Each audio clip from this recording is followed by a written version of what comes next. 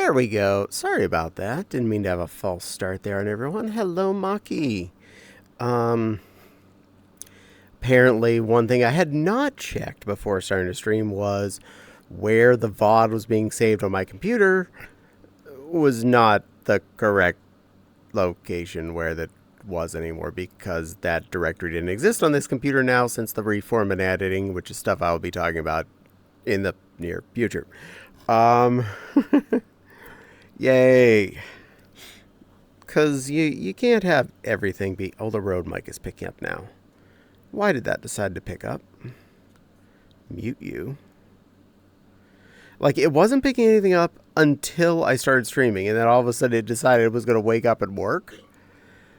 Well, fine, I'm muting your silly head. It is now muted. It is off. Ha. Ha ha, I say. Anyway, good Monday evening, everyone. Caddie here with you today, feeling, well, better than I had been.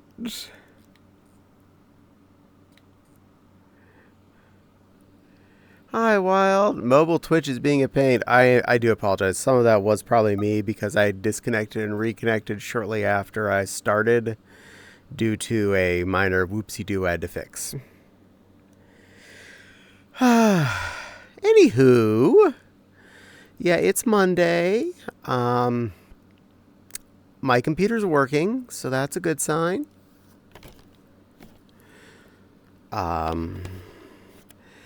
So yeah, I wasn't here last Monday. So we have a couple of weeks to catch up on. I'm not going to cover absolutely everything, but I'm going to do my best. First things first, this would be the oldest of the big things that happened. That was Wednesday, a week and a half ago. Not something we didn't see coming in the near future as of this year, how things have been going, but unfortunately, Wednesday about 3:15, apparently, Eastern Standard, my mother is no longer with us. I have not been talking about how she had been, so that's probably why most of you probably didn't know she wasn't actually doing that great. But yeah, Wednesday I got the answer at 3:17 p.m. Hugs, thank you. I found out at 3:17 p.m. That she had passed by my sister. I had got to talk to her about a half hour before that on the phone, so I at least did talk to her just before, and I told her everything was going to be okay and we were all going to be okay. So at least I feel like I got to say what I needed to say before it happened. I feel bad I wasn't there, but that's 5 hours away. And by the time I found out about it, not right now, Tanya, just someone refund those right now. We're talking about some serious stuff, sweetie. So,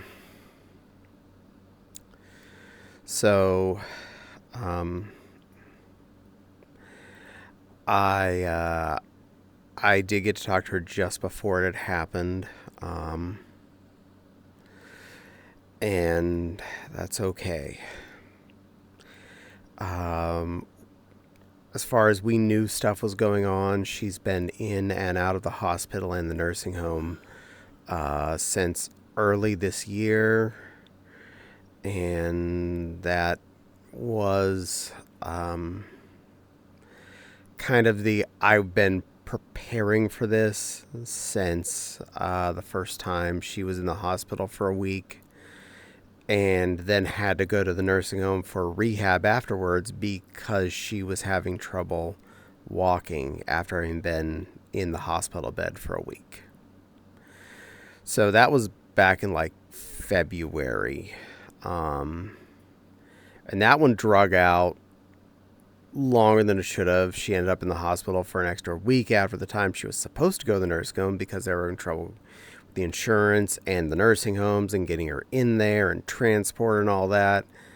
And then she was only supposed to be there for a week or so, and then that kept going longer. And this wasn't the only time she ended up going into the hospital and then whatnot after. My sister did end up moving back to live with my parents, our parents, back in April. Mom was still in the nursing home at that point. And she'd been very instrumental with helping with the care of Mom for the last few months. Dad definitely very useful for helping her. Phantom, I'll let you in, but you're quiet, so it's not really that big a deal.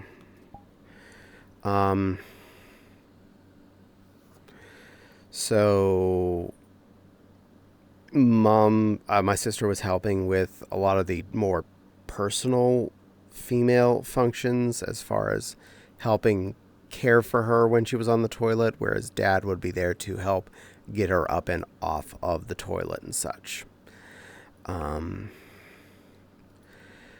And now that she's gone, my sister has been basically full-time nursemaid for the last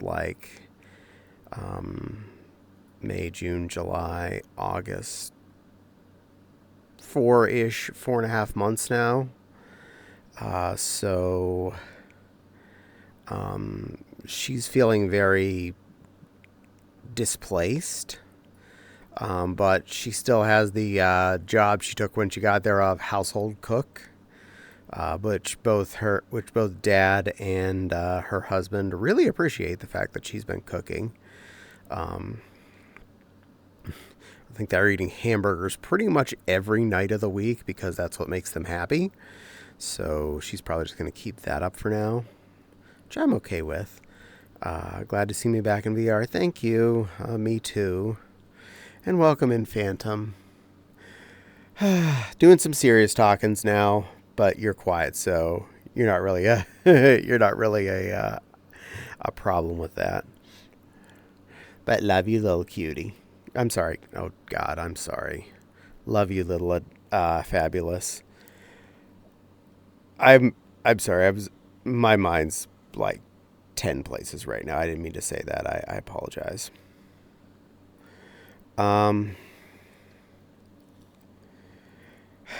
Yeah. So,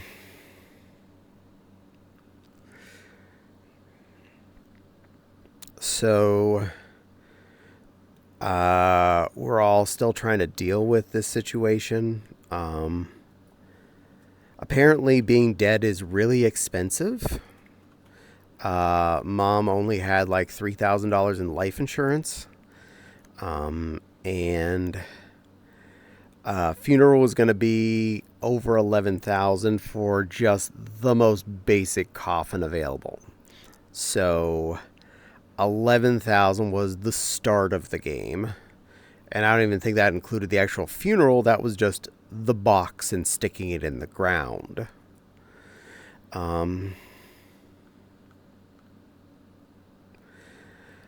So my sister and Dad were aiming towards cremation. I said, yep, go for it. Body is a husk. Once it is empty, I don't care what happens to it. If anything, both Fops and I, our answer best was put us just out where we would actually biodegrade and put us in the ground. We are okay with that. Let us become part of the cycle again, not in a cement slab in a box underground where we're never going to be biodegrading. So the option of cremation is definitely what was picked. And even that was like $4,200. So another like $1,200 over her life insurance. Dad's on a fixed income. My sister's on unemployment right now, and she's been using the dad ATM to help pay some of her bills lately. So she's definitely not able to help with this. We're not in a position to help with it either. Fortunately, Dad did realize he had a little more in his account that he'd be able to deal with the basic cremation costs at least. So that's going to get covered, and that will get dealt with. I have not gotten a chance to go back home and visit my family since this. The initial plan was I was going to go on like Wednesday and Thursday of last week, but that didn't pan out. Dad is definitely not in a good emotional status right now. They're still trying to go through and find all the needed paperwork for the life insurance and whatnot. Thank you, Dashy, for the hugs. I appreciate. They think they found all the papers they need for her life insurance, so they'll be able to get that sorted and get the cremation paid for. So at least we're getting through that phase.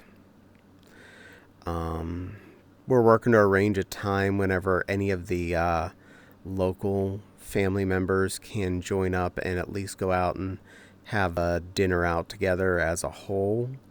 And I would definitely arrange that both Fopsy and I would be taking a trip to Apollo for that. So that is the current standing plan.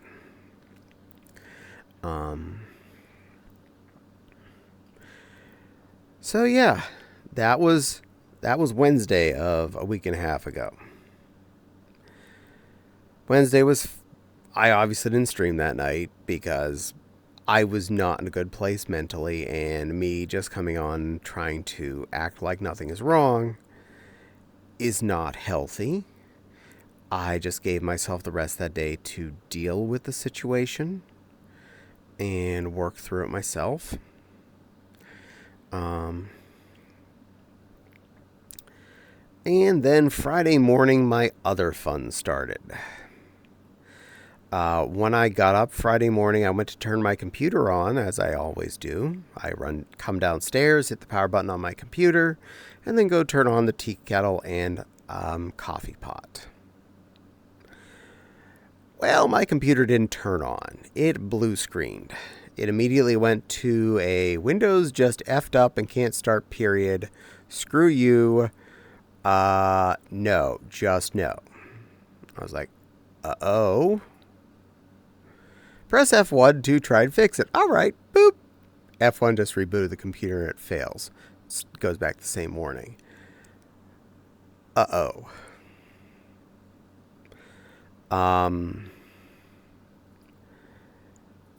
Now, I tried a lot of stuff.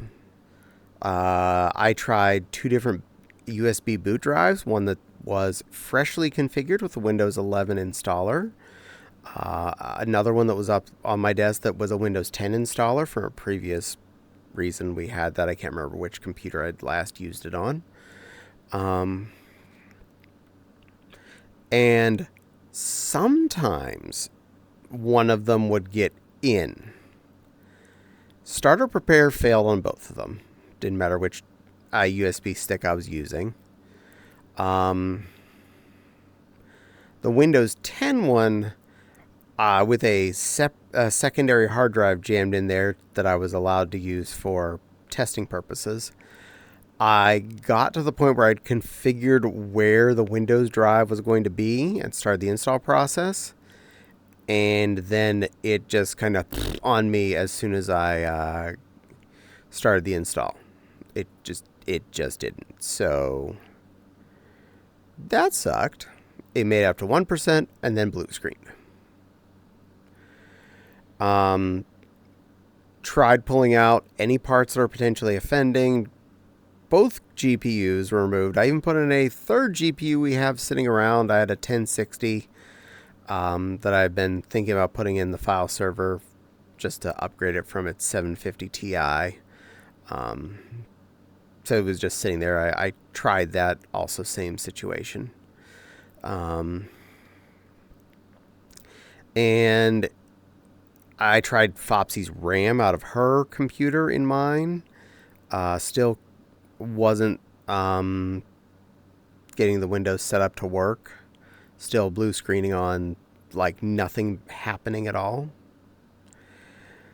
So the only really critical parts that should or could have really been making a situation here was either the processor or the motherboard.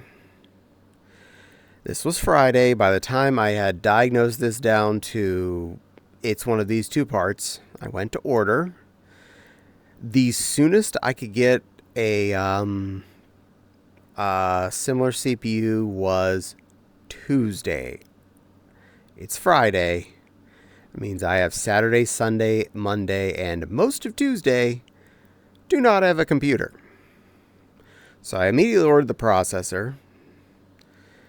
And I went and told Fopsy, like, okay, I ordered the processor. This is how much it costs. This is what we're down for. I'm sorry. I'm apologizing up the wall because I'm feeling distraught. I've been working on it at that point for about 10 hours. And she was just like, you should probably order the motherboard right now, too. If it's one of those two parts, I don't want you to be stuck waiting longer than Tuesday to find out it's part B and not just part A. Totally comprehended that, especially since the motherboard was the cheaper of these two objects. I went and found a comparable, similar motherboard to the kind we currently had. Full ATX, 2 GPU slots, 4 RAM slots, 4 M.2 sockets. It had a couple less USB ports, it had a couple more SATA ports. So, I mean, no major change. Nothing serious anyway. And it was initially set to come in on Friday, was the soonest I can get that one. But it did have the option of faster shipping to get here on Tuesday as well, for like $20 more. For the fact that meant I would not have to wait till Friday to put my computer together, I paid the $20 to get it here on Tuesday. And then I basically potatoed in the living room from Saturday through Monday because I was not really feeling it. I was feeling totally out of it throughout this. When the computer parts did get there, I was successfully able to swap out the motherboard, plug everything in. It did come up about how I'd expected. Same error because, well, the Windows situation was still a little effed up. I was, however, at least able to boot up with one of the USB drives and do a system restore back to a couple of days prior. And Windows booted right up, and I was up and in. I was good. I was rocking my sockins. Exactly the way I was, effectively. Windows install was exactly the same place it was previously. Life was theoretically good. Hi, Silly Lily. No, you can't come in right now. I know you really want to. So I had everything up and running on Tuesday. Wednesday, everything's still fine. I am good to go. Don't really change anything. Oh, it's good. I'm still getting stuff. That's fine. Yay. Good. So we're all toasty. I just go by Wednesday and Thursday as is. No major issues. Friday morning when I go to turn my computer on, it's back at the magic blue screen again. But I was able to reboot again with the USB drive, do a system restore again, take it back to a few days prior. Boom, computer was working. Now, I took into account, Hugswell, sorry you've had such a hard week. Hope things are going to be better for now. Oh, we'll get there. It's so far better. But, Friday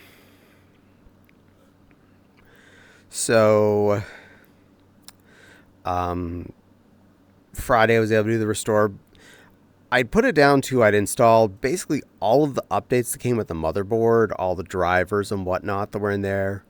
In fact, I installed everything off the motherboard software except for the free Norton antivirus that came with it, because fuck that. Fuck you, Norton. I do not need you on my computer.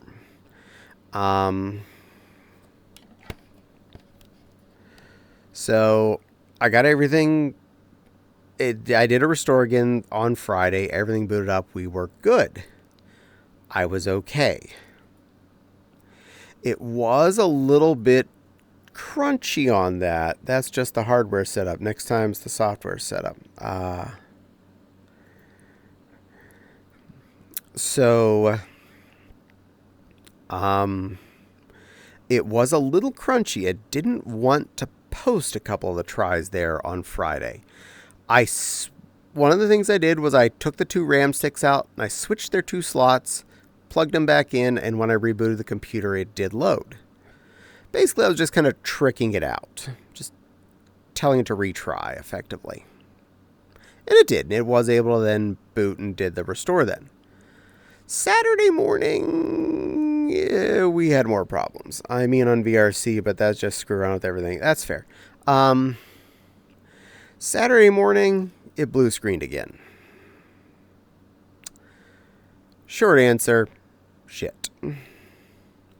Caddie, did you change your game title? Probably not. I'm sorry. Fuck me. I'm not good at this. Do y'all have to... Whatever. I'll fix that. I'm trying to talk about important stuff, but you know what? Fine. I'll get in here and I'll deal with this.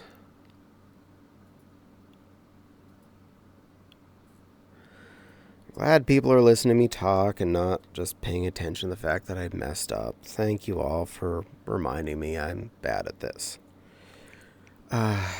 Chat.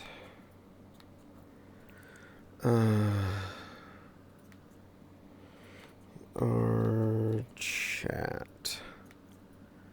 Here we go. I fixed it. All right, there. I fixed that. Anyway. Saturday morning, again, thanks for helping me with my... You're welcome, Silly Lily. Saturday morning, when I turned it on, it blue screened again.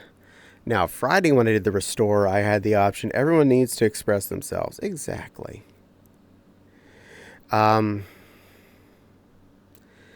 Saturday morning, when the computer came on, it blue screened again. Friday, I'd been able to restore to the 16th. It was one of the available restore points. I had the 16th and the 18th when I did that. Saturday when I booted up, I only had the 18th. So I couldn't boot up to the 16th again. I did the 18th. Did the restore. It looked like it went through. Everything said fine. It rebooted the computer, and as soon as it was starting up, it came up to like completing a Windows update. Went to 30%. And then restarted. And that's where it ended. Hi, Ran. And yeah, it got to 30%, restarted, and the computer was no longer posting. For anyone that doesn't know what posting is, that's whenever you get to see your big splash screen from your motherboard or Dell or whatever comes up. And Windows is and the motherboard is basically acknowledged that it has power, a processor, and RAM, and a video output. Oh, I see. Windows 11. No. Worse, dear. Way worse, dear. So, I wasn't even posting. I was not getting to the hard drive. It was not even coming close to deciding if the hard drive had Windows or not. It was not even coming at the point where I could go into the BIOS and check and make sure things were set right. I was now getting nowhere. This was definitely an oh shit moment. I tried pulling my GPU again, pulling the other GPU, switching to the third GPU, plugging it into the other port, plugging it into the primary port. I was still not making it. I already knew the RAM was good because I'd tried different RAM previously and I had the exact same result. I was like, okay, put the RAM in the other 2 slots, the second set of RAM channel, because you have, if you're using dual channel RAM, you can be in slots 0 and 1 or slots 2 and 3, which is not in the direct order you're thinking. They space them out so they're not heat interfering. Swapping the other 2 slots, still wouldn't boot up.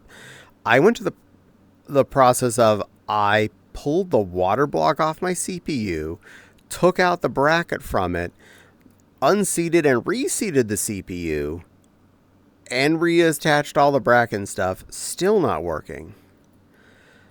Finally, I decided, okay, let's try pulling one of the 2 RAM sticks out. Once I pulled out one of the 232 gig RAM sticks, I was able to post.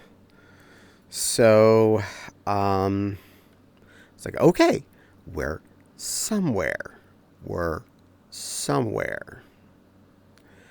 I tried a Windows bad RAM. Yeah, 1 stick of bad RAM and all this too. So I had a bad CPU and or motherboard, which are replaced, and now 1 bad stick of RAM. I was not able to do a Windows restore. There was no restore points before the 18th, and it wasn't doing anything good with that. So I was effed there. So I was stuck with, I was going to need to do a fresh install. I did plug in the SATA SSD we had sitting around, a 500 gig SATA SSD instead of my nice NVMe one. And I quickly installed Windows 11 on there, just quick and dirty installation. It was successfully able to install. It did boot up. So I was sure I could do this. One or another, I have a working install of Windows on that hard drive. So I triple checked and copied every goddamn thing off of the actual primary hard drive, which is still physically in the computer at this moment as I'm booting up to this other hard drive. I copied over to my data hard drive, which is a second NVMe drive on that computer, on this computer. All my app settings, anything that was in programs and program files and whatnot that I felt like I could actually save time by having copied out. So I copied everything I potentially could have off to the D drive and just kind of stockpiled there. Then I just pulled the SATA cable out of that hard drive. It is physically living in the bottom of my computer tower, down where the power supply and all the remaining power connectors kind of live under the computer. And you know what? That's its life. It lives down there with all the power cords. And that's where it's going to stay.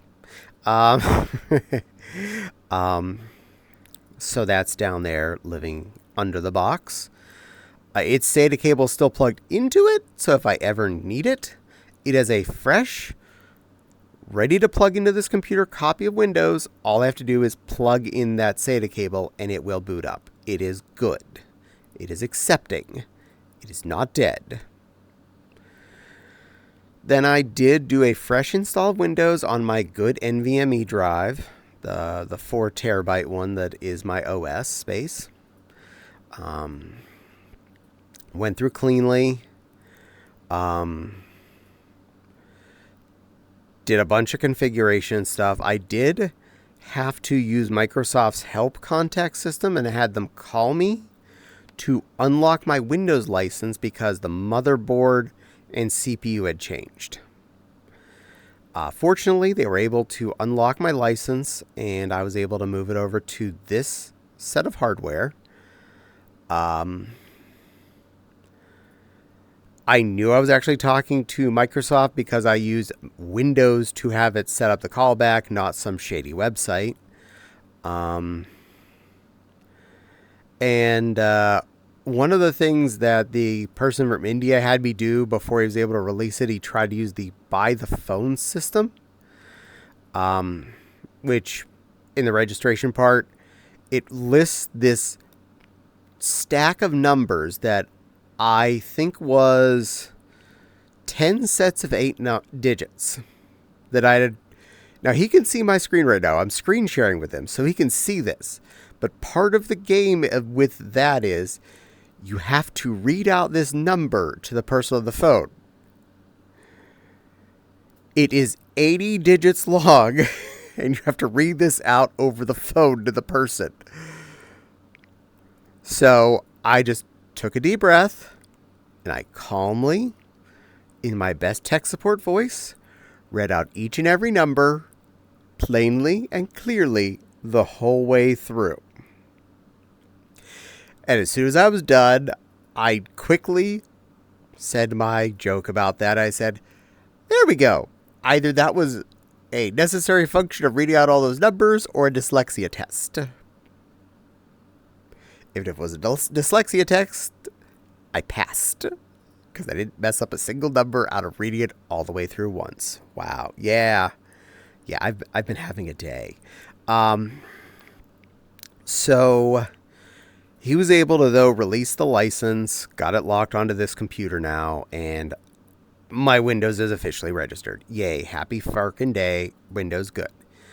I was able to copy my OBS settings from my information. I'd have switched to Linux or Apple at that point. I understand.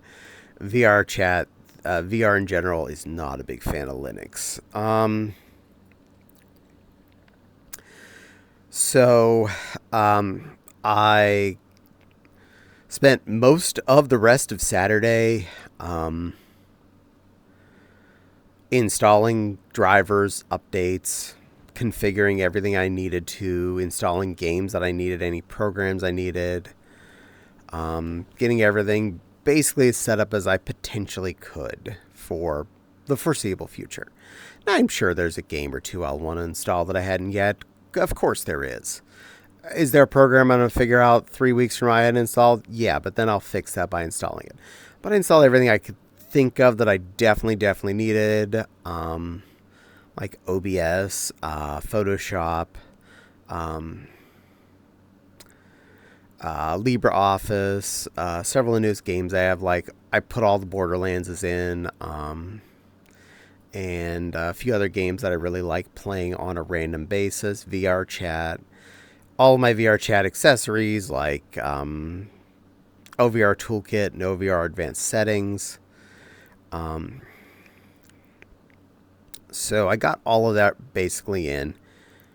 And I was able to get into VR for my family meetup on Saturday night, which was very nice. It was so good to be able to do that.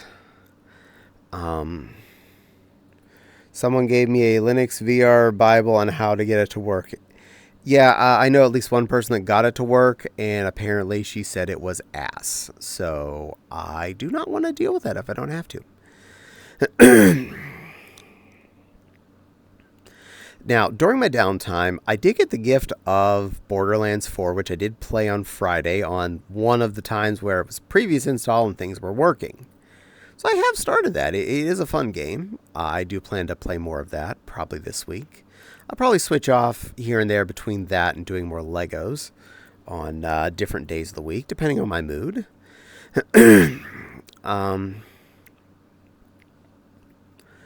So yeah, Sunday I realized something I had missed, and that was the software for my game capture card. And I remembered it was something I had to download that was in the little piece of tissue paper that came with it that had the setup instructions in mostly English. My friend Phantom Fox told me how to do it, and he says it works pretty well. That's awesome. The person I talked to said it works, but it was ass and a half to get it set up. So, again, not going to try for that. I like other software as well. I'm not going to switch over to Linux anytime soon. I like playing with games and software. Plush Flops, welcome in, Nepal. I've been going over things. You haven't missed anything I probably haven't already told you. To say the least, the last 2 weeks have been hard.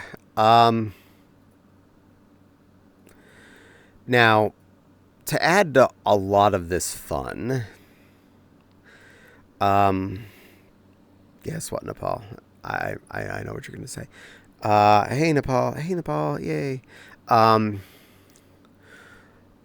of the hard things about my setup is, one, my computer is heavy. It is a full ATX board, 2 GPUs, 1,000-watt power supply, a water cooling radiator in it, and a big honking metal case. The place where I have it so that it's off the floor and a convenient safe space is on my desk behind my left monitor. The only way to get it on and off my desk is to lift it up over top of that 27-inch monitor. When she's not booting, basically every time I have to change something, I have to reach behind it, wedging down in there, to plug all these cables in, all the USB cables I'm sure I need, the network cable, the monitor cables that I need to actually plug in, etc., and the power cable, and then try and turn it on. And if it fails, unplug all that again. Try not to lose the cables back there in that rat's nest that forms from everything that's behind my computer. Lift it back up again over top of the monitor over my desk, and then flip it out onto my chair. Doing this once or twice is not that bad. Doing this over and over again is exhausting. We're also dealing with a very, very it's the room where we have our computers is a warmer room in the house. It is by far one of the warmest rooms in the house because there's no open windows available in it. And it's on the first floor, but it is still on the south side of the house. It's a decent sized room, but it is basically closed off and doesn't have a lot of good air circulation, no matter how many fans we poke into it. And that gets really loud and really annoying at times. And we've been trying to have the air conditioner off for the last month since temperature had been dropped down.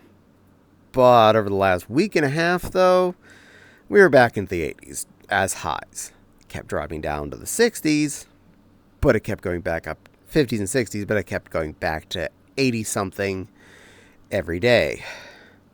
Which means this room, especially come evening, was a little oven. And whenever you're in a little oven trying to, deadlift a 40-pound hunk of metal that you have to be very careful with, over and over again, this can get a little bit exhausting. Woohoo, I got my index, yay, woohoo, and a pair of super cheap ass Logitech headphones, yay, PC talks going down, yeah, so there's no bank account, I can do, think not sure if I should.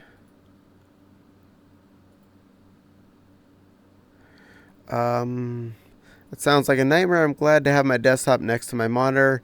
Maybe I shouldn't. I need money for other things.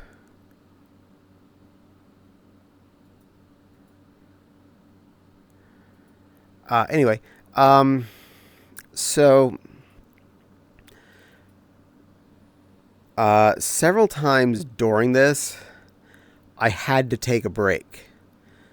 Both mentally, because my livelihood, how I do my job now, how I interact with the world, how I do this, all of this, what kept breaking. And as I'm trying to work through it, are you a femboy? Yes, dear, I am.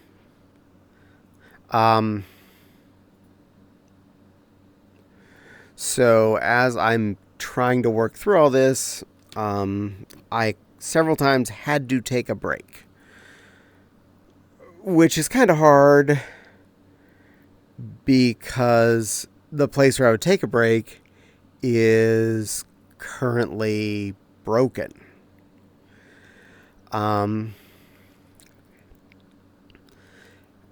Especially during the 5 days I was down, my haven was My haven was the living room on the couch with my laptop, which is by far not even good enough to run VR chat in desktop mode. I've tried, and at best, I made it into a world, and I was at like seconds per frame, and everyone was in fallback avatars, if that. So, yeah, not even desktop mode on that thing. So, my best escape was that couch. Now, I still have the file server, which is my old gaming computer that was active this whole time, but the GPU in it was only a 1050 Ti, so not good enough to play VR chat by far. I could have stuck the 3080 back in it, but that would have been, butts to do that just to take it back out again. And I am really sorry. I didn't mean to use the C word earlier. I actually fully apologize for that. That was a slip of the tongue. That was a total mistake. I really appreciate you, and I don't mean to say the wrong things. Just putting that right there. It's okay. Thank you. How do I find you in Fortnite? You don't. I don't play Fortnite. So there's that. And thank you, Ella, for Prime sub. Thank you for spending your Prime on me. Insert cat noise here. Oh, you could have spent that on anybody. You spent it on me because you're wonderful, and I appreciate you. Thank you.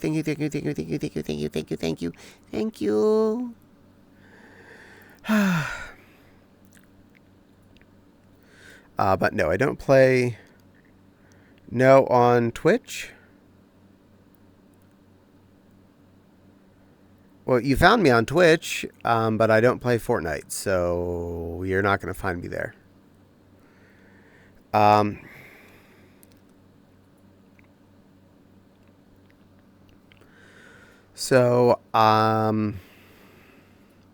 Yeah, I was Friday after the 8 hours, the 10 hours total of trying things. I'd resided to the couch. No question there. Because I had no reason to be in the other room. Just like when the bathroom was broken, immediately that other room felt dead to me while the computer was broken. I didn't want to walk in there. I didn't want to look at that room. Anytime I had to go in there for a screwdriver or a part or something, it felt wrong to go in there until I was back to fixing the computer with the new parts. Oh, great. The power drill is on the office, so I gotta wait for my dad to get out. I'm sorry, dear.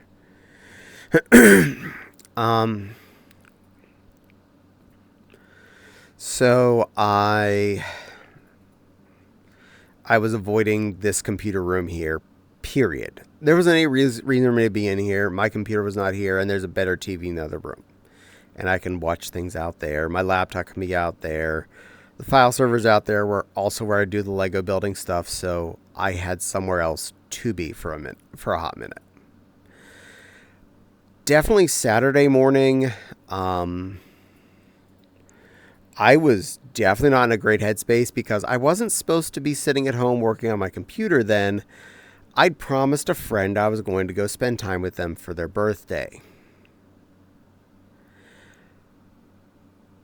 And when I got downstairs and turned my computer on and it didn't, my life priority has to switch to emergency protocol, not go have fun. I apologize profusely.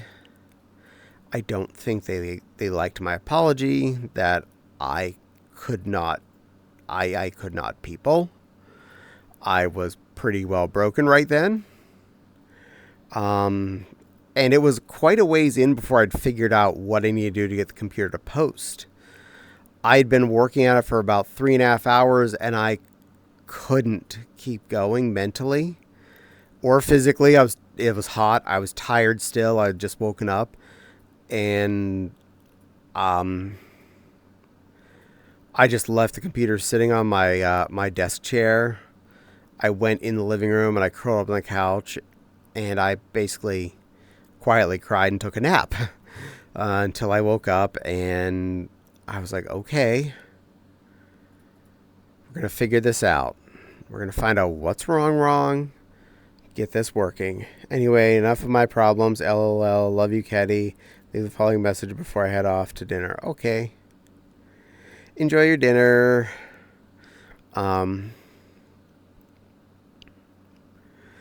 So I was quite literally down to the point. Oh my God, that's a paragraph. I'll read that when I'm done.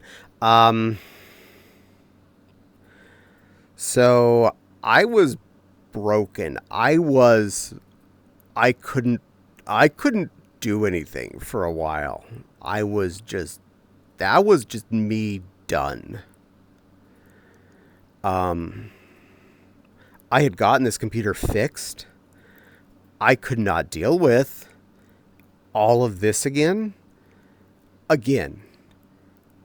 And I'd already blown $650 on this situation.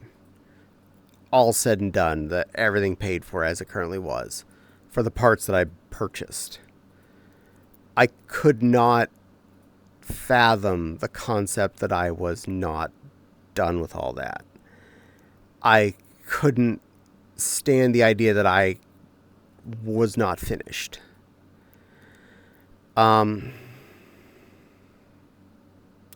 That was hard.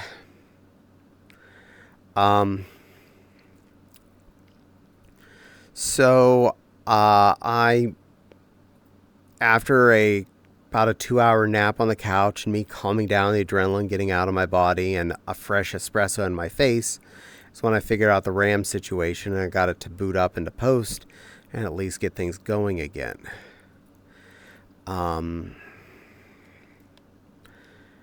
And since Saturday night when I shut down, I have been able to boot up both yesterday and today without any issues. Everything seems to be working really good. I have not had any issues with any of my software since then. I actually fixed a few things that were a little off, including the fact that I'll do that in a second. You know that you're important, you are worthy, love and care and attention. Sometimes life can beat you down and make you feel like you're not worth it. But even on your worst days, even when you feel down, you're always worthy of love. Take care of yourself, appreciate yourself, and love yourself. You deserve it. Nah. Oh, it's all good. I nabbed it from Snow. That's fair. Two weird things that I had to fix. Several weird things I had to fix. One, I couldn't get my desktop image to go to slideshow. I could pick image, Windows highlight, or solid color, but I couldn't pick slideshow for some stupid reason. I saw a lot of people saying they had the same issue, and at least a few of them said, like, I had to reinstall Windows. Like, not doing that again. We're no on that. 100% no. And one person said, I did something stupid and it worked. I just went into a folder, highlighted all the pictures, right-clicked and said set to wallpaper, and then went back in and I went back in and it was set to slideshow, and that directory, I was like, oh, it can't be that easy. So I went to one of my directories where I had set up to be one of my wallpaper directories, highlighted all the images, right-click, set to wallpaper, went in, it's set to slideshow. I'm like, fuck. That was amazing. And whoever that was, I apologize. No, you can't join me right now. I'm in the middle of important stuff. The only one that's here right now is Phantom, and that's because Phantom doesn't talk, and Phantom is allowed. Phantom is like moderator, like part of moderator A and A, as it were. Haha, nice. Yeah, that was a weird fix, too. I have a love-hate with Snow. I love Snow and Sweet Bean, but I hate weather condition. I love Snow. I love Snow the Snow as well as Snow the floof. Next fun problem. Windows file sharing.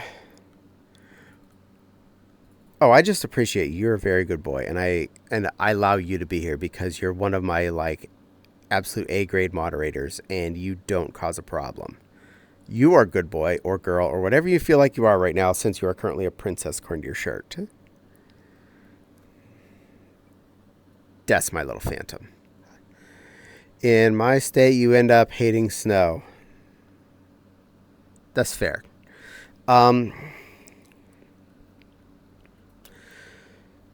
So, with the latest patch, apparently, to Windows 11, it kind of breaks non-password protected network file sharing. There's a way around it. You have to use gpeditor.msc, which is awesome. That's a program. It's in Windows itself.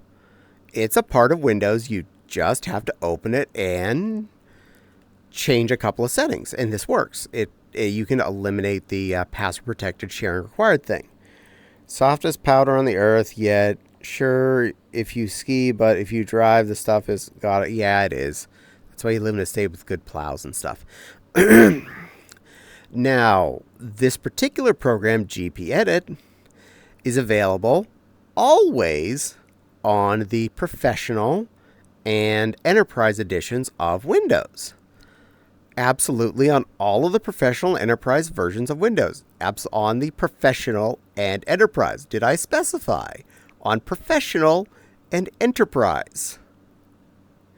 It is by default not installed or active on any home edition. That doesn't mean you can't have it there. It just means you don't get it without a fight.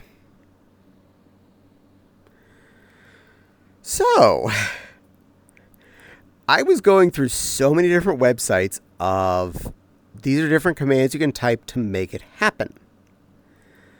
I tried about 6 different sets of batch commands that people had listed and said definitely worked to get GPEdit to be on their computer, and none of them had worked. Till I got to the last one that, thank God, did actually make it come in. I watched a YouTube video and made sure what was happening was exactly what happened for that person as it happened. And yep, it did it. I was able to open up gpedit.msc. Found the couple of commands I had to tell no to. I can't remember what off the top of my head now, but there was 2 commands I had to tell fuck off to. And then all of a sudden, boom, I'm able to talk to file server in the living room, either by name or by IP address. So that was sorted. Whew, that was a hard one. But file sharing is all active now. I can access my file server where a lot of my images and stuff are stored. A lot of my video files are stored. A lot of things are stored in multiple locations in case any drive fails, and nothing dependent on Windows on that computer. So if Windows ever has to be reinstalled, all the files are still safe on 2 drives that are not the operating system drive. Let me stress that everything that's saved on any of those spinning disks in that other room are saved on 2 different drives that are not the operating system drive. So all the files out there are safe. In fact, most of the drives are plugged in by USB. So they're ready to just unplug and plug into another computer if necessary. Amongst other things, I know they can be quickly plugged and unplugged because during all of this fun last week, I knew that computer did have an NVMe slot in it. So I pulled it out from under the table in the living room, snapped my primary hard drive into it at least once or twice, tried to do repairs on it, tried to copy the broken file that Windows said was wrong in the boot up and whatnot, failing obviously. Did copy off basically everything that I thought was important on at least once on that computer even. So I have multiple backup copies of all my important crap off this computer, both in this computer's secondary drive and on that computer on one of the storage drives. So I know I can quickly plug and unplug that computer real fast. all the USB cables, I was able to just have them like in a little pile. So I just flip around, plink, plink, plink, plink, plink, plink, plink, plink, plink, plink. Power cable, video cable, done. Turn on. Ready to rock. Stairs duct tape, must not redneck mount my base stations to the wall. Yeah, probably not a good idea. You're better off just sitting it on top of your computer or something temporarily. You'll be fine with that for a little bit. It won't hurt anything. You'll just need to realign when you next, after you mount it. So, I know I have a backup place where I can plug in an NVMe drive. But it had one port. This is a 8th gen. This is built when Intel was on 8th gen. So that's 6-7 years ago this motherboard was officially created. But it had an NVMe slot. I didn't realize that till after I was turning into a file server. They were too expensive back then, so we just had SATA SSDs on these computers, which is perfectly cromulent if all it's being is a file server. Just needs to have Windows on it and know how to share files, or something else that you can share the files from. But I usually use Windows because then I can actually use that computer for something when I need it, like recording videos from it. Though I'm being the one thing... I know I'm being the one thing my name don't rhyme with. Okay. The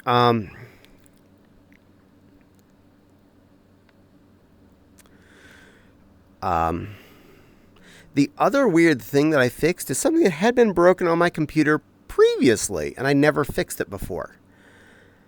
Which confused me because after I'd reinstalled Windows, it wasn't broken. Don't say it, Lana has been calling me all day. I won't right now. I'm busy, sweetie.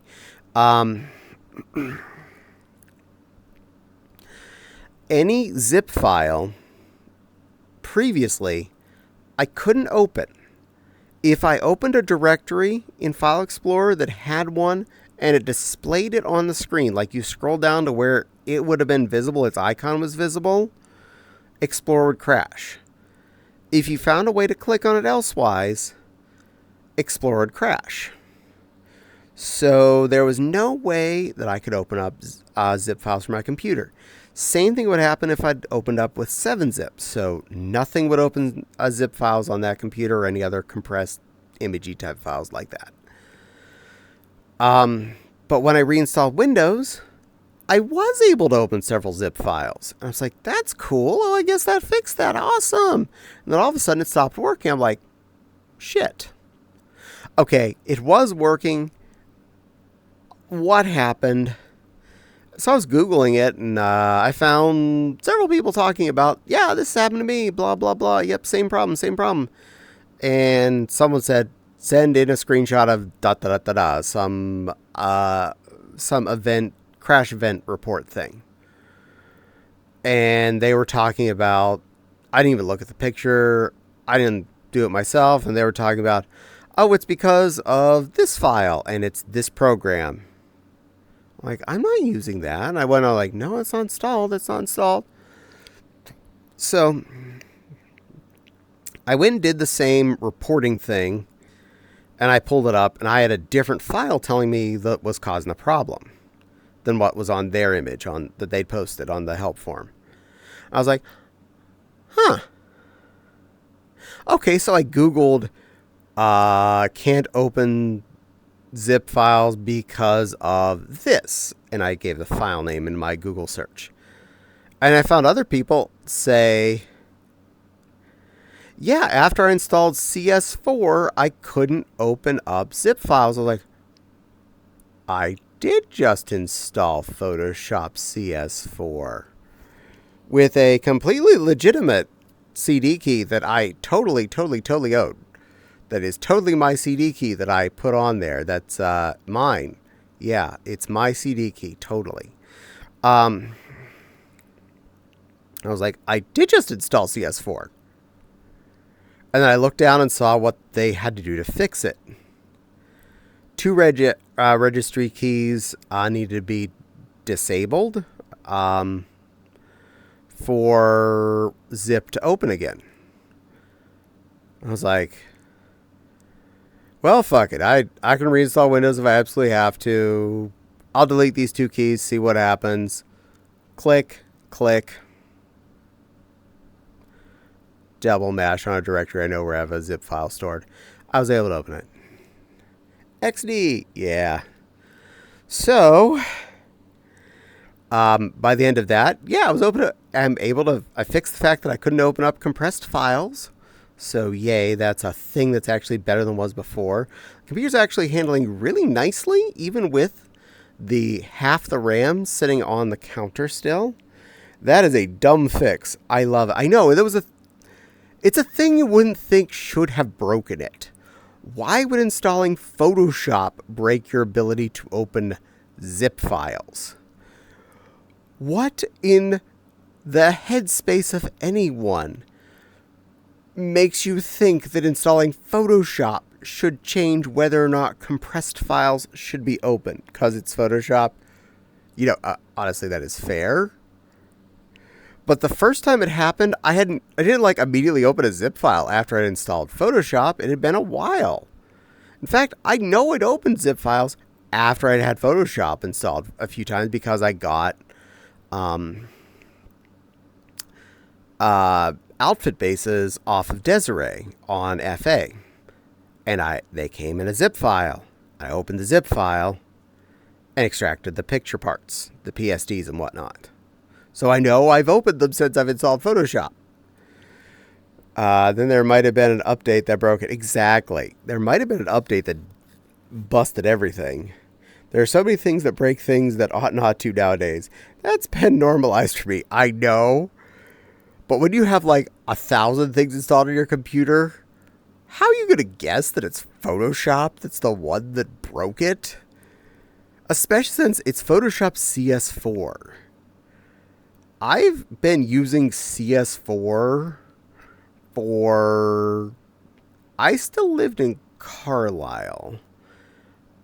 I'm going to say at least 12 years I've been using CS4. Because I was using it for quite a long time there before we moved. 12 years I've been using that copy of CS4. Why would this program all of a sudden break Windows? No reason why I would have guessed that. But, you know, that's life. But at least I was able to get the registry keys edited out and zip files worked again. So hop dibbities, I can do that again. Windows is weird.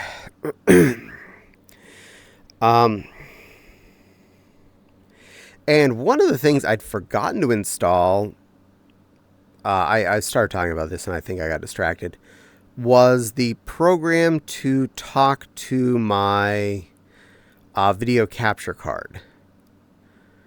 Now, I couldn't find the piece of paper that had the information about that, the instructions that came with it to download the What's-It, but I Googled and found another piece of software that just works with video capture cards. I was like, okay. I downloaded it. It came in a zip file. Fortunately, I'd fixed that. Just copied out the directory all the fun of it was in. Just sat on my desktop temporarily. Double mashed the button to make it start up. Bloop. It had 2 boxes on the left side. Select your video input. Click the drop down. Oh, mirror box. Click. Select your audio input. Mirror box. Click. And I plugged something into the HDMI cable. It's plugged into it. Plugged power into it. And turned the mini Super Nintendo on. I just let that go. I just let it start up. Because it has background music and everything. So I have video and background music. All of a sudden, I have the menu for the mini SNES up on my screen, the noise going on. I had to fiddle on the right side with the resolution to get to the right one. And then click the button, hide the borders, maximize. Perfect. It just works. You just open the program, it's automatically there. The previous thing, I'd have to open it, click open on it, open live TV, and it would come on. Half the time the audio wasn't working. I'd have to like deselect and reselect the audio source, turn the volume off and on, turn the program off and on a couple of times, then boom, I'd have noise. This one, I've turned it off and on like half a dozen times. As soon as I turn it on, boop-a-doop-a-doo, doop-a-doop-a-doo, game's already there. It immediately just goes right to the mirror box with audio and video. The only thing it doesn't immediately do is hide the background and have it full screened, which all I have to do is full screen, hide the control overlay. Done. Did you know they finally made Photoshop free after so many years of overprice? The catch is it's a web page only thing. You don't want to use it in your browser. It's still a pay thing. Well, that's annoying. I'm going to stick with my CS4. Honestly, I'm used to the tool parts of it. Yeah, I know there's newer functions and things that it does. But I don't care. I'm used to where all my buttons are in this version. I'm used to where everything is. I'm happy. I'm comfortable. I'm going to stick with my current version of Photoshop unless it doesn't work or doesn't do what I need it to do. I need to be able to draw on my tablet. And I can. And I'm done. That's it. I haven't configured my tablet yet. That's one thing that I have not plugged in yet. But I'm not too concerned about that. That was actually pretty darn easy comparatively. So, not a big deal there.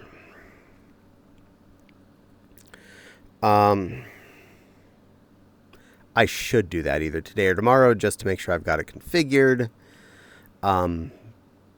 But, you know, mental priorities. I was dealing with what I felt was more important. I will get that hydrate. Thank you. Water ball. There you are.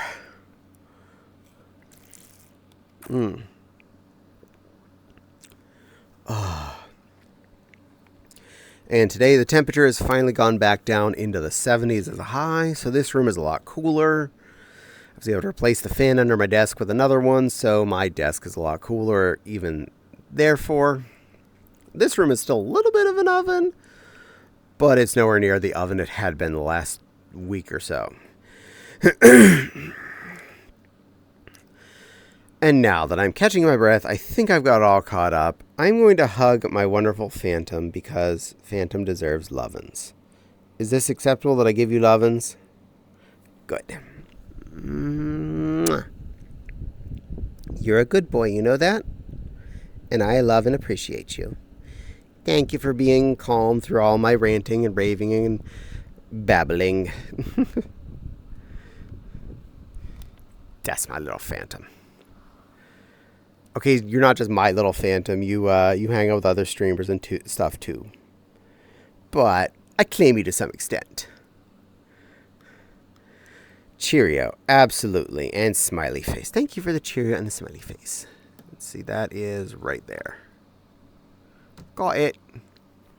Aww. And your ab break is over. You survived. Cheerios. Oh, those are so good. Now, the last day I did a Lego stream, I did complete my Lego set. It's so nice. The temp's been going down. It still gets warm here. That's fall, up and down temp pretty much till the snow. Exactly. There have been enough times where we'll hit the mid to high 80s all the way up till, like, Halloween. And it's like, really? We're going to keep doing our best to play fan games between for the rest of fall and whatnot and not turn the air conditioner on. Yes, I can run around the house and shut all the windows, but the fact that even when it does get up into the 80s, it's only doing it for part of the day. And then the rest of the time it's cool enough, especially overnight, we can cold battery of the house and just suck in as much cold air as possible. So we're going to do what we can for the remainder of this warm season.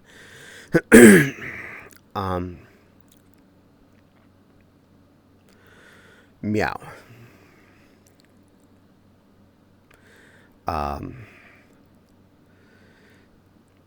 Very happily all set up here as far as I can tell.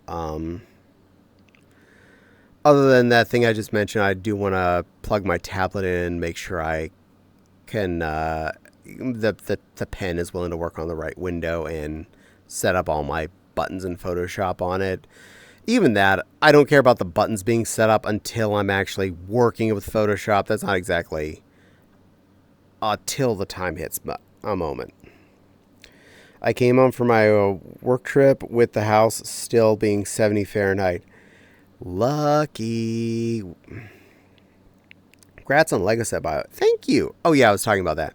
I finished the modular building. It is very, very pretty. I did show it off to Fopsy. I took it apart for her, showed her all the layers and the rooms and stuff.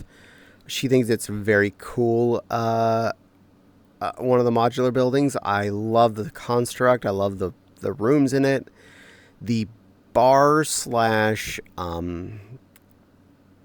pub, I think, is the better description, in the front of the building, with a little kitchen in the back and a bar situation in the front area and some tables and breakfast food sitting around. The under the stairwell bathroom, the back dumpster, the secondary first floor shop that's a haberdashery, the second floor, which is a clock repair shop, and the third floor, which is, as they usually are, an apartment. This one being a pet lover who has a cat tree and a bug terrarium, which is pretty darn cool. I like how that is. And even a little roof accessory, one of the mans in it, is a chimney sweep. So I just left him standing on the roof with his chimney brush. So it is a really, really cool set. And after I finished that, I did open up one of my little sets. Specifically, I looked it up. A race car from 1991 that was still NRFB. That's right. A tiny Lego set from 1991 that was NRFB. Ooh. And I had more than a few people say, don't do it, don't open it, sell it on eBay, sell it. I said, wahahaha. And my answer was, you do realize I'm the person that would have bought that if I would have spotted it. You murdered some collectors. Yeah, I know. But I'm the guy that would have opened it had I been able to get it off eBay and built it. And I already had it, so it's mine. And from all things considered, it was going to have been mine. It was an unopened Lego set from the early 90s that my parents found while cleaning. Meaning it was in the back room, back where they hide the Christmas presents and stuff. And they just never got around to wrapping and giving to me. So, technically it was a Christmas present to me that I never gotten to open, so I opened it on stream and built it. I remember that Dexter's Lab episode. Oh yeah, the NRFB one. NRFB! Ooh. Yeah, that was a good episode.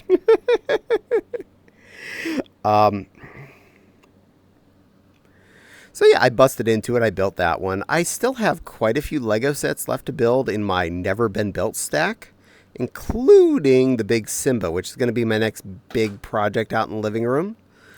I might do one of the tiny sets again before I start on that, as kind of just a teaser, because I have quite a few little sets out there. Some more race cars, a couple of Star Wars-y sets and things. Nothing serious. Just some little piddly sets that I wound up with that I haven't gotten around to. Either my sister donated them to me or my parents found them, stuff like that. So I'll probably do one of those first, and then I'll pull out the big Simba kit, the one that's like was $100 set. Should be a fun build, hopefully. I also got the smaller one, the one that was like a $20 Simba, so I'll build that one at some point as well. But I'm going to split up my not Monday or Sunday streams with working on either Legos or playing something like Borderlands 4 or Brutal Legend. I'm going to try and skip it up a little bit. Not just be playing the same game every day. Give a little more variety to my streaming. I know most streamers that do different things most days they stream, and yeah, I can feel that. It does add a little bit more of a change up, and I will do whichever thing I'm in the mood for. I don't think I'm going to set a schedule as of yet to like Tuesday Lego, Wednesday Borderlands, Thursday Brutal Legend, Friday Solar Jetman or something like that. No, I'm gonna do what feels right each day. And I'll, when I come on, post and hopefully remember to update my title.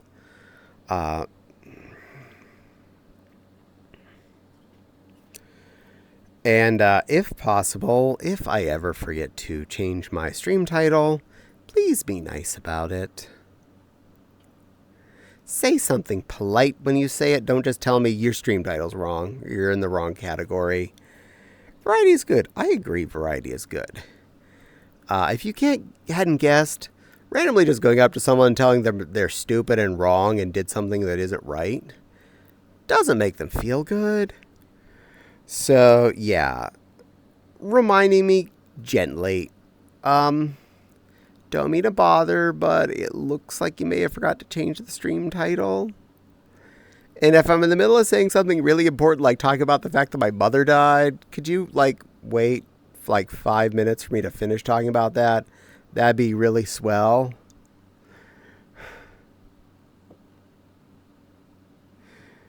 Exactly.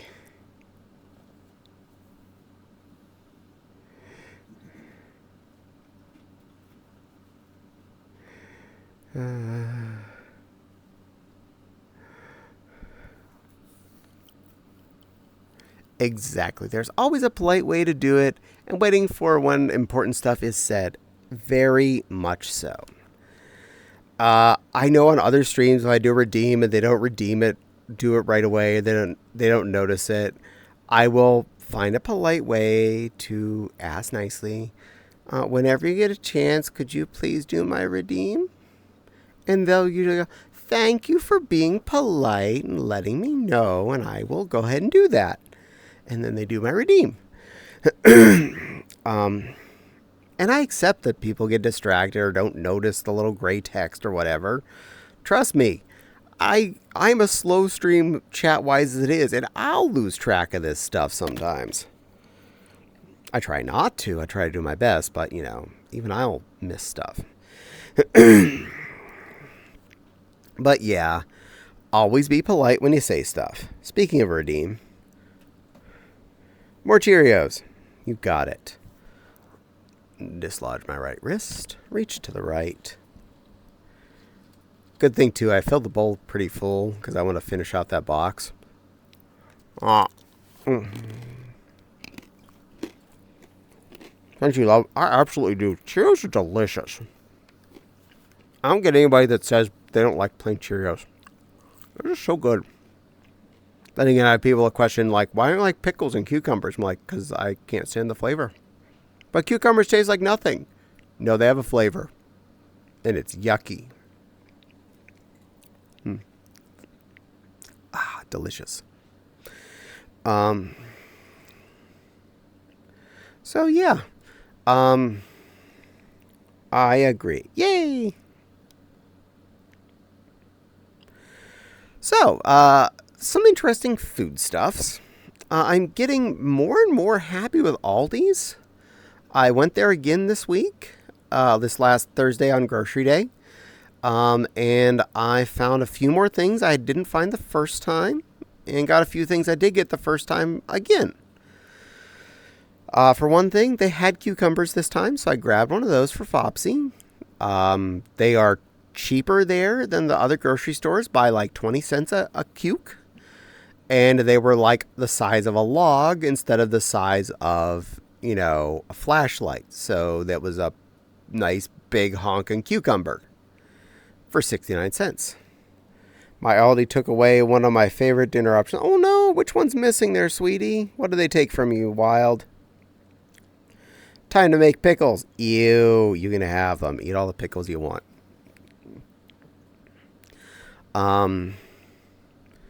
I got both hot dog and hamburger buns again. I bought 2 bags of General Tso's chicken again because we really liked it. I bought the only bag they had of the shrimp lo mein left in the freezer, so my sister said that might be a seasonal item, so it may be the season has ended on that one, which is fine. It's $5 a bag, but it's really good. It's like restaurant quality good and has a lot of shrimpies in it. So kind of sad that it's something that's missing. It was the garlic chicken frozen skillet dinners. Only takes 10 minutes to warm up on the skillet. Oh yeah, that's the kind that the shrimp lo mein I was just talking about was the 10-minute skillet dinner things. They have a lot of those there. Their skillet dinner game is on par. Hopefully it's just a seasonal off and on there and your garlic chicken will come back. I haven't tried that one yet, so kind of bummed since you're saying it was a really good one. Maybe next time it's around, I'll grab one. Or if I see it at the Aldi over by where Joann's was, I'll let you know. Because that's what I normally shop at. The one up by Lima Walmart that's like a half-hour drive from my house. To go grocery shopping a half-hour away when my normal Walmart / Meijer is 5 minutes from me is kind of not as good. I did have the General Tso's chicken the last couple of weeks. It was good. Oh, good. I'm glad. Yeah, I'm really a good fan of that one. It tastes very similar to the Crazy Cuisine one, which, if you get that option, if that's something you want to try, I usually find that one at Meijer. They have both orange and General Tso, but they're not always in stock. And the Aldi near the Joann's the one. Oh, okay, so it is that one. Well, then I apologize. Then if it's not there, then I won't find it. But if I do see it back in stock, I'll let you know. My grocery day is on Thursdays, and I will be doing the Aldi thing every other Thursday. Because that run is a lot longer to go that direction than to go the way I normally go. But I got a few more things on my list to try. I tried their store brand Fritos, which are even cheaper than the store brand Fritos from Meijer. And they're just as spot on as being Frito flavor. So that's a change up. It's like 20 cents less a bag. It's not that big of a deal. But since I don't buy chips weekly, I can easily just stock up a couple of bags of chips when I go to Aldi's of the chips I like. And I got more of the hint of lime tortilla chips because both Fopsy and I really loved that. So more of that in our pantry. I got 2 bags of that when I was there this time. I'm partial to the Innovation Honey Chicken. It's a tad extra sweet, but I enjoy them. You know what? That is fair. I mean, honestly, whichever ones make you the happiest are the ones you go with.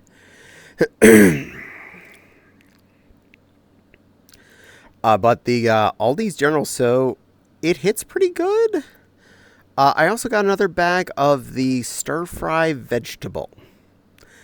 I got 1 bag of that because I'd also previously got... Absolutely, yeah. I got 2 of the bags of stir-fry vegetable, different ones from Walmart when I was there the next week. Now, the Aldi's one comes with a sauce packet with it, ready to just pour in. The Walmart one did not. So I did buy a bottle of store brand stir fry sauce while I was out shopping that time. So I effectively have 3 different bags of stir fry veg to put in the wok and fry off on a day I make the General Tso's.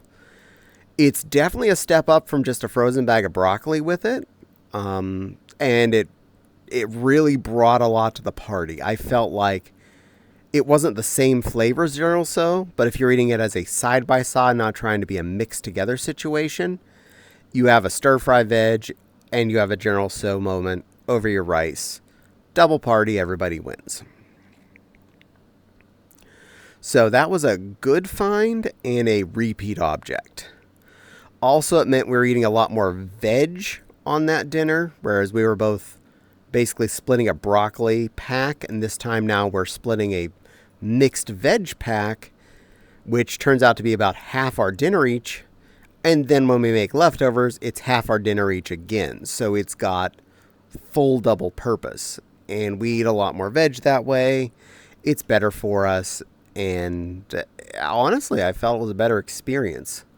Because then you're getting both your General Tso's moment and you're getting a stir-fry veg moment over the rice, which is like a zero effort item. Rice, put in rice cooker, press start, eat when go beep. Rice cooker is not an effort. Rice cooker is just a step you have to remember about 45 minutes before you're going to eat it.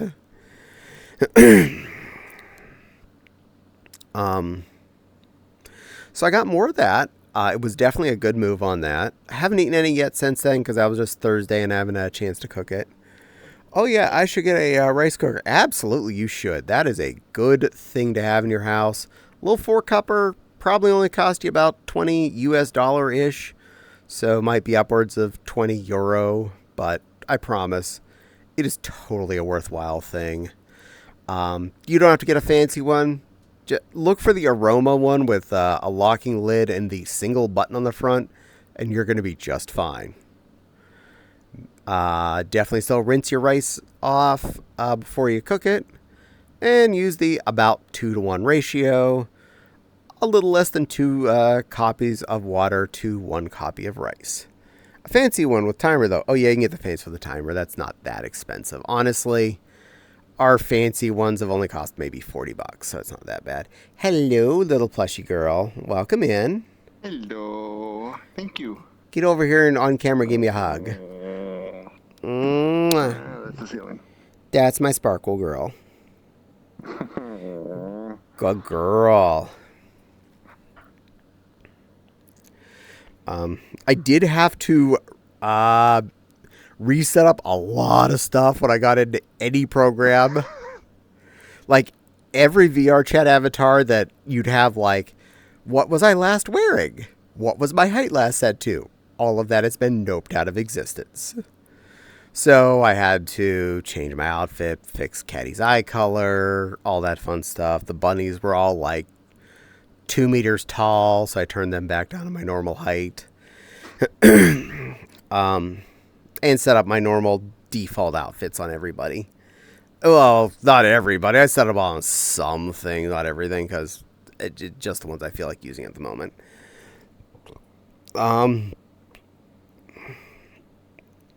And overall toolkit.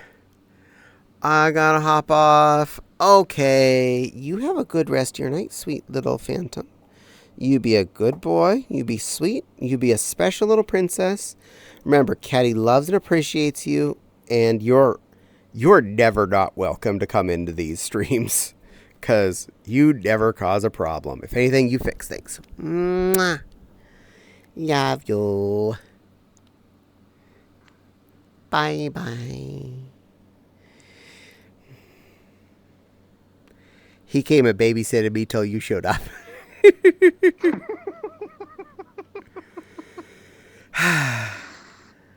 All the cuties. Well, you had 3 of us for a moment.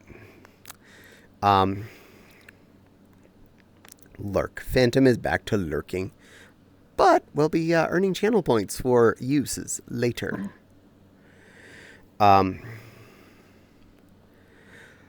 So yeah, I had to reset up a lot of things. Caddie needs babysitting. I like having a moderator because they're useful and they take care of me when something stupid happens in chat. They're here to yell at people if need be, so I don't have to. But in general, they're both nice. So if they say something to you grumpy, you done fucked up. Mm-hmm. Don't cause Nepal or fandom to message you grumpy. How do you hide in a pink shadow anyway?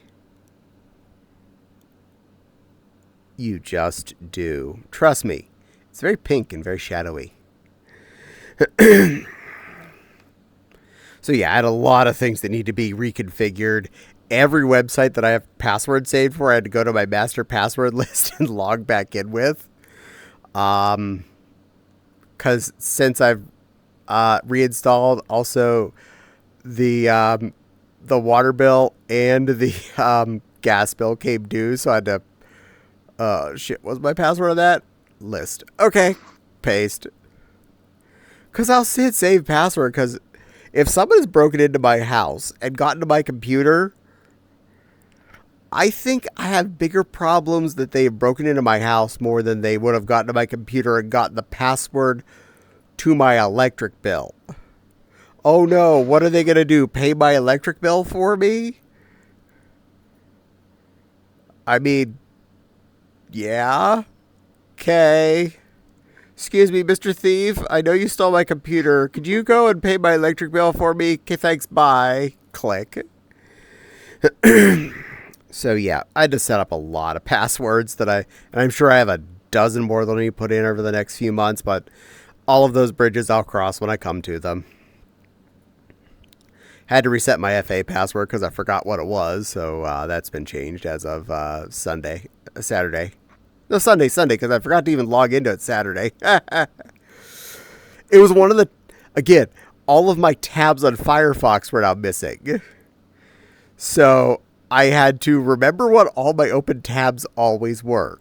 I had a backup of an almost up-to-date backup of my bookmarks. The only thing that's missing is my new car insurance that I switched up in July. So I just need to go rehunt that one down and add that to the list, and then make a new backup of my my bookmarks and save it somewhere. Because make a backup of your Firefox bookmarks every so often and save it somewhere. So the plan is go visit Caddie, get on her PC, and pay her electric bill. Got it. Exactly. Break into my house, log into my computer, find electric bill under banks on my bookmarks list, and click on it. The password will already be in there. Click on it, and you can pay my bill. It's already even got my bank account put in there, so you'll be able to even do it without having to put your own information in. You're not allowed to do that. Noted. Hey, I don't have to do the first part. Besides, it's usually not due until the first, and you're not going to be here then anymore. Fair point. So it's currently paid. Wouldn't it be simpler to just make a redeem for it? What? To pay my electric bill? Sure. Taking notes. Don't even want your PC. Just want to pay your bill. You're welcome to do so. That's what coffee donations are for. Yeah. So, yeah, if anyone wants to, for any reason, help with this bill that I just magically had created by fixing my computer, there are a couple of ways you can do this that would actually be the most helpful. This first one's going to seem stupid, but I promise it actually makes the most sense. On my throne is a donatable item for Borderlands 4. I created that as one where people can put money into it. Once you start up one of those, you can't cash that out until it's full. It is also one that it would not auto buy, so it's just going to give me the money so I would buy the game. And then someone bought me the game directly on Steam. After someone already put $5 into it. So I have $5 that is trapped in there until that gets cleared. So if you'd really want to help with freeing $5, there's my throat. And that will free up that $5 and get it all sent to me, which will basically earmark that to have partially paid off the parts that I bought this last week, 2 weeks ago, something like that. And possibly fund the replacement RAM, which I'd really love to get, which I'm holding off on.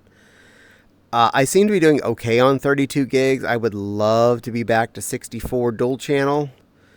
In fact, I could be 64 dual channel with an extra 32 in there if I buy the new 64 kit, which would be amazing. But that's $180. So, I mean, I can get it down to like 160, but the one with the faster transfer rate is 180. If you're going to pay 160, pay the 180 and get the better transfer rate. And it's a brand I trust. I specifically was going to go with one of my favorite brands, either Crucial or G-Skill. I prefer G-Skill. I've been working with them for the last, 4 computers now for my RAM. Ripjaws are my friends. They are my favorite RAM.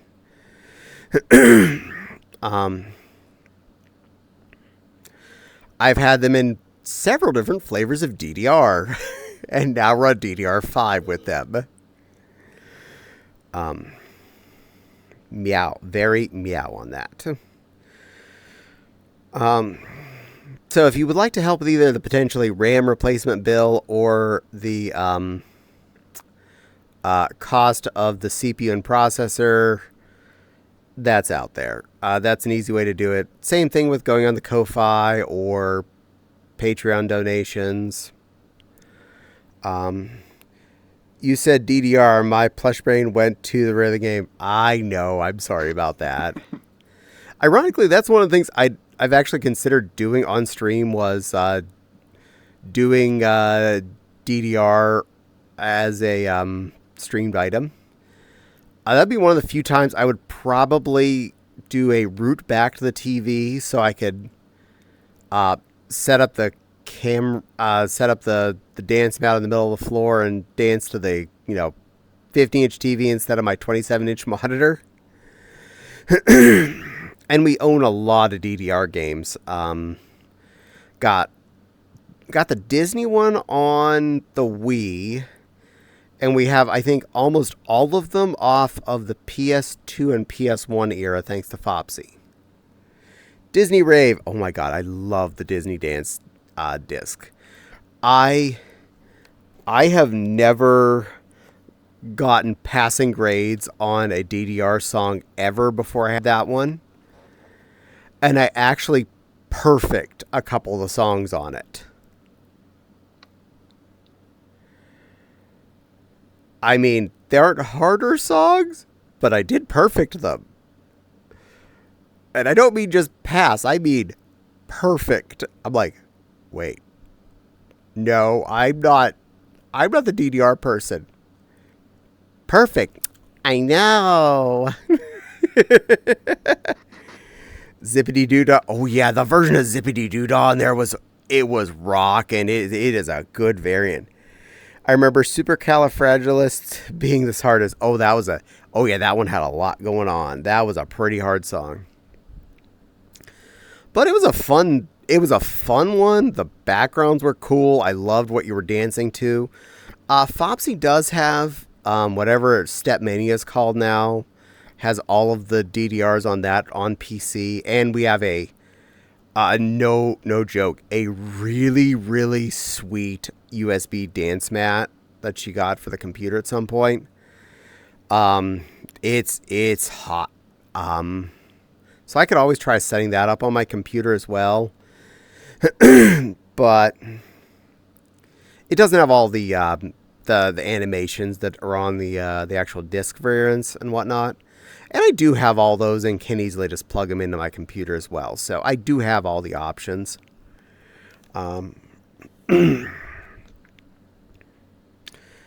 You're so pretty. Oh, thank you. Yep. Good girl.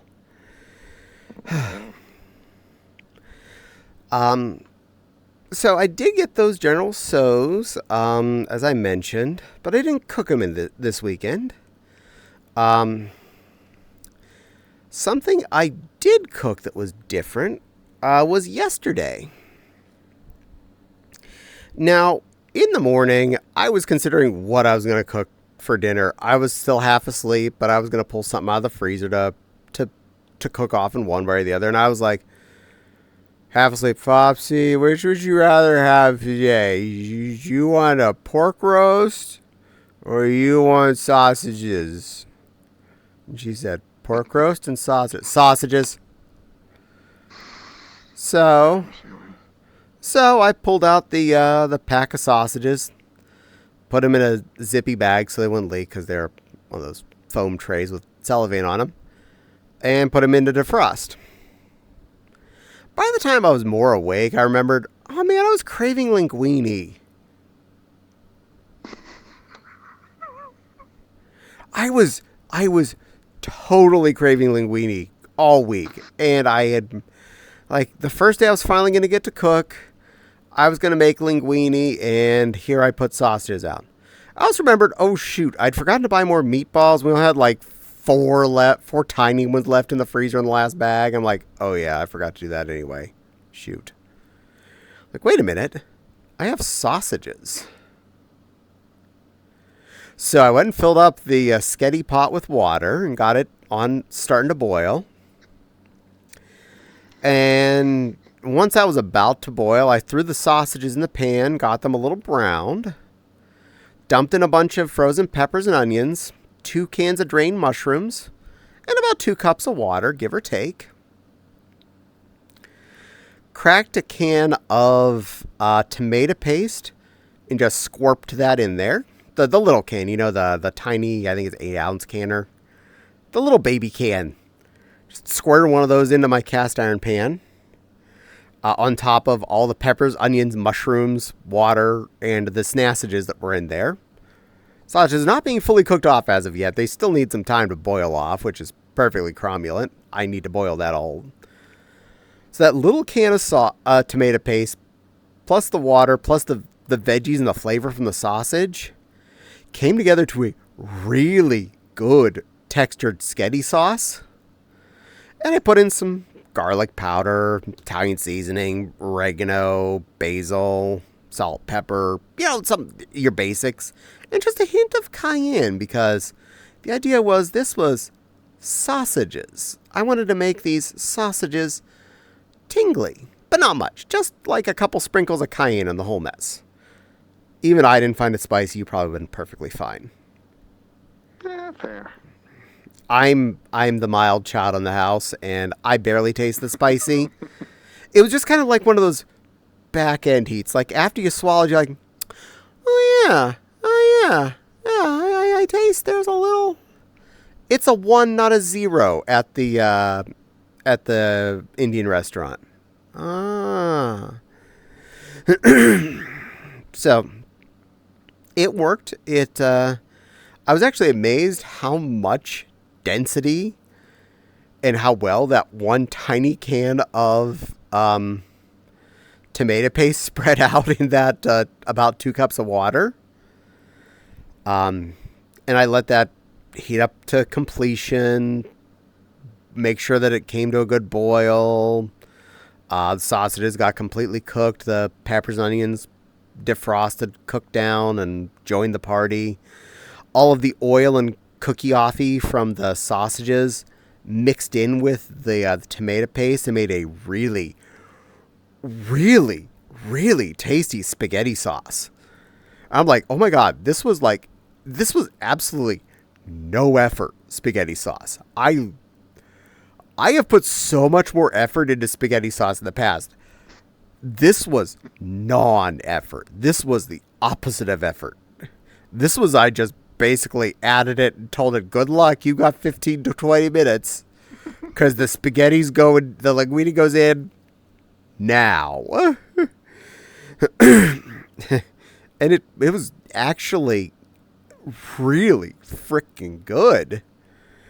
And when I told Fopsy what I made, she's like, well, that's actually a really good option over putting on a bun. I was like I've had Italian sausage served over paschettis of some kind at a restaurant or noodles or whatever.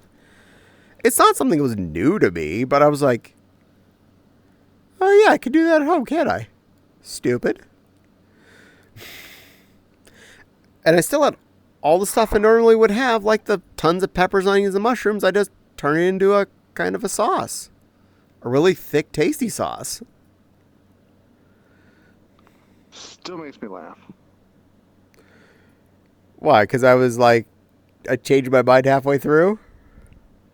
No, you and I had the same basic thing for dinner. Yeah, you ended up having brats over, was it rotini you picked? Mm-hmm. And I did a lemon butter sauce with them. Good choice, by the way. I do love a good lemon butter. That makes a very... I oftentimes, instead of having a tomato-based sauce, I will go with just a butter garlicky type sauce.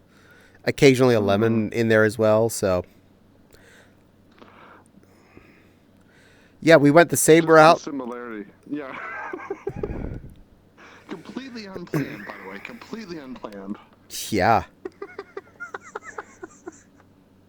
Spaghetti and sausages. That's what I plan to make on dinner for tomorrow. Because I said it, or was that already your plan too? Are you in our heads wild? Wild. I'm thinking of a word and it's not kitty.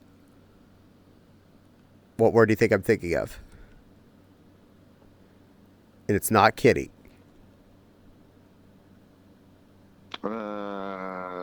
Pox? No, it was kitty. That was already the plan. Oh, yeah, you are in our heads. Great. Yeah, Wild's in our heads. Great. I mean, at your own risk. Yeah, it's kind of dangerous. Yeah, I've recently tried to my husband. I described my mind as a abandoned maze. That's a good description. I like this.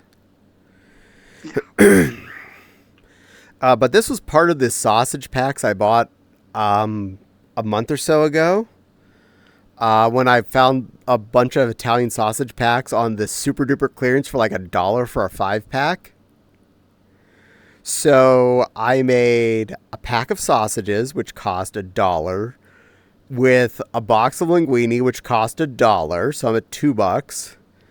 A can of tomato paste that was great value, so that's like 50 cents. A good bit of the peppers and onions and 2 cans of mushrooms, however much those cost.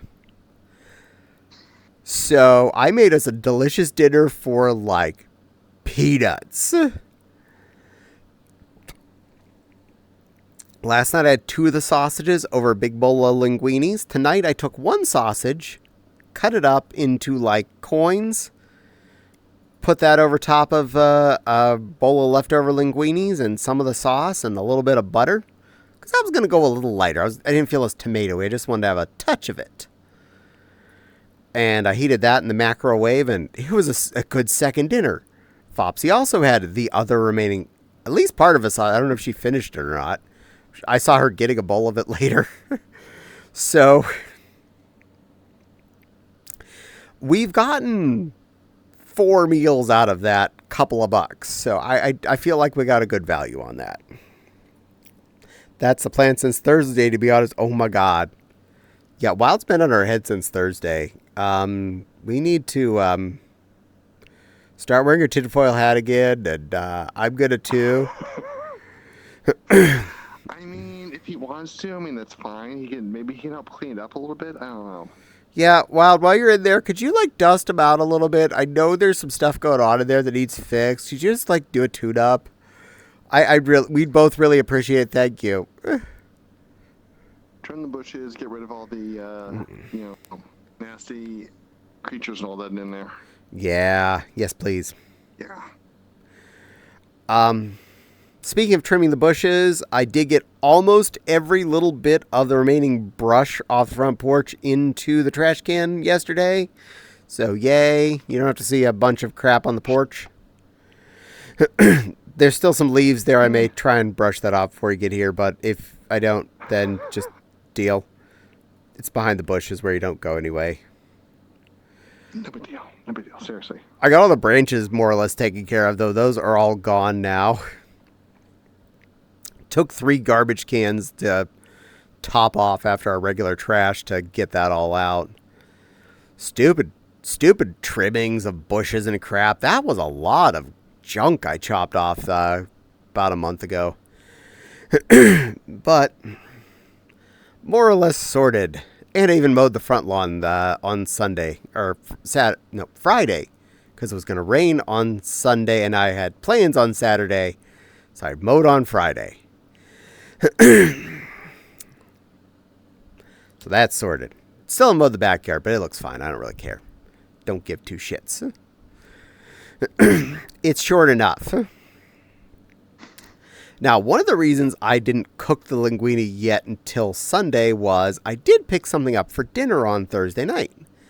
While I was out grocery shopping, I had to go to the UPS location to mail off that dress I finished. That was step 1 of my trip out. So I hopped up to DuPont, dropped that off at the UPS store, and I gabbed with the lady while she was doing my thing. I was like, I was even really good. I priced it out all of the major carriers, and you were by far the cheapest. And she's like, oh, you did on the website? It may be a little more. So yeah, I expect that. I did a weight guess by staying on the scale with it. So I am not even 100% sure on the weight. I gave a good enough guesstimate. If it's close, we're fine. It was only a couple dollars off. It was actually 0.1 pounds lighter than I thought. So, yay. But UPS was the cheapest. FedEx was about $5 or $6 more. And USPS was about $16 more. And out of all of them, per mailing on Friday, the soonest time anyone was going to get it there was Tuesday, and UPS was one of the ones that was Tuesday. So I was like, well, you know what? Fine. I'm driving up to the farthest away one. We'll do it there. Then I did the Aldi's part, because I wanted to do, if I'm going to do value saving attempt, I do that first and clear that out of the queue. And I did everything I could, including a few random items. I can't remember what all, but I did clear a few extra items. One I failed at. They didn't have cinnamon sugar Pop-Tarts today. They only had the strawberry ones, and yeah, those are fine, but I wanted cinnamon sugar, so I reverted to Wall Tarts for that. I got a pack of Walmart Pop-Tarts for desserts for the week. So then I left Aldi and I went to the Walmart on that side of town, the one on Coldwater, the scary one. Picked up all my normal Walmart-y parts of my groceries, including some more of the ramen cups that I tried. That one that was 66 cents, I got like 6 of those for MFF because they are small, really pretty tasty for a ramen cup, and was diligently filling.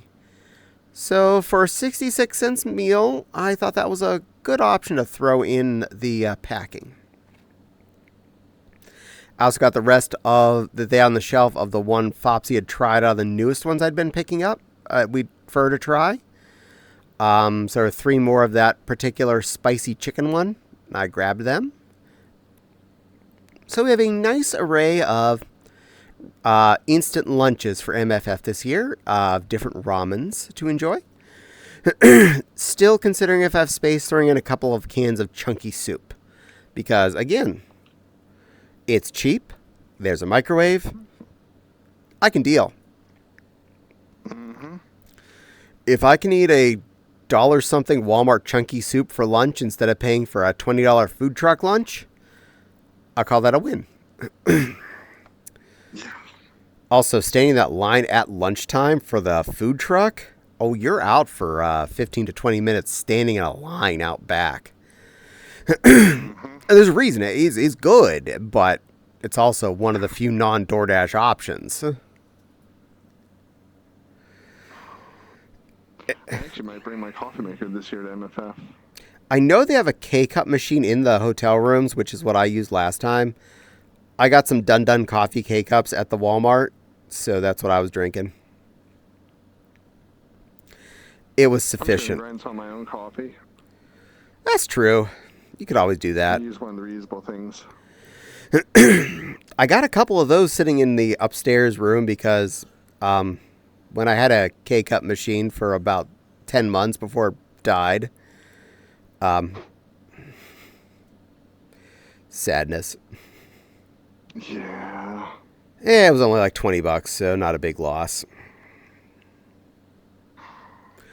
But if I have different kinds of ramen to bring with me and maybe some soup cans, and of course things like beef jerky, trail mix, a box of oatmeal packets, I feel like we have sufficient food variety in the room for lunches. And as long as we then keep it down to eating dinner, either the buffet or the food truck, we're going to be copacetic. And I have a couple people trying to convince me to go over and eat dinner with them at one of the other hotels. I don't remember which one, but maybe. Maybe. I mean, if you want to eat at the buffet, I'm always open for that. It's a good buffet, isn't it? I mean, every single night there was at least one of the main courses I really liked. Yeah. And honestly, for the reasonable cost that it is, it's just like, yeah, fine. It's not the most cheap, but it's not the most expensive, and I can eat as much as I so chose to for my one actual meal of the day.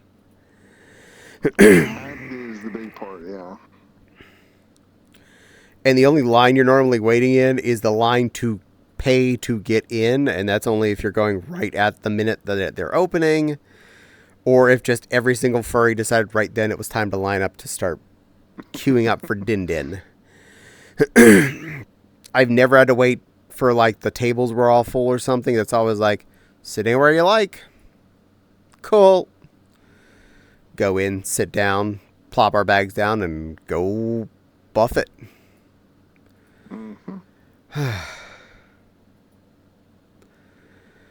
Meow.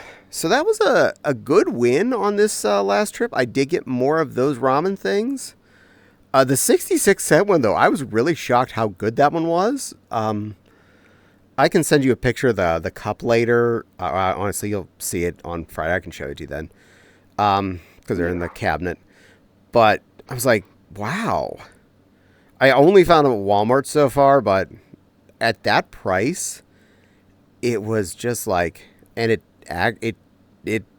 didn't taste like cup noodle, you know, the really cheap Nissan cup of lunch ones, which to me just tastes like water with water, flavored water with noodle. Not noodle flavor, noodle texture. This actually tasted like, I'm not going to say it was izakaya tonkatsu broth or something, but it wasn't bad. It was pretty okay broth, especially for a powdered broth. The veggies were not bad, like the dehydro veggie, and the noodle in it didn't taste like blank styrofoam. It had a little bit of ramen noodle, actual noodle flavor to it. Like the bricks usually had a lot more flavor to the actual noodles than those little cuppies did ever to me. Yeah. This tasted like it had more flavor than the cheap bricks. So it tasted like a decent bricks ramen in a cup with a little bit of vegetable and a better broth. Also, for $0.00 not bad. And it was actually the little cup when you filled it. I was expecting like a quarter to a third be noodle. Oh my God, no! The noodle went almost all the way to the bottom after the water was in there. I know. I was like, oh my god, this is a win. So yeah, I invested a few 66 cents in those. I initially tried the beef one, so I bought 4 more beefs, and I bought 2 of the chickens because with me, if I'm gonna eat a ramen, beef's usually my flavor, but have a variety on the shelf just in case you want to change it up. Beef usually has more of a flavor to me than the chimkin does. It's personal choice. There's like a good pork belly ramen. Well, yes. If you have the option, yes, I would have pork belly. But I'm talking, I had 2 choices, chicken and beef flavored dust. Yeah, no, clearly the beef is definitely better than yes. But I did get a couple chimkin ones because options while we're at convention, just in case I'm not feeling it. Or if someone else wants one, I will happily share. Good evening, Caddie. Now, hello, Maggie. Welcome in, dear.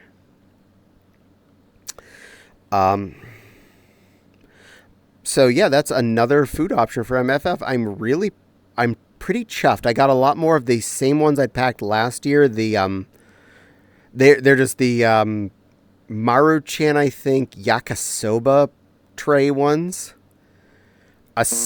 Especially the orange chicken, which was most everyone I've talked to's favorite that I've got them to try. This year I did get a couple of other ones, which I was kind of half mentioning there, because I picked up the rest of the spicy chicken ones that Walmart had. Like, every store I go to might have one other flavor that no one else does. This Walmart, not the other Walmart, this Walmart had spicy chicken. They don't anymore. I bought all of them. That buyer had a extra super spicy chicken. So I bought some of those, which was it was actually a different one by them. And then the Walmart on this side of town had a mango habanero ramen. So I got some of those ones there. Fopsy said her favorite, all of them, was actually the basic spicy chicken. The one that I mentioned I just got more of this week. All the ones they had at the Walmart. But didn't hate any of them. Just that was the favorite. It had the best balanced spicy. None of them were too hot. Just that was the flavor. Nice. I love the yakisoba trays. Ah, thank you, Maggie. Yay.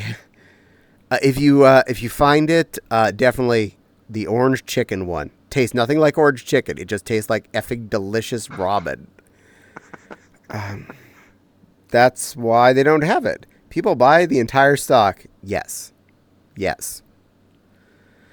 Those are usually a little over $1 a tray, so it's not that expensive when you think of a meal.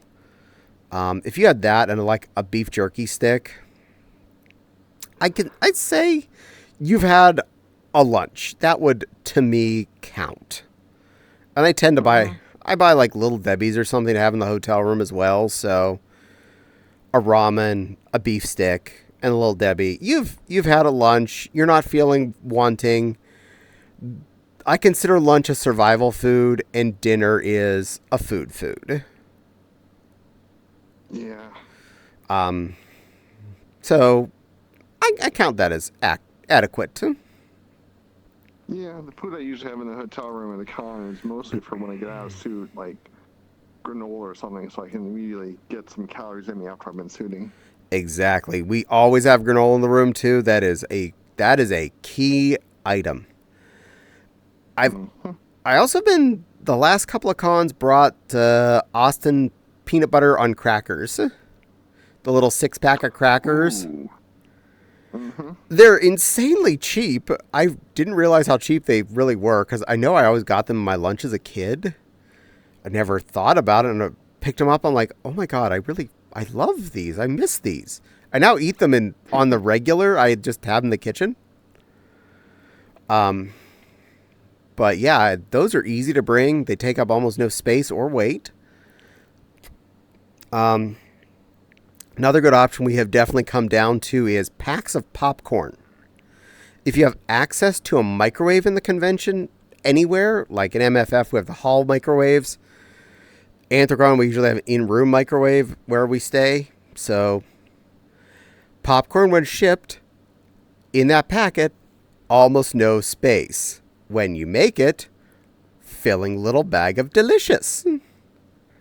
Mm-hmm. And they weigh almost nothing, so they're not going to weigh down your suitcase or your car.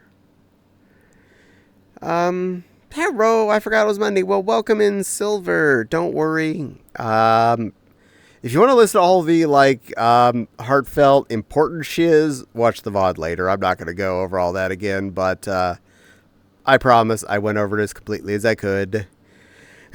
All the fun of the last 2 weeks. I don't tend to eat those ramen things at home very often, unless I'm, checking them for if I like it or not. Generally, if I'm eating ramen at home, I'll take a brick out of the brick box from Sam's Club and flavor it how I like. Usually, either like hoisin or eel sauce or something else that's, a tasty noodle sauce. And I know this is going to sound weird, but a drained can of tuna in with it after it's been cooked and the juice is drained off the ramen. So It's not really actually that weird.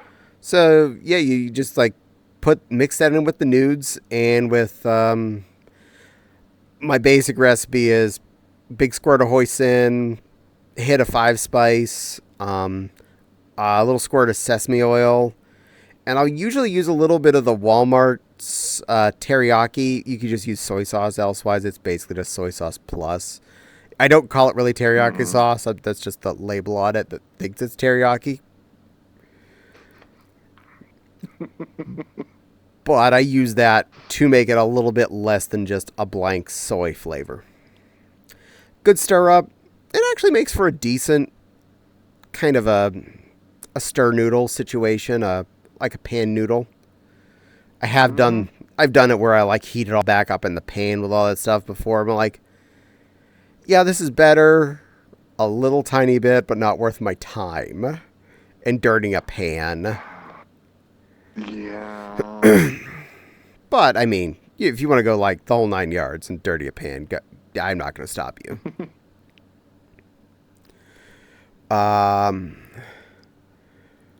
Rice cooker ordered. Yay, good work, Rand. Good girl. Wasn't here earlier because I was finally able to get back to door dashing. Good girl. Dash them doors. Dash them hard. DoorDash is one of the things I'm thinking about spending my Microsoft points on. Because the Amazon gift card redeem seems to have disappeared.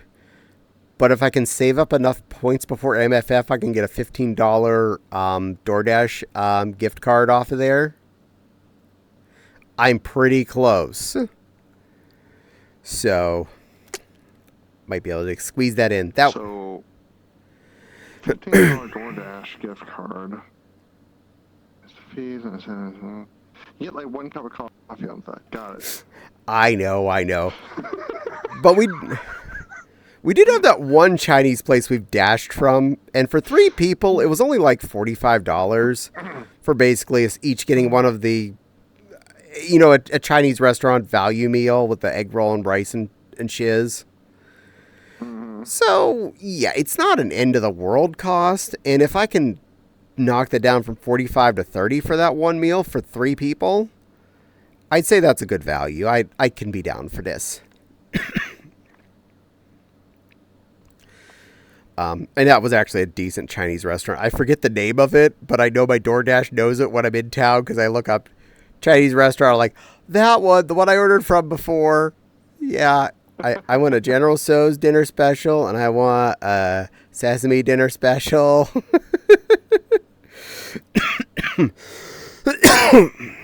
Sorry about that. Hey, good. But we tend to, at worst, DoorDash once during the con because not just the cost, the hassle of standing at that front door and going, I'm in front of the door. I'm in front of the door. I'm wearing all pink. I am impossible to miss. This last time I did it, we DoorDashed once this last MFF. I'm standing outside the front door where the roundabout is. He was standing inside.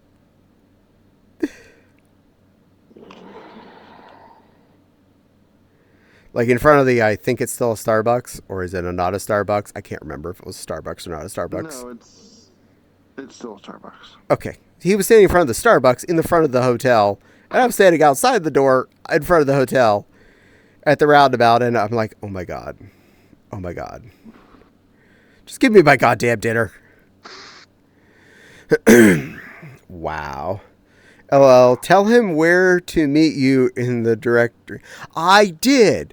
I said where I was going to be. He called me. I told him exactly where I was.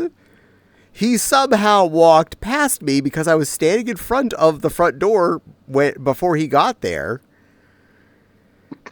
So he walked past the humanoid dressed entirely in pink and went into the hotel.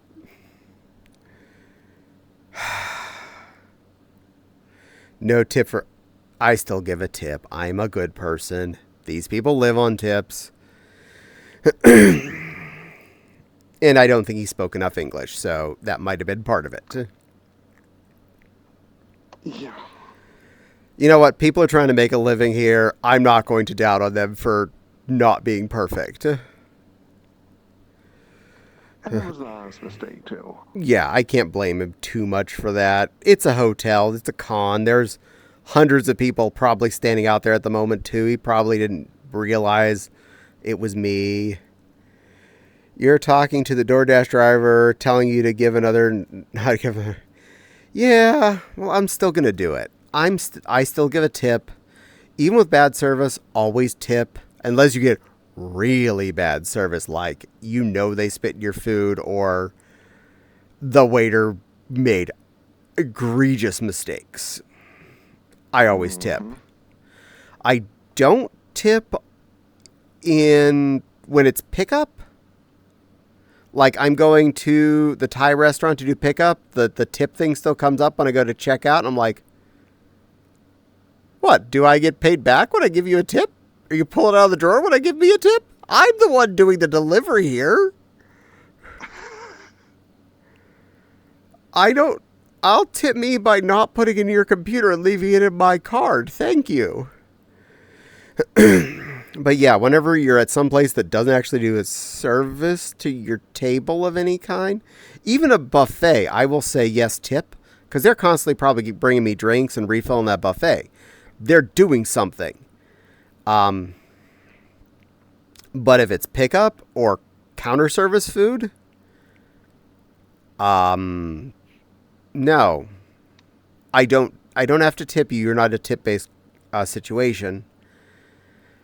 If I get really good service at a Starbucks or something like that, yeah, I might put something in the tip jar. But even then, you're doing the bare minimum of handing me my thing. You're not coming to my table and bringing it to me even. I don't have to pay you for the delivery from counter to me service. $1 to $2 a buffet per person. I feel that, and yeah, you're pretty fair there. I will still probably do 15%, whatever it is, but you know, I'm not gonna down you on that. $1 to $2 per person on a buffet is still fair. You're giving something. And also, always do your own math on that, because I've seen numerous times where that 15, 20, 22% suggestion at the bottom is actually way off. Yeah, don't just trust those number things. I always wince when I have to deal with food share service. I don't trust them. Yeah. I can definitely understand that.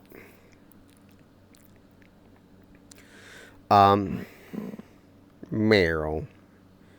You're a good girl. Sorry, trying to adjust. You're allowed. I just thought you were hugging me. You can. Good girl. Mwah. My pretty little girl. Yeah, I've noticed those numbers. That's just in the back of my space, my controller. Ah, today, so I wanted to adjust. this is fair. Apparently, Wild also noticed some of those numbers have been off before on tip seats. Well, a lot of the stuff I pick up now is sealed. Well, that's actually convenient. That way you know for sure that you're safe to know that they know you're not messing with it. I heard of food services. I pay upon delivery. This is fair. I mean, honestly, if that's an option that's available, I'm down for it. Most of our delivery type services here don't have a COD option. They have a you pay by card or DoorDash or Uber Eats or whoever is not going to bring you food, which I'm usually okay with. Because if I never get my food, they will give me my money back. I already know that. Because the same thing happens when they mess up my food. They give me my money back.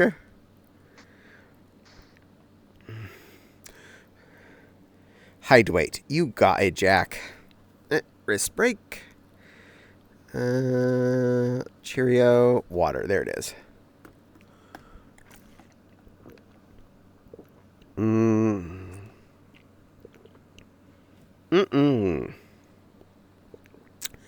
There's a COD option with DoorDash. However, you better have the exact change or you'll be getting a little...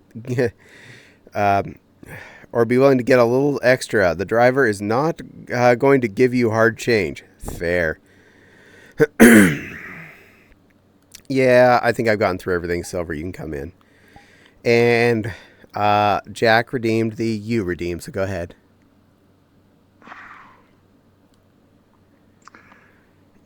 Jack, I am a good girl, right, Amon? Yes, you are. A very good girl. Well, I clicked on that to check other things. Okay, that still looks right. I am not messing up here. Do me a favor. I just want to make sure my audio levels are looking right. Just say something. 1, 2. No, testing 1, 2. Check. Yep, you're just hitting the yellow zone. You're perfect. Oh, nice. I often hit the red zone when I'm talking, but it's kind of hard to be balanced. There we go. I turned me down. I'm just staying the yellow now. Oh, nice. And I was shortchanged once by someone that comes out of payment. Oh, that sucks. And Rand's hee-heeing. I just fixed that window. Set contents. Caddie on Twitch. There we go. I actually minimized my window, apparently. I hate when I do that. Oops.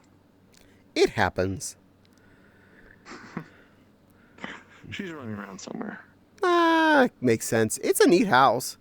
I liked this place. It was out of the VR chat suggestion section when I came in today. I was like, oh, nice. This place sounds okay. I popped in. I'm like, yeah, this will do. I really like this. Looks like a really neat world. Yeah, I like this outdoor cuddle zone we're kind of chilling in. And there's quite a few other good little cuddle places like over there and in the house. A lot of good little niches to be in. Yes. Hello, Babcowkin. Good girl. Moo moo. Moo moo moo moo. Yes. Moo. I'm Moo. Is very moo. Good girl. Okay. Good kitty. Meow. Meow.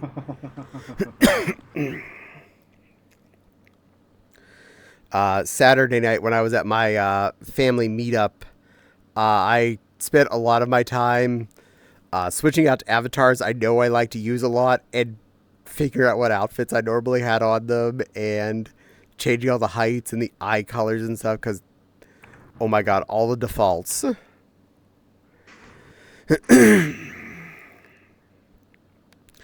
And I am sure I have not installed everything I need yet for a forever basis. It's one of those you're guaranteed you're missing something. It's a question of what, and I haven't figured that out yet.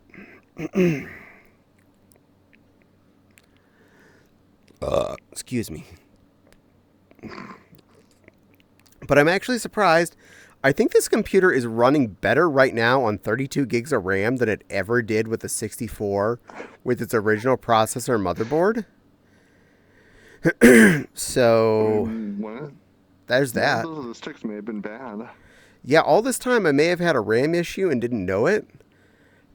Mm-hmm. And it definitely a CPU and a processor issue because when I switched out the RAM, I still couldn't boot to anything. So I may have had a processor issue and a bad stick of RAM, which meant I basically had, 2 holes in the wall and trying to keep the temperature right in the house.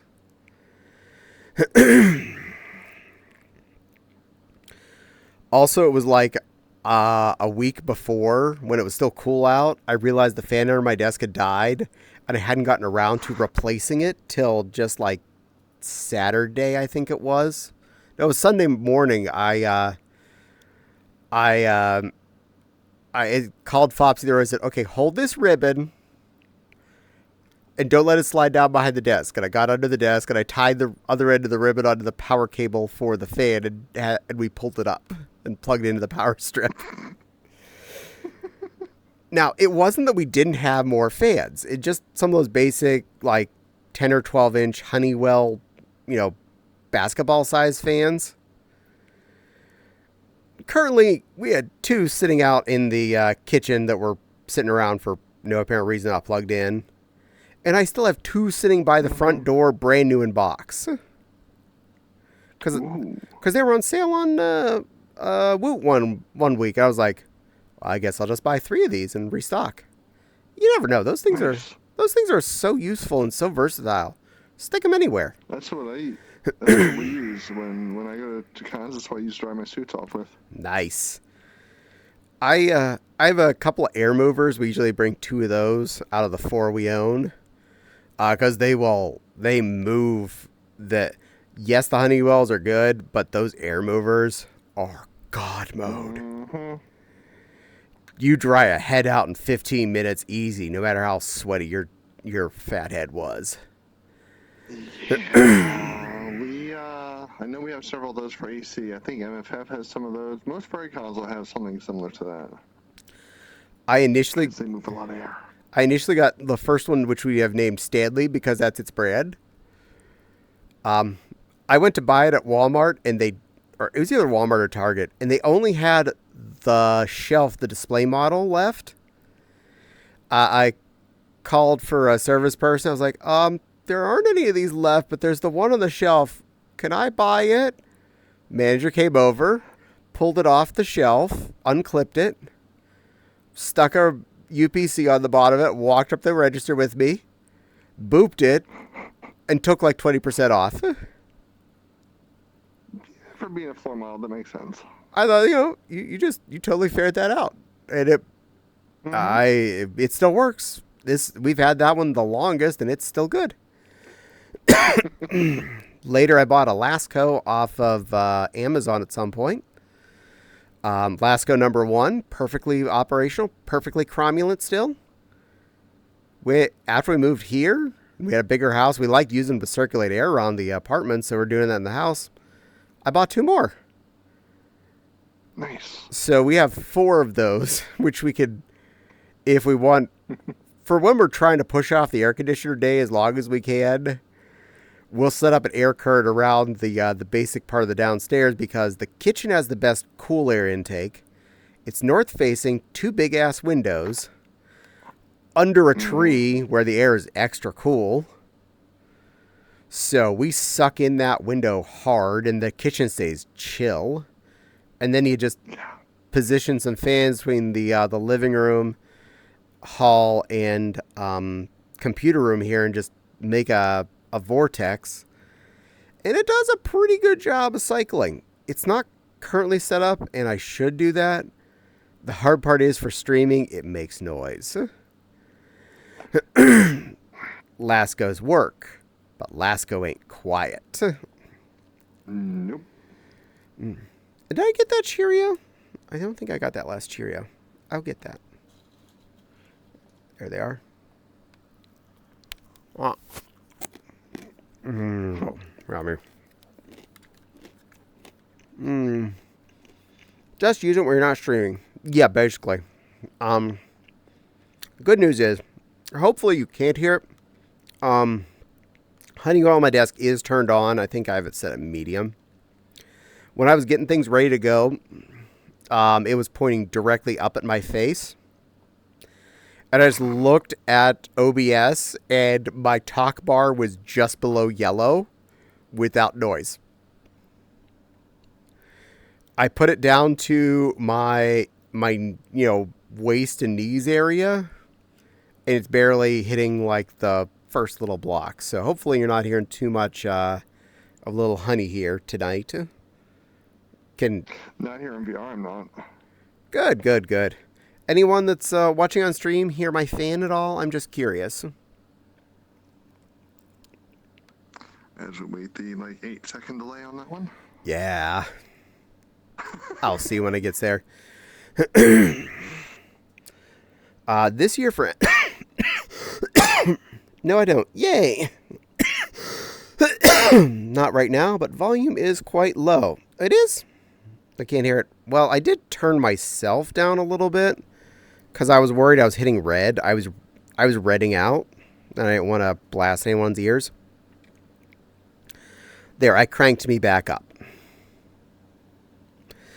Well, since last few cons, I haven't really worn suit number 2 because I've been packing 2 fursuits to every con.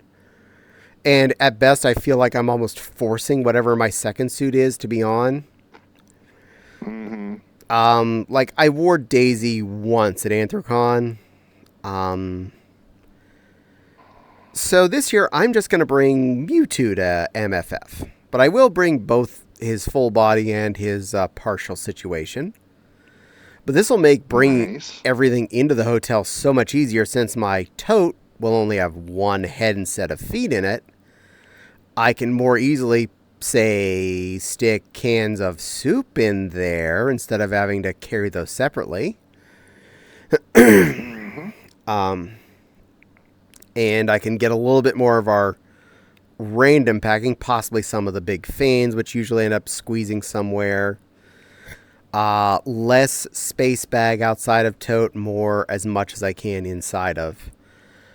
I feel like this is doable. And it'll probably save a lot of space and hauling shit in and out of the con, which Anthrocon is one thing. We park in front of the hotel and unload at the front door, where MFF you park in the hotel garage, and then you got to hot foot it from the garage to the elevator to the main floor, around the main floor, and back to which elevator set you're living off of, up to your hotel room. Like, oh my god, I feel like I'm on a marathon. Like you saw where our hotel room was at Anthrocon this year. We were literally parked directly outside the front door there, and we were right out of the elevator on floor 2, I think it was. Bing, bing, bing! One luggage cart. Done. And thank you all for answering about the no noise. I really appreciate that. This means I can stay comfortable. But if I can keep things to a minimal that are... Because it's not that I feel like I can't fit it in the car kind of situation for fun stuff. It's more... If I feel like I'm taking more crap to and from a con that I'm not using, it's more effort to try and get it to fit in on pack day and on repack day. Space taken up in the hotel room and sorting through it when you're trying to find things. I'm going to find, I don't know, some outfit piece. I don't want to have to be digging around Caddie's hands and body that are shoved in there because they had to be somewhere while I'm not wearing him at the moment. This way I just have to worry about the suit I brought and whatever parts I want to wear with him.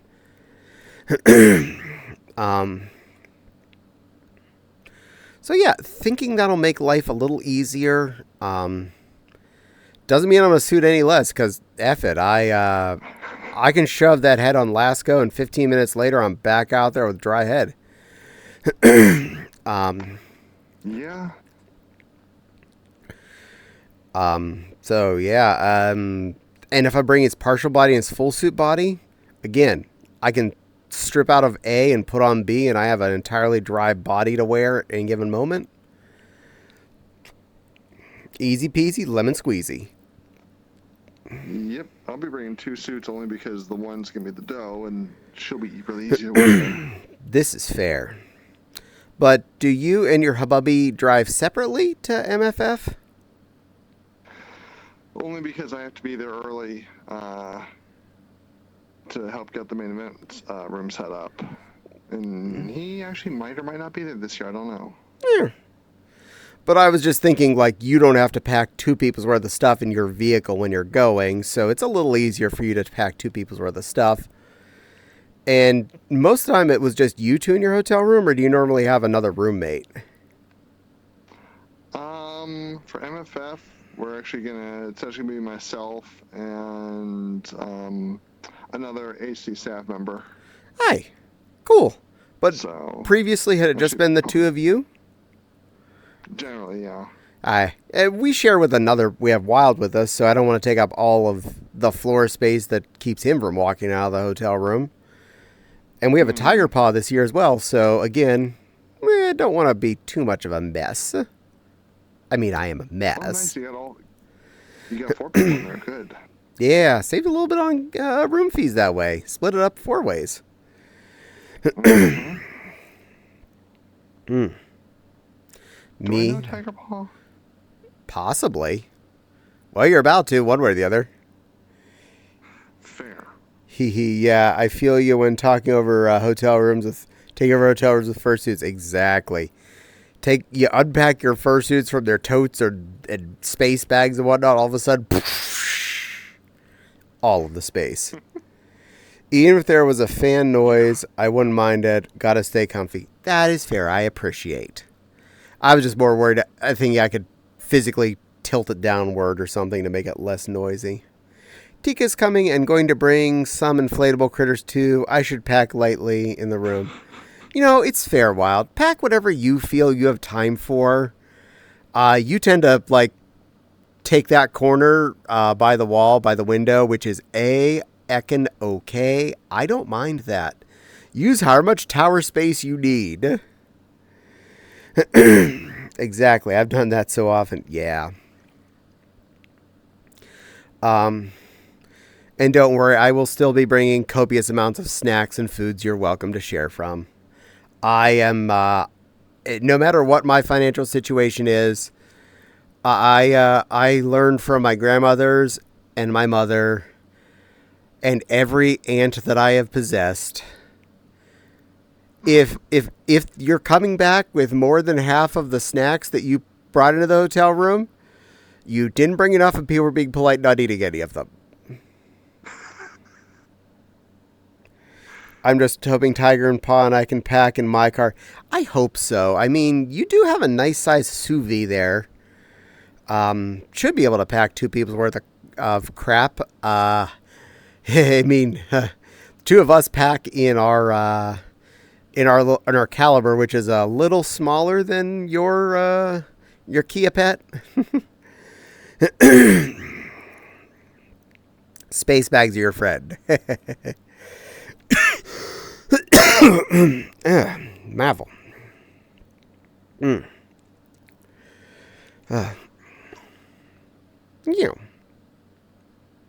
Do you want me to bring blue again?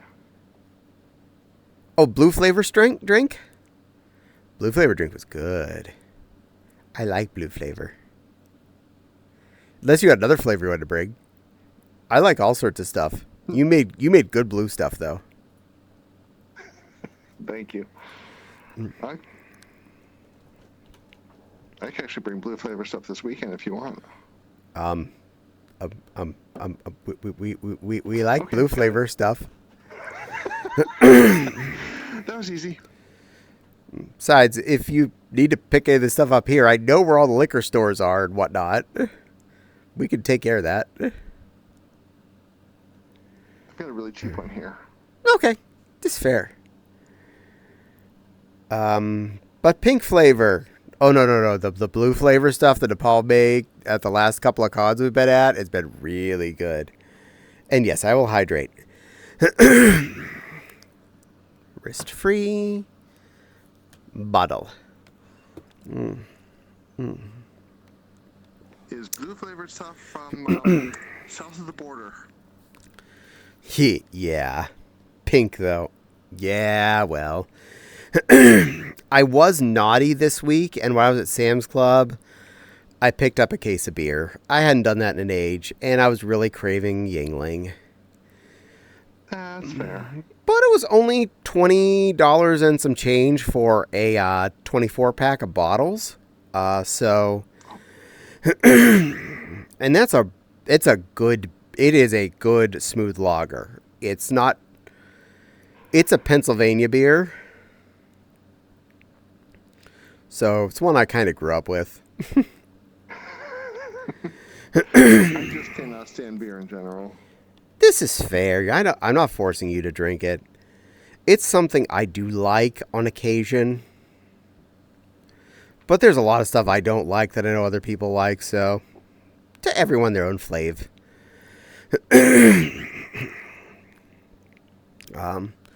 One thing I did buy this week, was the rotisserie chicken. I was trying to buy that at Sam's Club, and I failed miserably. They had none in the hot tray out there when I came in at first, but I saw the ovens behind the area. One of them had a timer that said 8 minutes on it and was counting down. I saw a person stocking the meat coffin next to it, and I said, hey, I saw the oven behind the rotisserie slate there that had an 8 minutes on it. Is that chickens? And does that mean chickens will be ready to 8 minutes? And he said, yep. I said, cool. I'm going to grill around for 8 minutes. So I went over and got my freezer stuff. And I took a little over 8 minutes. Came back. There it is. All of them already sold. And there was no more in the oven. Oh my god. So no $5 Sam's Club chicken. So You're doing the same thing everybody else was doing. I assume so. But I went over to Meijer. That was the last stop on grocery trip. So it was Aldi, Walmart, Sam's, Meijer. And Meijer does still have good size rotisseries. They just cost $7 instead of $5. So I got a hot roti from them, and it was still good. And for the record, Fopsy just finished that Thursday chicken tonight on a salad. We ate that chicken Thursday, Friday, Saturday. I had some of it, I think, Sunday. I think we both had some of it on Sunday, and Fopsy had the last of it today. Nice. That's $7 well spent. Oh, yeah, I definitely had some on... Because Thursday and Friday I had leg quarter and wing, some stuffing, and corn. The second day it was leftover, and I'd remembered I'd had the corn on the cob in the fridge I'd forgot about. So I had a corn on the cob instead of canned corn that time. And the third day I still had a little bit of stuffing left, but I wanted to make sure I left Fopsy most of the breast meat, because that's her fave part. So I took all the under meat, the back area, and all the other Scrabble sections she normally doesn't get around to on the bones. And I put that in the bowl with the rest of the stuffing. And I poured half a can of green beans on top of that. It's kind of added as like a kind of a schlapp bowl, but it was all still just like scoop in and take bites. It was a decent final meal on that for me. So the number of main course we effectively got off of $7, that we could have got off of $5 if they had one in stock, was definitely a good value. There, I think I cleared that. Don't you hate when you got that little throat goober that's just, you feel it? And I minimize my Twitch chat. Oops. When I was coughing, I minimized that little pop-up. Or ram it. Do you cook down the bones in that? No, and the good reason for that is I cleaned those off completely, so there's nothing really left. Is the personal price Oh, where's that? home and auto that can equal an affordable price just for you? No. No State Farm man. I do not need you. That actually opened Twitch, not my Twitch chat. Shoot, I may have broken that. Docs. Twitch chat. Can I edit that? Oh, no, there it came. It was fine. It just didn't come with the first time when I tried. Fixed it. Select contents. Twitch chat. No, not... I picked the wrong thing. Close that one. I'll reopen it. That was a Caddie dub right there. Instead of making a window for my Twitch chat, I actually opened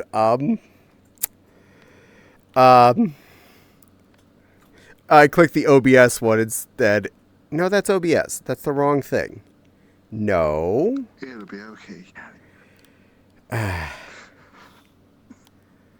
You didn't need State Farm Man, but what? What about Clippy? No, not Clippy either. Okay, new window. Set contents. All right, clicking that one didn't. No, that's the same thing. Twitch chat? There we go, now it's working. I got the right thing. Oh no, I don't need to chat. That's okay. Just trying to hit the grow bigger button. Make my monster grow. Now get back on my wrist. You got my reference. Just where my mind went. Actually, make that shrink just a little bit. That was a first season of Power Rangers. Rita Repulsa would throw her staff down onto the earth and say, "Make my monster grow!" Okay, base station's drawn into the wall. Yay! Poor Nepal. She has to deal with me. And that was an adult joke then. Oh my god. It wasn't meant to be an adult joke. It was a Power Rangers joke. The character with the staff makes that comment. Yeah, but she's a girl. Yeah, okay. It's Trans girl. I mean, we are talking about Rita Repulsa. For anyone that ever watched the first seasons of Power Rangers and knows who we're talking about, that. Also, my camera's a little off. When did that move? No idea. Because I don't think we've moved enough. I don't think so. No. I probably just foofed it up a little. Use the magic wand. Rangers? Makes them grow. Yeah, was that Ranger staff made by Hitachi? No. That was the bad lady who made all the big bad guys. Bloody hell. Hey, Barbara Goodson, who did the voice, is still active. Oh, really? Nice. Screwed in the base station's in. Okay. I hope you did it forwards with the front end sticking out.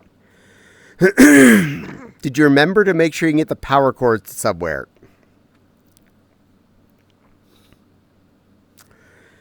I'm waiting for the what happened. Don't know how far they need to be. Oh, just visible. Have you ever seen Rita Repulsa, Nepal? That would be a no. She is not. Because I just had to explain to her. They don't have necessarily. They don't necessarily have to be a specific far apart. Just necessarily you want to put them in places where they are potentially not as... If one is not visible, the other one will be. I tend to say aim for corners of the room if you can. If you have 2 to 4. One's in the corner where you suggested. Good. That's perfect. If the other one's in another corner of the room, preferably, 100% preferably, the opposite corner, cool. Any other corner of the room, also cool. Just remember, if your devices lose signal to the base stations, you might get some tracking oddity. So that's why I recommend opposite corner if possible. And if you ever get a hold of any additional ones, other 2 corners of the room. We have 2 full index kits in this house, so we have 4 of them. And both of us can use all 4 at the same time. So we have 1 at every corner. LOL, I thought I needed to use the drywall anchors, but I use studs. That is, yeah. This is not like hanging up a 300-pound mirror. You're hanging up something that weighs a pound. You could have just shoved that into the drywall with a little white nail, and you'd have been fine. I have hung way worse in drywall with a little white nail angled slightly up. This is why we have a big box of little white nails and a hammer usually active. Pictures. Oh, that would be funny if Crystal put everything in backwards. Not possible to put it in the opposite end of the room. My bed is in the way. This is fair. I did this stud just to be safe. This is also okay. You're not going to hurt anything by doing it with the stud, and you're not going to hurt anything by not doing the stud. You get into the wall, you get into the wall. It's up and off the ground. Any other corner you can, just put it as high as possible, and you're good to go.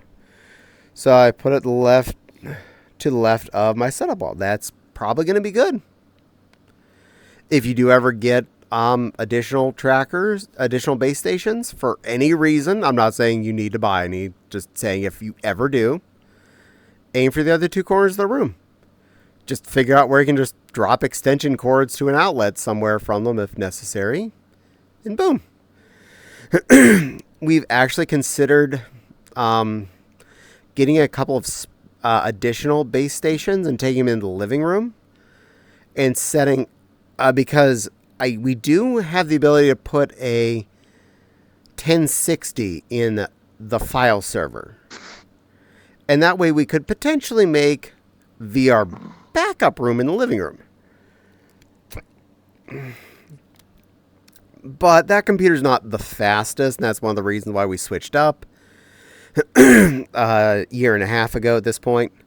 So it's not like it was a critical thing. That's kind of a quality of life thing we'd like to do if we get an opportunity. Like if I see on eBay someone selling index base stations for cheap. Because, yeah, I'll snatch them up.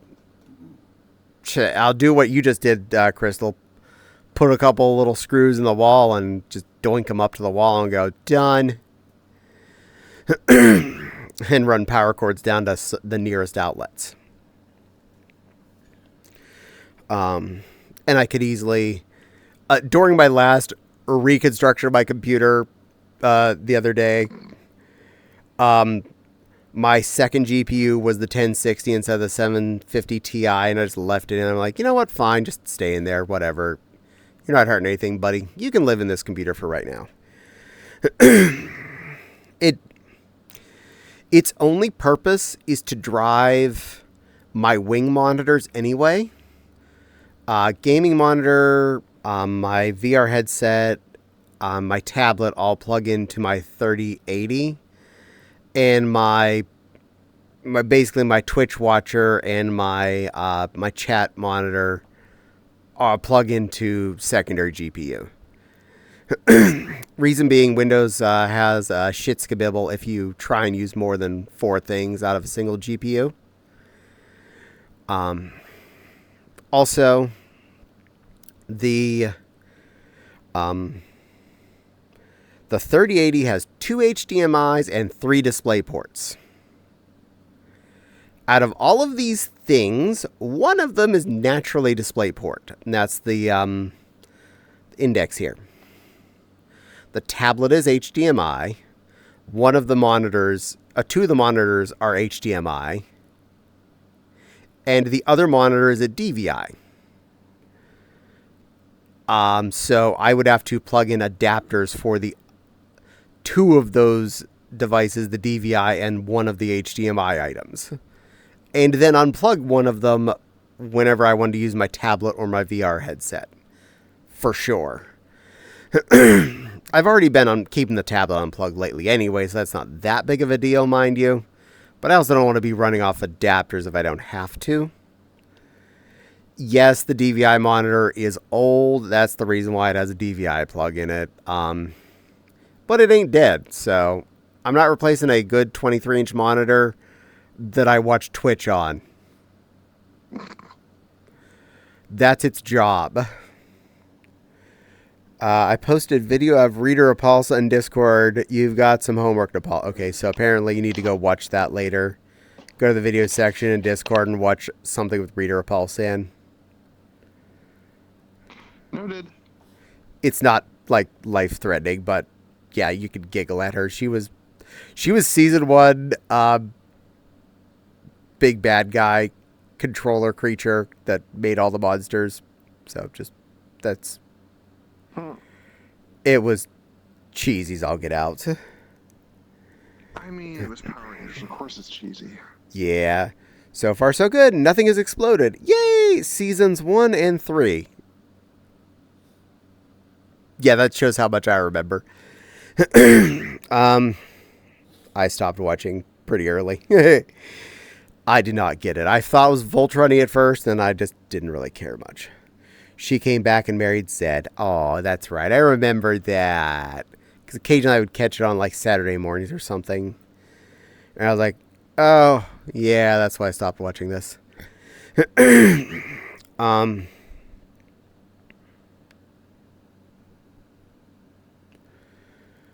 Where was I when we got to that? Oh yeah, computer stuff. Oh yeah. That other monitor has a DVI plug. It's a 23-inch. And it's made it through like 3 computers of mine so far. So it's living till it dies. Rip Robert Alex Lord, who was that? I'm sorry. Whoa, sudden cow mummy. Yeah, she's been here for a bit. That's Silver, the Babkin. She just thinks she's a cow. Like upstairs on the other desk, the one where I don't have to go to right now for reasons every day, I still have 2 spare monitors. Because I just left my basic stuff up there.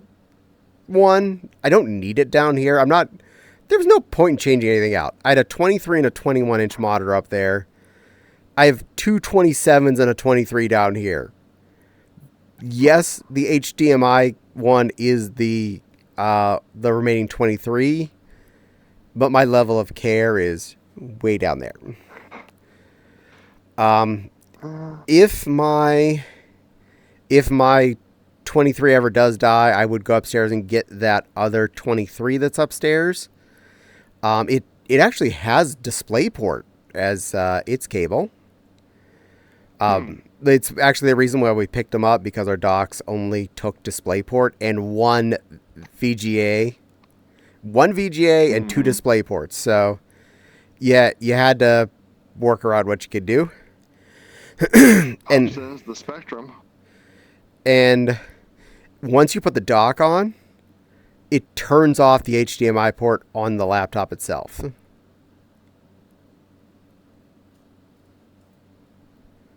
Not the USB ports, but the HDMI port was deactivated. And they were all just based around the laptop's GPU, because if you switched out whichever laptop when one was having problems with it, the one laptop wouldn't talk to either dock's docked monitors, but the one would talk to both dock's docked monitors. So we know that it was using the laptop's GPU through those, so complicated AF. Yeah. Also upstairs, I have another toy just sitting there collecting dust right now. On the work desks, I always would make sure we had a non-work computer. And they got replaced 2 years ago, I think, with 27-inch all-in-one HPs. And they're not like gaming rigs or anything, but they're damn good for doing your basic web browsing and stuff. I could probably even run like VR chat in desktop mode, which I can't even do on my laptop. And let me just say, it's an all-in-one, but it's sweet AF. All NVMe storage in it. And it's like up on a little wireframey stand and everything. It's actually a decent. You can see it when you're here, mind you, but they can't. But yeah, they were. I replaced the old Dell all-in-ones we had on our desks, which was our second set of all-in-ones that we'd had on our desks.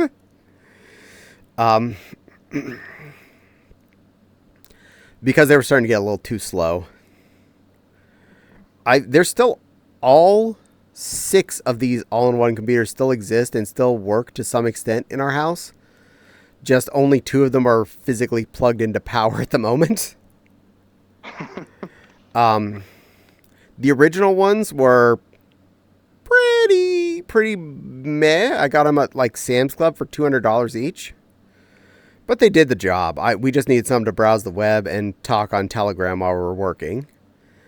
Their replacements were much nicer. They're Chonky Boy 23-incher Dells with a kickstand model.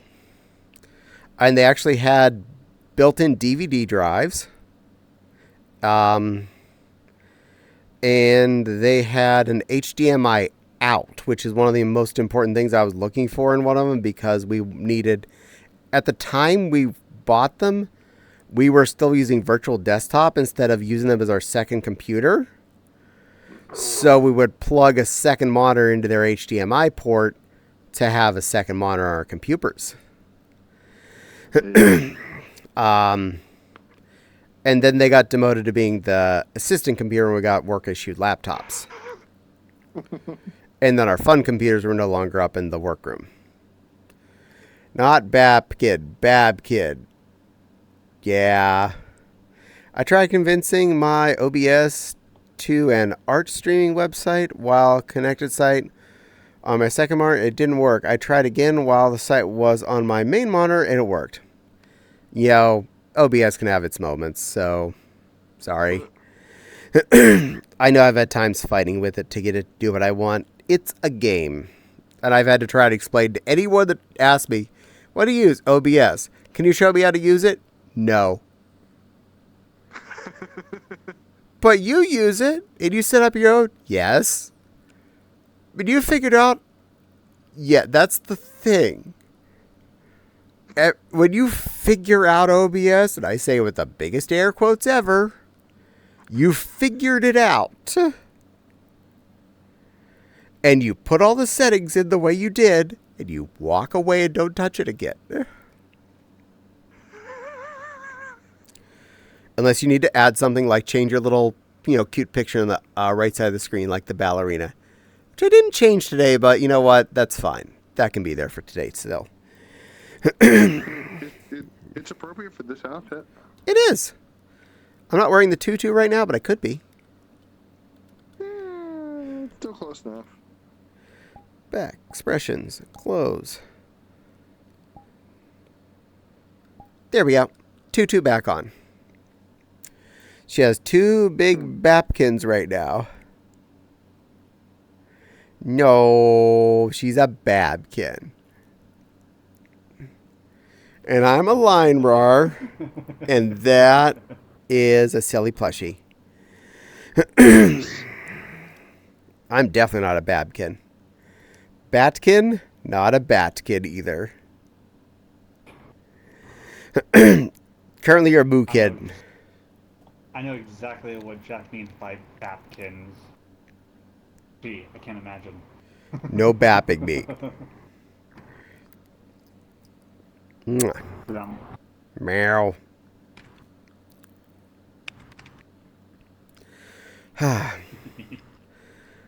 And I have managed to make a few things a lot more organized throughout all this chaos that I've been going through. One, I'd already managed to make sure the microphone was easily moved from room to room, so I can take that out to the living room for Lego streams and video recording, so that's definitely a plus.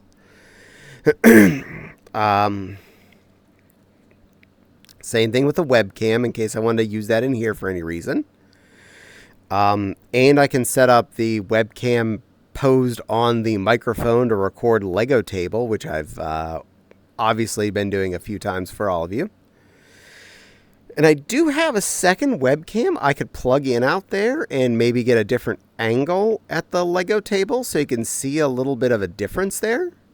So I was thinking about dealing with that. I just have to plug in a USB hub probably for that, or an extension cord so that I can get it far enough away from the computer tower over to the video space.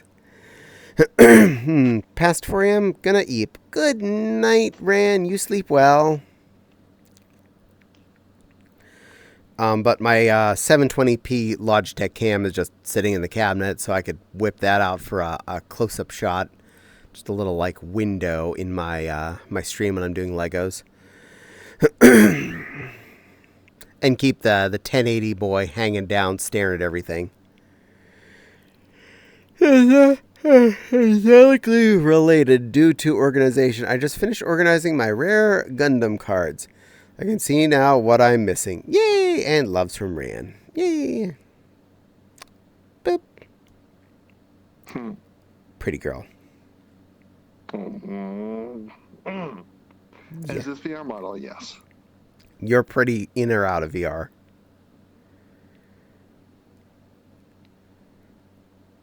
That's what I thought. Love you. Get back over here, you cute plushie.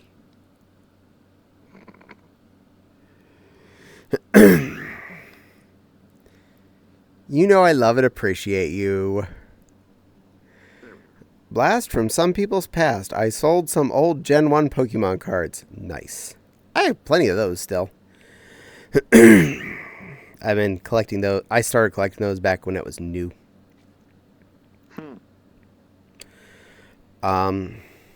I did work on, after I finished the project and was getting that mailed out, I got to work on the other project I was working on for me, the secret project. The hands are officially done now. I need to show that to you. I just finished that today. Even added a special little detail of something that was already on my desk that I thought, I wonder if this would look good with, oh my god, this is perfect. So I will show you that with and without the bonus bit later. So that was a good got it done. So I'm sure the rest of you will see eventually. Yeah, when I get the whole thing done, I'll record a fursuit video with it at least, and I plan to have it at MFF. Same, I'm letting some go. Ooh, secret. Yeah, it's secret right now. Only a couple people know about it. So I patterned out the feet part. And everything that's going to go on with the waist, I'm still a little bit considering which choice I'm going to make with it. But I have a couple of plan options there. The feet, I have the basic part pattern and the augmentation already planned out. So I just need to cut fabric and get to it. And I probably need to pick up some more polyfill before I can get the rest of that done. That'll be on hopefully when a Thursday shopping trip.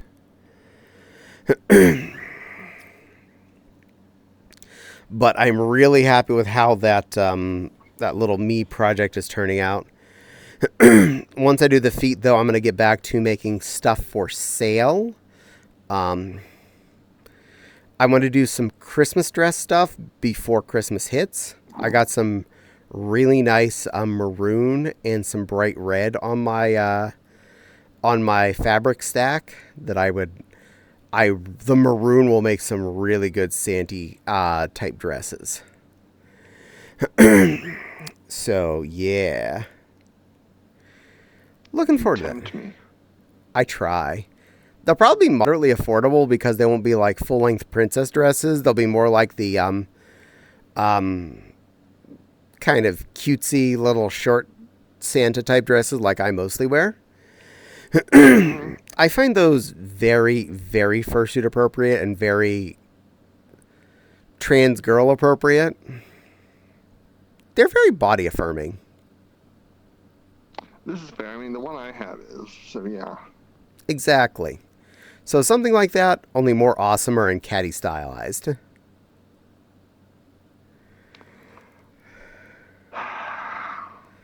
Because I'm good at that.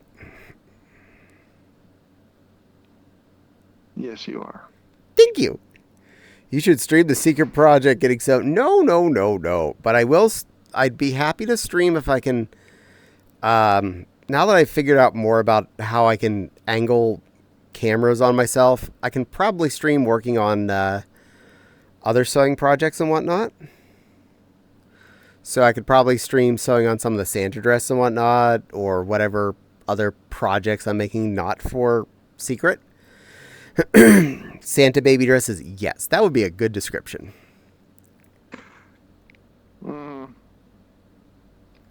mean, not baby, more Santa baby, bring a little present to my tree. That kind of Santa baby. Yeah, that's what I was figuring.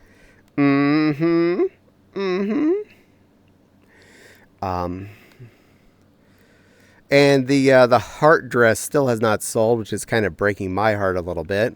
So I worked really hard on that, and still no takers, sadly. I know I'm not overcharging for it. It's just I'm guessing no one has the free funds to be able to afford it. That is the difficult part right now, unfortunately. I know. I understand the feeling. Current economy is a little butts. But, you know. And though I don't like to mention it myself either, but so many of us are worried about whether or not jobs are ever going to get lost due to every company being more worried about the bottom line than their employees at the moment. There was actually something I saw about that about a month ago, I guess. It was there was a call center, I think, that had been the CEO was super happy about. Oh, we're moving all these jobs to AI and everything. Yeah, that lasted all of about 2 weeks. At least the AI ones will come back. Our problem is we got outsourced to the Philippines, not to the bot. And they're willing to stick with that till their guns run out of bullets. So, butts to the butts. Yeah, unfortunately. Need to figure out a dress for Tika to wear at MFF. Oh. You do have a lot to choose from. I mean, you have plenty yourself already, and I do know someone that makes dresses that could work something out if you're feeling financially capable. Yeah, that's what I meant too. Like we could even work out a deal, like maybe instead of paying for our room space at MFF, I could for us I could sew something Just putting that out there. I could just put that together and have that done in time, and then we don't have to worry about money in between us. Okay, Stewie. Mom, mommy, mama, mama, mommy, mom, mama, mama, mom. What? Hi.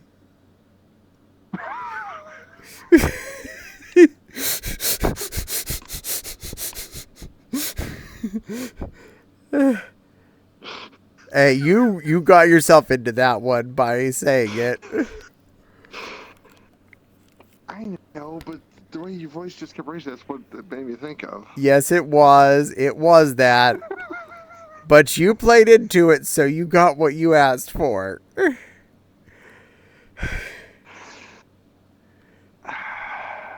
Yeah, you're not wrong. I rest my case. I am happy. I was very sad come like Wednesday when I heard a certain late night talk show got taken off the air. But you know what I heard today? Disney wants to bring it back. Interesting. Yeah, he was never officially taken off yet. Completely, he was just put on officially hiatus out of the knee-jerk reaction. Something about losing $15 billion in people unsubscribing within a week seemed to make Disney think, people spoke with their wallets. And that's a scary way to talk. Then where it hurts. So, I think it's Iger is the current one.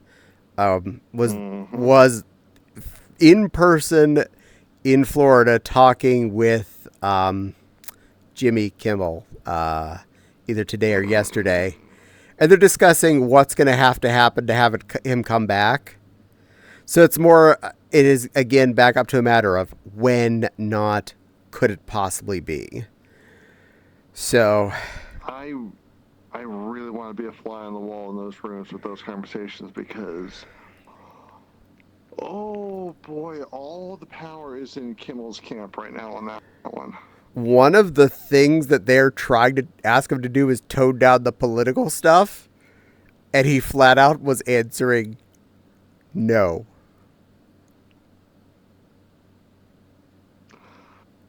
Kudos to Disney for having the balls to ask for that, because that's impressive. But, I mean, they'd already been asking that of all of their shows for the last year or so, apparently, because of mergers they're trying to get involved in. Because they don't want to anger the God King. But, yeah. He was not officially told to be taken down by the FCC or our glorious permanent leader or anything. He was taken down because the board feared what was going to happen for what was said at all of the affiliate stations.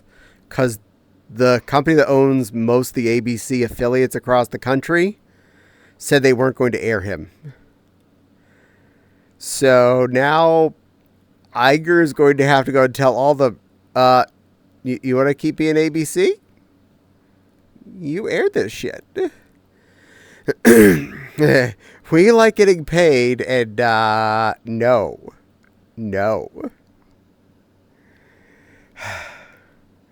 Hope you're having a wonderful night. You know what, Vincent? I am, and it's even better now that you're here. Hello, beautiful turtle plushie. I missed you. I'm so glad I got to see you Friday night before my computer exploded again. Thank you for hanging out with me. They got the message. Hell yeah. The one trying to get another 39% of U.S. stations. Yeah. That's not a good thing either. I think that should not. That's antitrust right there. We do not need that. The oligopoly that is television and movies has already become way too thin of a pond. For the most part, we need to not have those things keep merging. But after knowing we were losing Colbert, which he's the best of the late night monologues. I watch all of them on YouTube the next day. I have them. They're all favorited in my list. So as long as they're on that week, I start my morning with, in the reverse order, which is thankfully Colbert was first. Always, if he's on. Then usually Kimmel. So they were actually my two favorites. Seth was third. But by the time he's on, he's usually repeating jokes from the other two because it's the same stuff. Mm-hmm. And Jimmy Fallon's, he usually just plays it too close to the hip. He's not as good. No. And whoever's the Daily Show that day, because the host changes constantly anymore, they're usually good, but they're pretty high up. They're a different flavor to me, but again, I watch their monologue section every morning that they are. It is where I get my news, because watching the actual news is terrifying. Watching the news 100%. Watching the news with a joke line attached to it at least relaxes you through the process of hearing what crazy's going on. Yeah. And that's how I get through all of this. This is how I maintain sanity. Colbert and Kimmel and Myers. Like this. Yes. But that's how I get through this sanity and learn about real life, besides, me babbling. Because there's no way I'd keep up with the news at all if I didn't keep up with it that way. Something I learned about how when Colbert got his job, in the board meetings when they were picking the replacement, that was him when he got pulled in, someone in the room said, more people get their news from the Daily Show than any other news show. I'm not surprised. At the time, I really shouldn't be surprised. The first run of Jon Stewart on the Daily Show, that is really where more people were getting their news, because it was less painful, it was entertaining, and after it started, as soon as you were done with him, the Colbert Report would come on. And you would get the rest of the news. It was all of it in one tasty Comedy Central package. I can't believe that so many people besides me, because that's where I was doing it too, would watch the news on Comedy Central. You too? Mm-hmm. 100%. Love those two. It's amazing how well they would do it. And same thing with all the current late night hosts are hitting it the same way. Except maybe Fallon. He's kind of the low ball of the game. I still watch him, mind you, but he's usually the last one I'll actually care about. And whatever, if there's someone we're off for a week or something, whatever you got is what you get to watch. Yeah. Oh, and of course, every Monday morning, that's the only one of the biggest reasons we have HBO Max is I get to watch the entire episode of Last Week Tonight in good quality. Oh, that's fair. You get to watch the main story usually on YouTube. But, I mean, honestly, the full episode is so much more fun to me. It's like 45 minutes long or something like that every week.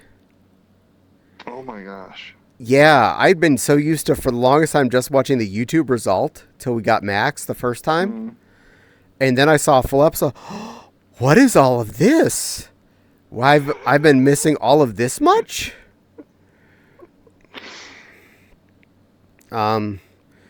Also, off of that, I watch whatever new shows are in the DC universe. Currently, we have Peacemaker's got a new season rolling. He's a really he's a dumb DC superhero.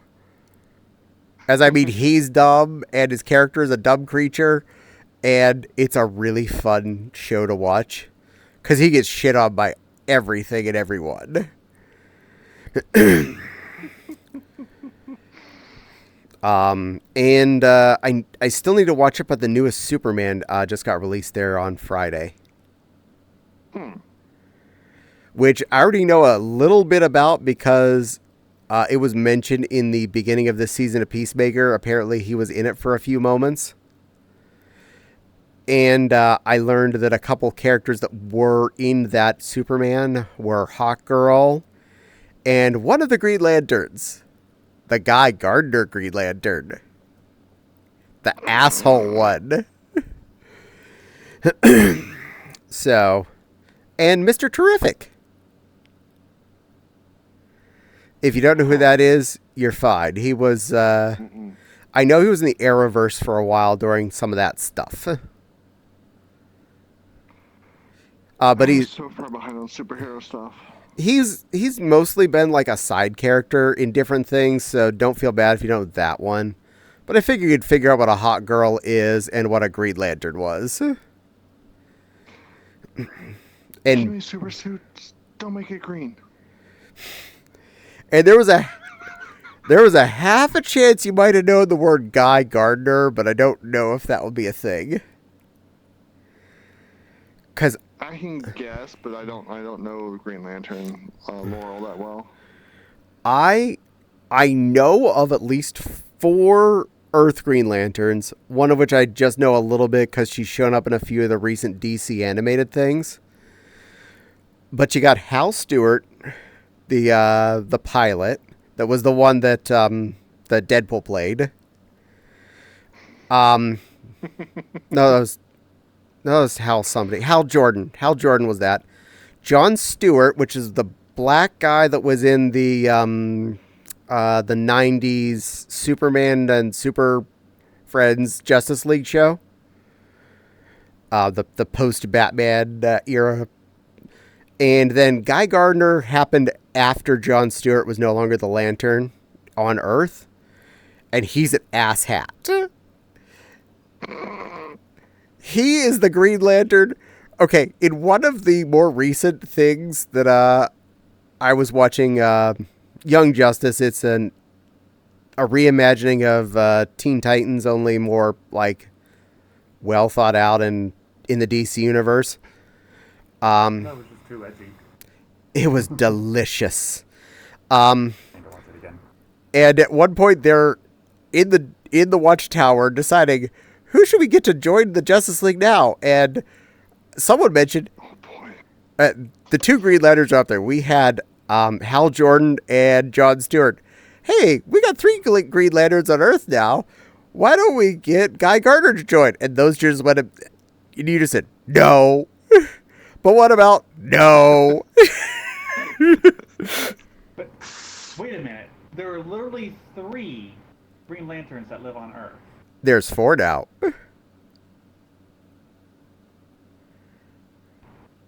Yeah, the new one's a girl.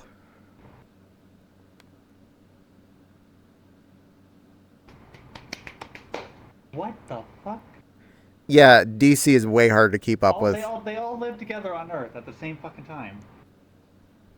Kinda, maybe. Okay, do you know how many Robins we have right now that are currently active? Don't get me started on that. Green Lanterns, we could have 4 for the amount of Robinites that are still in existence. When it comes to the Robins, the previous one either grew up or died. Well, they undied a few of them. Thanks, Lazarus Pit. I thought with the Green Lanterns, they just decided like, okay, we're tired of this one. We're gonna make him this color now, and it's gonna be a completely different person. Well, no, because none of the Green Lanterns from Earth ever went away like their predecessor that gave Hal Jordan the first ring on Earth. Hal Jordan got promoted to working on Io. And then that's when Jon Stewart got sent a ring, because now Hal Jordan was more like full-on regional cop instead of local beat cop. And then Jon Stewart got another something going, I don't remember what, and that's when Guy Gardner got a ring. I don't know what happened to make the new one. She just was there in something I was watching. I'm like, oh, we're on a new Green Lantern now, eh? Cool. and she was still learning how to use it and stuff. Okay, so to still state, they don't all live on Earth, but there are 4 Green Lanterns from Earth. Living on Earth is relative. They mostly live on Earth, but they kind of work in space. I mean, that's what a Lantern does. So they still live here, but they're not like only job here. And their territory is pretty big, so they have to go to several planets and whatnot. So having 4 Green Lanterns that live on Earth is not as big a deal, because they can all transport wherever they need to. Yes, that's true. When you can create whatever, when you can create whatever you want with your mind. DC's pretty good with their superhero arsenal as well. I'm rather satisfied with how they've been handling stuff lately, especially in animated variants. Even the off-weird stuff like Ninja Batman was actually a really, really good 2-parter. It is up on Max for anybody that has that, or HBO or whatever the hell they're calling it today. And I have bought both of them on DVD because they exist and I like owning those. But yeah, DC's been pretty fun for me lately. They really do help make things go around. Especially as weird as the Marvel Cinematic Universe has been lately, it's been harder to keep up with. Like if something is a movie right now, like, oh, you have the Fantastic Four is in theaters now, or when the Thunderbolts was still in theaters, something was referencing that in a show on Disney Plus, and then like, okay, or another movie that already came to disc, but something happened in a previous movie, or a TV series I didn't realize was a thing, and now I'm watching this, I'm like, where am I? What am I missing? No, this doesn't make sense. And I'm like, oh, follow back. Okay. So right now, waiting for Fantastic Four to come on disc so I can fill in some holes with that. Oh, have you seen the Joker from Absolute Batman? They pretty much turned him into Deathclaw. Oh my. There have been a lot of interesting Jokers too.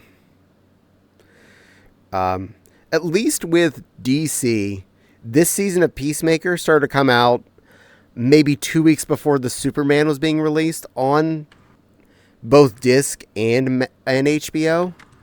So it wasn't that big of a deal. It's not like I have to wait months and months. I had to wait 2 weeks. Technically, I could have already watched it, but I didn't have enough time on Saturday after I got everything up and running and I had dinner on my desk. I'm like, it was Sunday. I had everything set up and I'm like, I have enough time to either watch Peacemaker or not all of Superman. I'll watch this week's Peacemaker.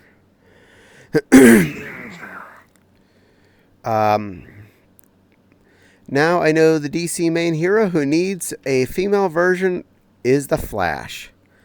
That was a typo. I didn't mean type no. I meant to type only.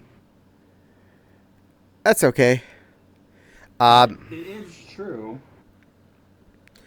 Yeah, we've had quite a few flushes, and flush and young and not flush, and flush juniors, and not Speedy because that's the Arrow one.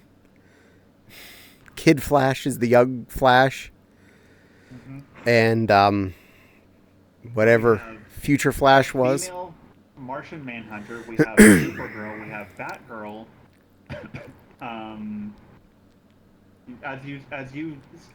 As I now just learned, there's a female Green Lantern. We need a Mrs. Terrific. I believe the original Justice League had a Hawk man, not a Hawk girl. Yes and no. They were actually both part of the original Justice League. Oh. In phase, they were like one came in, other came in later, and then the other one phased out. So they have traded in and out the Hawk people.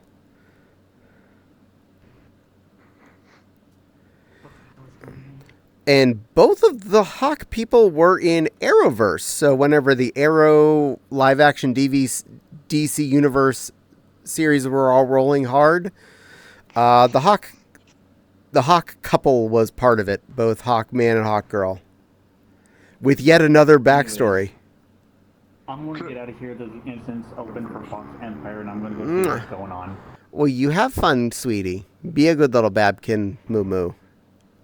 No, I'm going to go be a horrible person because I got to go make sure people are behaving. Good girl. Babysit. That's probably a good idea. Okay, I was going to babysit. That's okay. Play space is too small. Right. Oh, you can still work around that. Just move your arm all the way around till it's not mad at you. The play space is too small. And even if you have to walk across your bed to make this work, trust me, all that matters is you get it to shut up and you can move your arms around from the middle of your room.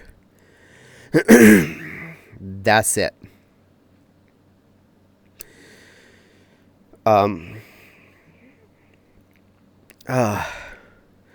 But yeah, several of the different DC Univoices that are currently active, the Arrowverse, which is the TV series universe, is different from their movie universe, which means I'm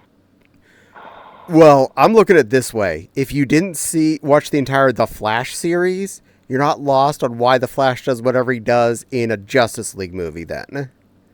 They're not attached. The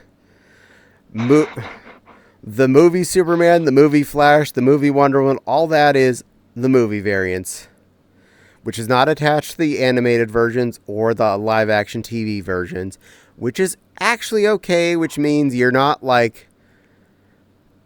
I like the fact the Marvel is a giant single universe, but I also hate it in the fact that, I don't know, maybe you didn't want to watch She-Hulk. That just isn't your jam. You got Disney Plus and all that anyway, but he was like, oh my god, I literally do not need to watch a Hawkeye series. I don't care. You're missing so much story plot that's going to be referenced in whatever movie's coming out next. Now, with the Arrowverse shows, that's just what they call them because the first one was the Green Arrow.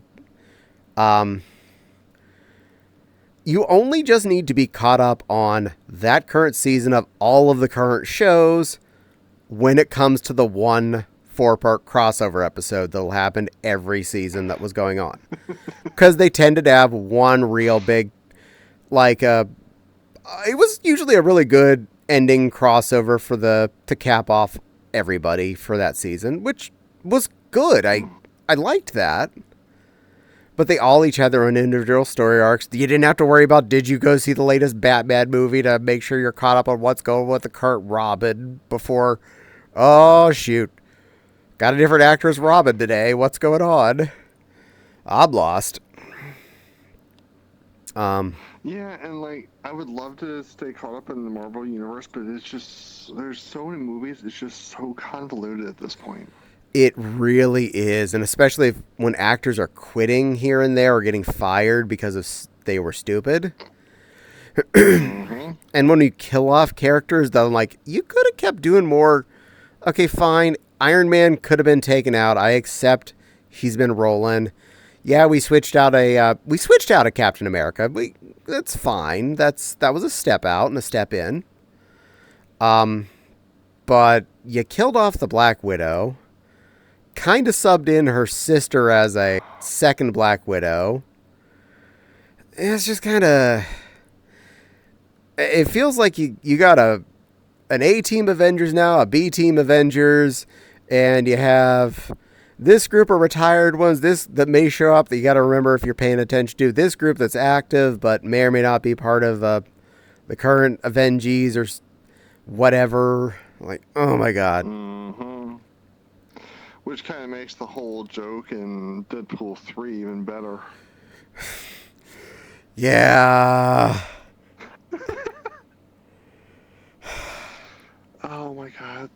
Deadpool 3, just the whole fact that they were just playing with the multiverse and the time stream stuff from the Loki series.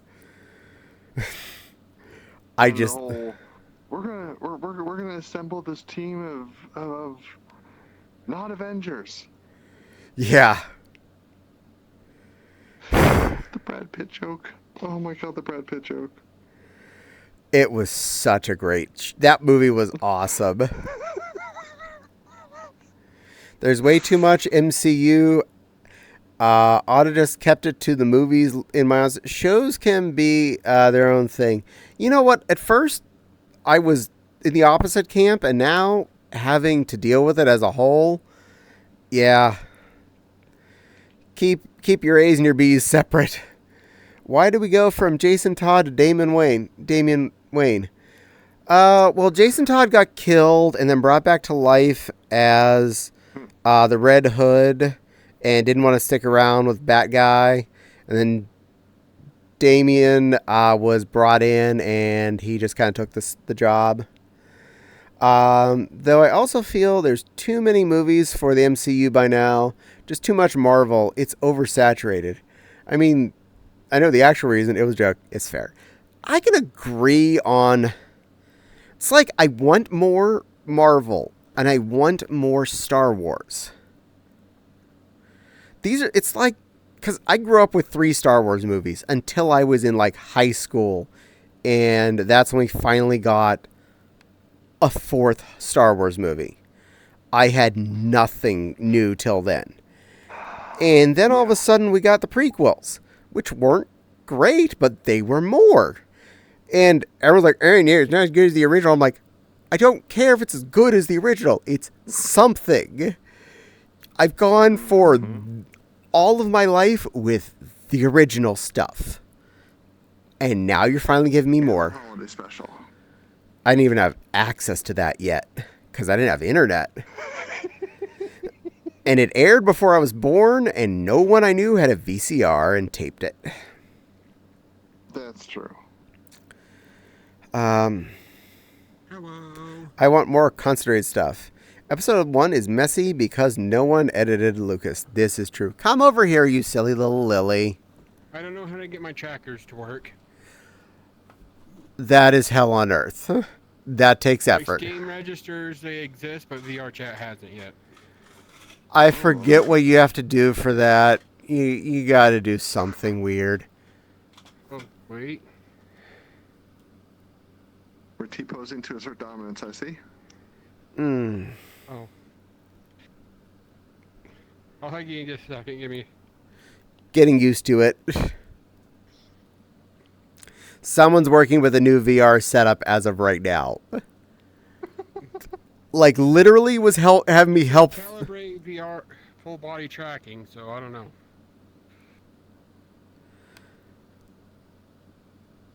Do you see the little starfish on your ankles and your belly? If you physically look your eyeballs down. I can't see past my belly, but I can see the diamond thing. Yim. The jack on my ankles.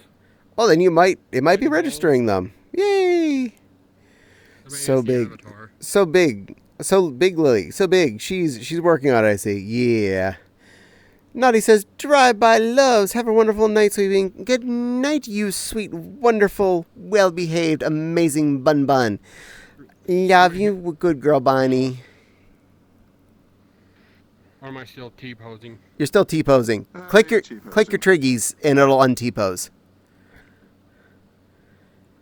I saw a foot move. I saw another foot move. Wiggle your belly.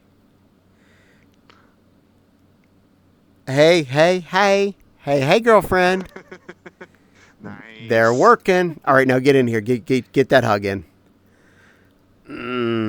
Good girl.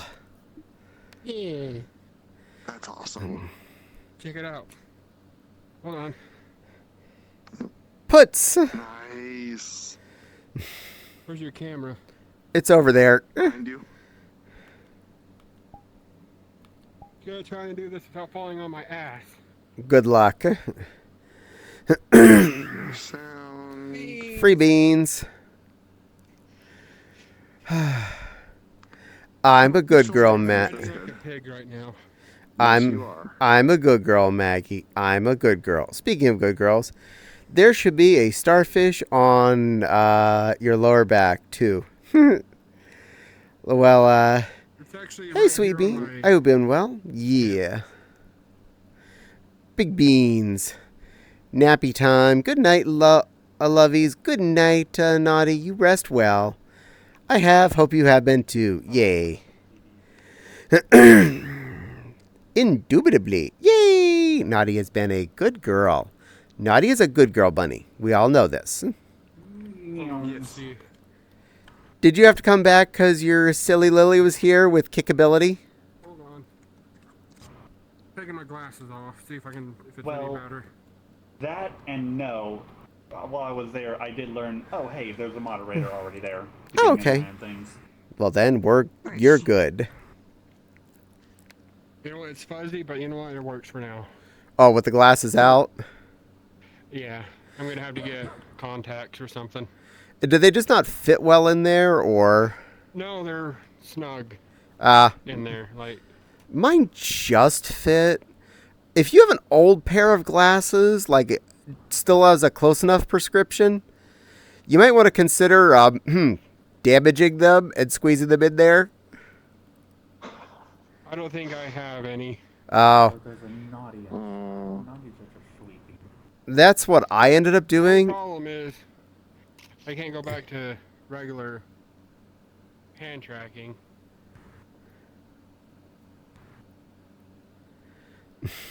Like, the controller tracking. Ah. Stuck. Yeah. Well, Index has really good fingies, so that's a good thing. Yeah. Yep, does that, doesn't it? They are perfectly accurate. It's gonna be so hard to do that. I'm gonna have to try to get used to VR for the first time because tomorrow that one will be sending me his Quest 2. I gotta put my camera over nice. here so I can. And then I'll be like you. And then I'll be like you, Teddy. I'll be half body. Is it locked to you or locked to world? There we go. Lock to world. Yay! My tracker's aren't even plugged into my computer right now because lazy ass mofo that I am didn't even plug them back in. But I have the same number of trackers that silly Lily has over there. That is I will have a blast finally being able to move my hands, and then people will be able to see that when I talk, I move my hands a lot when I do. I definitely understand that. Tracker in the middle of my back. There we go. I usually put mine in my belly as opposed to my back. Oh, good. You put it on your back. Well, now you're twisted. You have to recalibrate. Yeah. Like, literally, you are twisted. Because when you calibrate... Trying to pretzel. And if I put it on my back while I'm... This is so cool, though. If I put it on my back when I'm sitting in my chair, it both pokes me in the back and loses tracking, and then my crotch goes up into my nose. Oh, my crotch is right. Mine is right under my belly flab. Yay! My Well, no, I mean tracker. my VR crotch will come up and like flap into my nose because they can't see my tracker. So you do a pretzel like fluff. Got it. Like, I'll just be standing here, I'm just talking, my arms are fine, and just all of a sudden my crotch is up in my... Well, I'm sniffing myself now. I'm hot. You see, that's my crotch right there in front of my nose. All the bones in between just become non-existent. If anybody redeems tail legs, here you go. Oh, yeah, and Nepal, you do have your redeem waiting. I did mine, you didn't do yours yet. From who, Vincent? No, Maggie. Oh, okay. Maggie, I'm a good girl, Randomon. Yes, you are. That's true. Speaking of which, I apparently minimized that window again. Fortunately, I don't need that very often, but I do occasionally look at it just to make sure everything's okay. You know that feeling of, I'm just keeping that open just in case. That Send the person... money, I'll get 3 more trackers myself. It's nice to 3 have... trackers. There we go. I'm stuck flipping people off with my left hand, apparently. Why, it's not going down? Kinda. There you go. It went down. I actually have to... I didn't realize the handle part had a grippy bit on it, like a Yeah, button. the handles are touch sensitive, so is the tops of your controllers. So like right now, my thumbs are up. My thumbs are on my sticks. My thumbs are on the pad bits. Pad bits, sticks, up. Sticks, they go down a little bit. If I move the sticks, my thumbs go on stick movie mode. But on the pad parts, then your thumb goes all the way down. But every finger is individually tracked by the grip itself. So contact says whether or not your fingies is touching. That's crazy. You're an amazing one. I did both of them. You did, and I did mine earlier. I was good. As soon as I saw it, I said I was a good girl. And I'm not currently watching chat, so I rely on Caddie to tell me when But I was somebody redeems it. I was distracted by everything else that was happening right around then. Here, I'll set up so I can see what I'm see. I'm a teacup lion. I'm an itty bitty teacup lion to be on your moo moo cow desk to pop up and say, "Hello, I'm a teacup lion here to make you smile. Do you need milk in your tea while I'm in here? I can help you adjust that.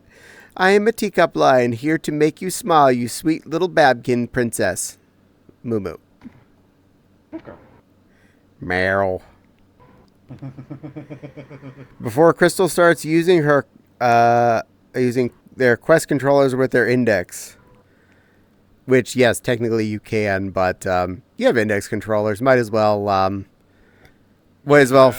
yeah, let the Babkin have the other ones. That way you both can play together. Yeah. Also, I will definitely say yes, it is easy to lose track of where your fingers are on the grip sometimes. The number of times I go to point one finger out and the wrong one comes out, I'm like, oh, my hand's in the wrong spot. Congratulations, you get a free bird. That's also why most of the time, my expression is whatever my expression is when my hand is in full grip mode, because that way I just know where my hand is all at. Yeah.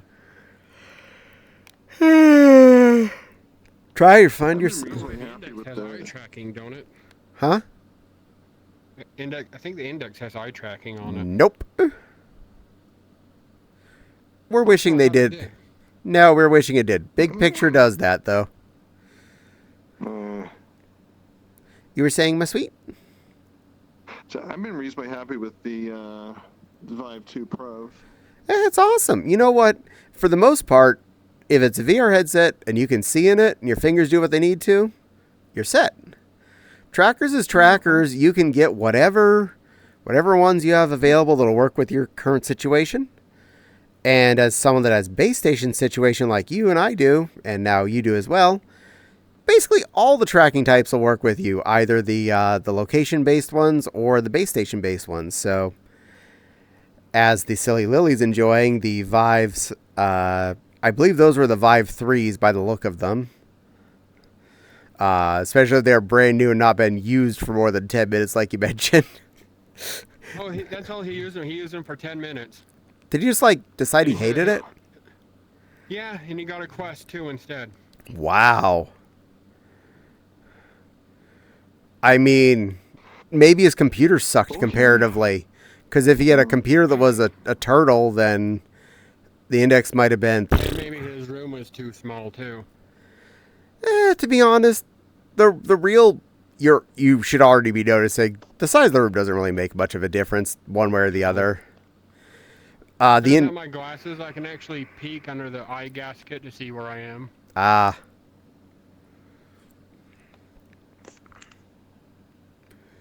If you find yourself flipping the bird more than 4 hours, please consult your doctor. Is this what it's like to wear a fursuit? Kinda. Yeah, sort of. Yeah. Except less warm. Only on your face, you see the rest of you be as warm as your face is right now. Good thing you don't see what I'm wearing. So, if you want to experience this as a fursuit, get yourself a nice wool hat. Put that on top of your headset. I think I'm already experiencing that right now. And a winter coat, nice big thick one, and gloves, and snow pants and boots. Then you're experiencing fursuit. Yeah. I think I'm experiencing it right now because I'm really out of shape and I've been moving all day today. Now you see why I don't turn the trackers on and sit down on my chair. I mean, I had to put a chair together. That pissed me off because for the back to connect the back to the bottom, they only gave me 4 screws. I take you needed more. Yep. So I harvested them out of the old chair. Good girl. And then my armrest, same problem. Oh, Go grab something. and filter to block some of your vision. Yeah. Oh yeah, you need to do that with your if you're the first. Well, she's wearing an index right now, so that kind of covers it. Right now, like I was gonna say, I have stripped down to everything, stripped out of everything. It's fair. I have all my fans pointed at me all at once. So Generally in VR, no matter what time of the year, I'm probably in shorts and a t-shirt, just because it's easier to deal with. Yeah, that's fair. right. Now officially kick you in the ass. They're so cute.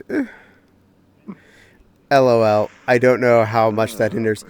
It's tunnel vision. To make it really fursuit vision, I'd say put some mesh in front of your eyes in the headset. That'd about cover it.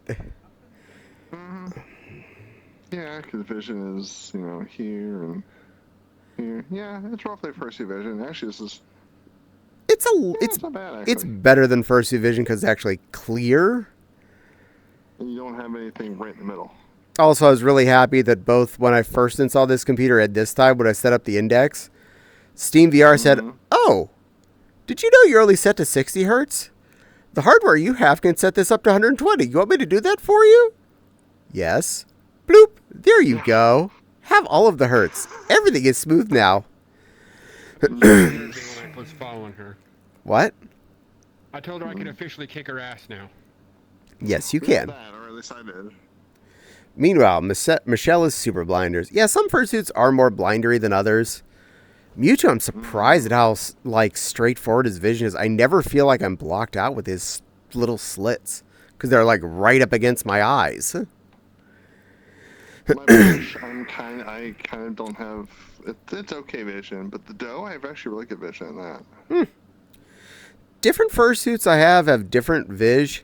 Bursty, which everyone looks at the head and sees the plaster. Oh my, that has to be uncomfortable. Oh no, she fits me perfect. And the vision's horrible. I'm like, oh no, she has big ass eyes that are right up against mine. I almost don't know I'm wearing a fursuit head sometimes when I'm wearing her. But what about the air circulation? I open my mouth and it opens her jaw the entire way. I'm like, you say what now? Oh. Yeah, she's easy to wear. She's fursuit cheating. And she's my oldest girl.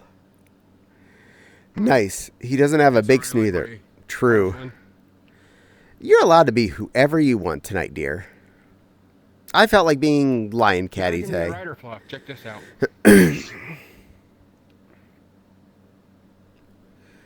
No, you don't have a golf club or a pole cue in your hand.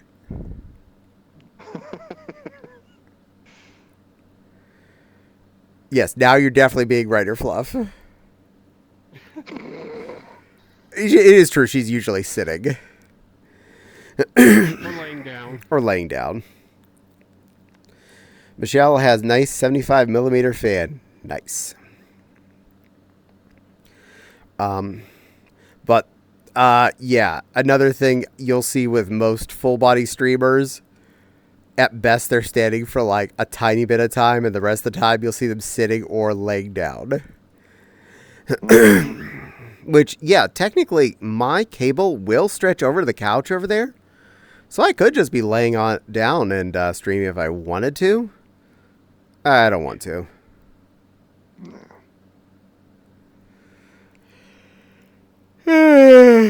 So, lots of air straight into the face. Nice.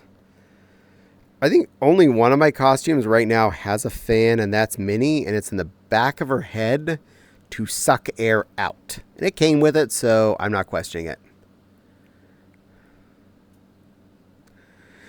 And it has a rechargeable USB-C type battery, which means it's so easy to deal with. Because nice. I travel with... at some point, I was getting sick of having to remember to pack my phone charger and stuff.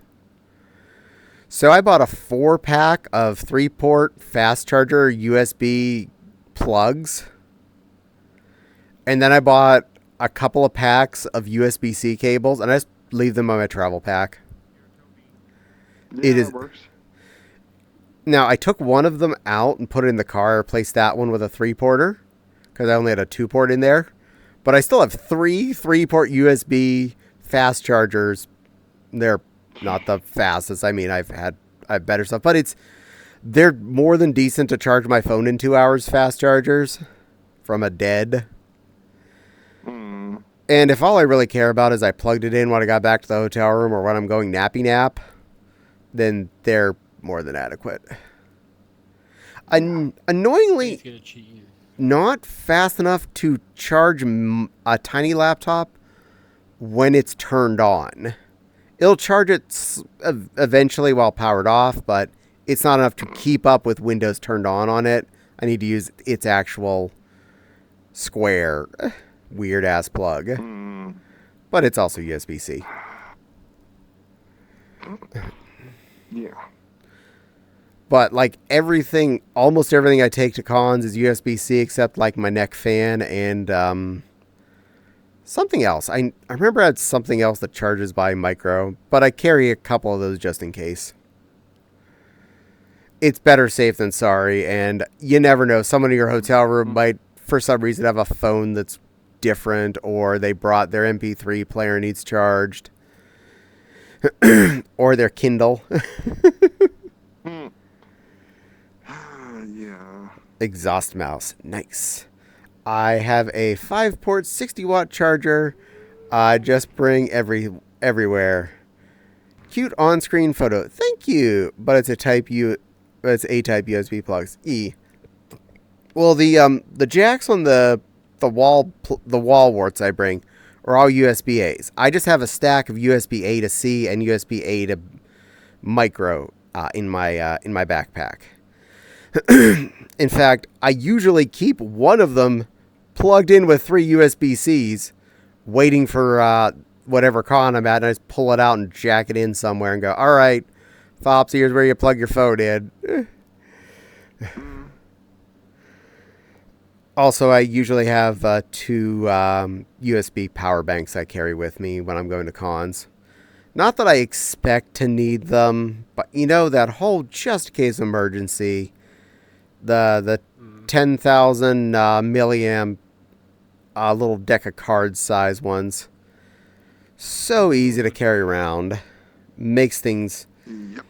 You never know when you're in the middle of a con space and you've been having to use Google Maps or con book thing or whatever, or using Telegram to track down somebody, and your phone battery went from 100% to 20 because you're roaming between towers inside a building that's made of concrete.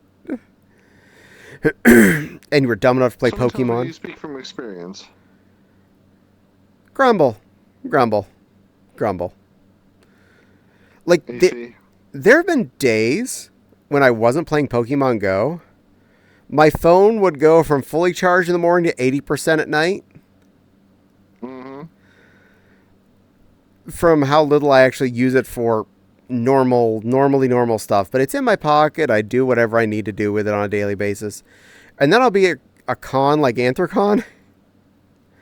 There's a good chance I'd charge that phone halfway through my day.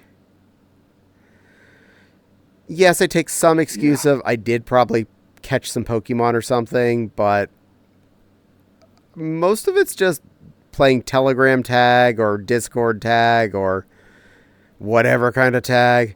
I'm under the... I'm in front of the Westin.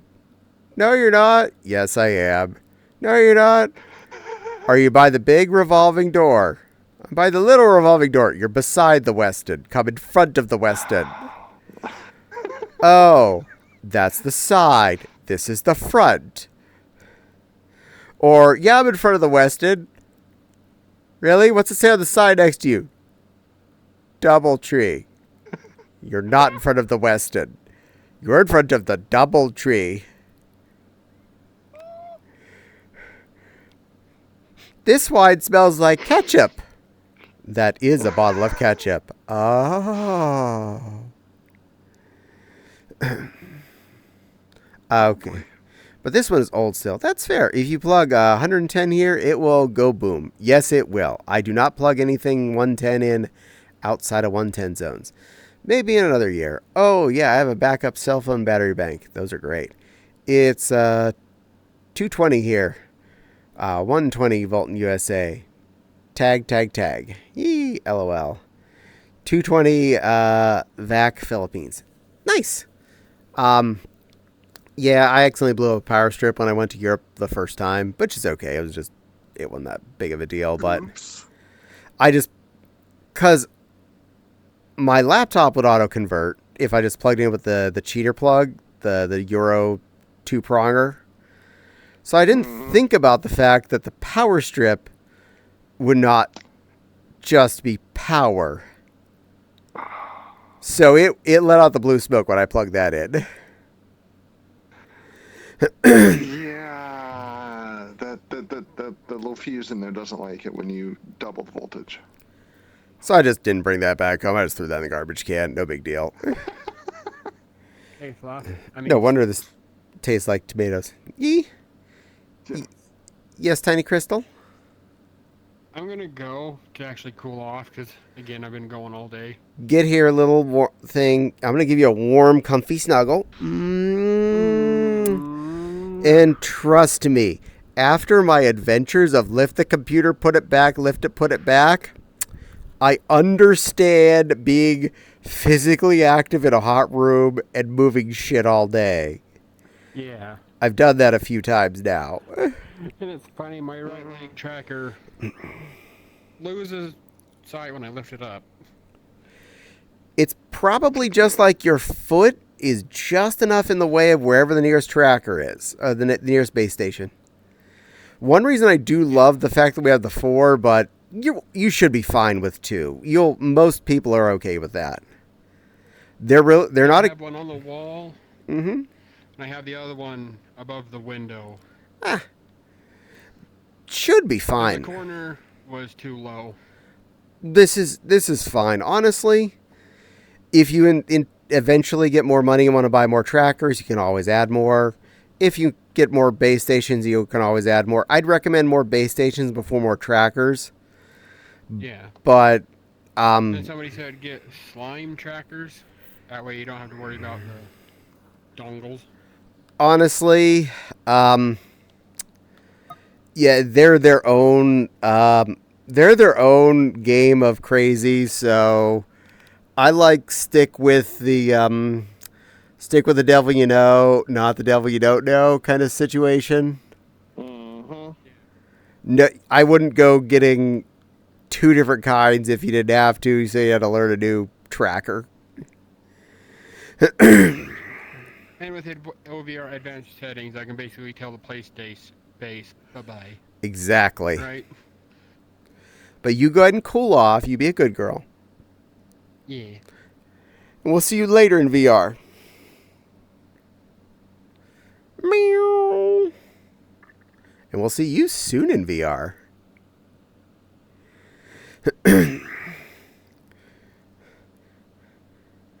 You're actually going to be able to move your stuff without having to play mouse games.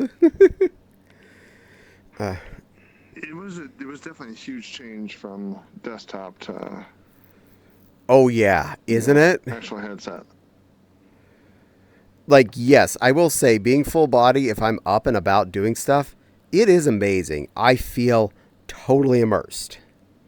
But if I'm going to be sitting here and talking for 4 hours plus, my immersion level just needs to be what's actually moving. My ass is sitting still. I don't care that I don't see my foot kicking out under me when I'm sitting here. I'm like, it's sitting here. Good. Mm-hmm. Don't plug 110 and 220. That's true. Don't plug things in the wrong voltage rating. Very true. A friend forgot his charger was 110, plug it into 220, and pop. Sound goodbye. Oh, boy, yeah. No. I will say, apparently, most laptop power bricks are auto switching. So if you plug it in at 220 or 110, it will automatically switch. That is why I actually plugged in the power strip, is because I was told, yeah, go ahead and plug in the power brick for your laptop. It will work. Oh my God, it did. Yeah, it's smart. It knows what it needs. You don't need that. And I had a converter with me too. I just didn't use it with the power strip because I thought, that's silly. Step down power supply is important. It is. Mm-hmm. I watch a cooking channel on the YouTubes called My Virgin Kitchen. Has nothing to do with sex. It actually was because his kitchen was a virgin kitchen when he started, because he didn't know how to cook before he started his YouTube channel. Oh. He often gets weird gadgets, and occasionally they're from here. And he brings out I think he calls it Bertha, and it's a big honkin' step-down converter, because, like, if you'd gone to Walmart or Target or whatever and got a travel converter, that's cool if you're converting a cell phone charger or your a lamp or something. When you're talking about converting a deep fryer, you don't want to use that little TWIP wall lump. It will melt when you try. Yeah. He already still has trouble with it, like, kicking off sometimes with larger appliances, and it's one that's designed for larger appliances like that. But he's tried all sorts of cooker devices with that converter that he's gotten from over here. An auto volt charger is okay, maybe. Yeah, depends on what you're working with. Be careful with what you plug in. Always be sure before you jack it in. And if you're not sure, make sure you got a backup plan before you jack it in there. Most desktop power supplies have a switch on them still. Yeah, they do. And for, I think, the last 3 cars I've owned, none of them the cigarette lighter plug has worked. But this car has a regular 2-prong outlet underneath the armrest in the middle. Ooh, that is inefficient. But that's where we plug in our cell phone charger. We plug in just a little square into that outlet. Mm-hmm. It has 3 USB plugs in it, so we can both charge that and the MP3 player if need be. But very, very annoying, but fixed in my own special way. I have tried so many things on both this car and the last car to clean it and or check what I can. And sometimes on both of these 2 cars, the last 2, it'll like work for half a second where I'll see a light come on whatever I've plugged in there. and then go off like, oh, I turn a little bit. Oh, light. Nope, gone. Nope. Nope. No, and I'm just like, oh, fuck it. This has a power outlet, this middle console. I'm done. I don't want to be driving down the road going, oh, GPS, nope. Off, power, nope. Yes, no, yes, nope, nope. 7, no. I see you waving there, Wishstream. A cigar plug. Nice. Yeah. That's what I always call them, because they used to be the cigarette plugs in the cars. Yeah. The issue is that the outlets go from 24 volts DC converted up to 120 volts AC, which then converts it back down to like 5 volts DC. Yeah. The charger. Yes, So it's just like, oh my gosh. Yes, I'm very inefficient, but it works. It's not stupid if it works. Maybe after I cool down, like sometime this week, if it's okay, can you show me how to Thanos snap my play space limit?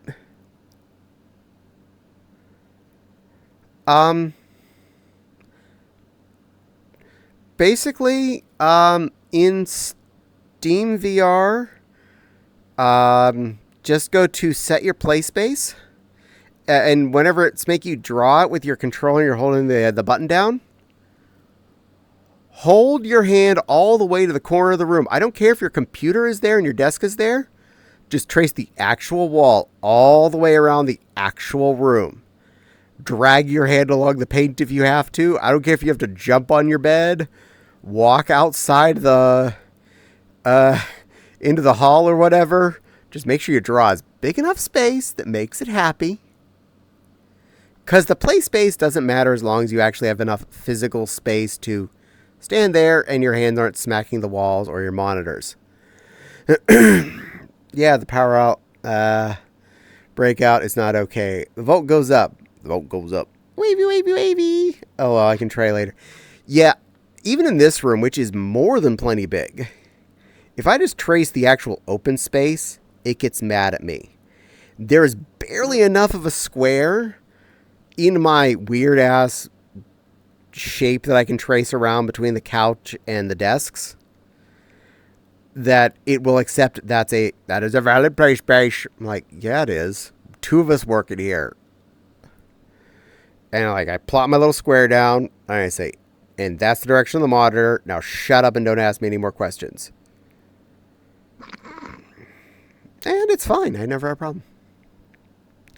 Maybe move the window base station to the farther end of the room. Oh, no, honestly, it doesn't matter where you move your base stations. It's just mad about the area you traced. So you just need to walk around the area as far as you can.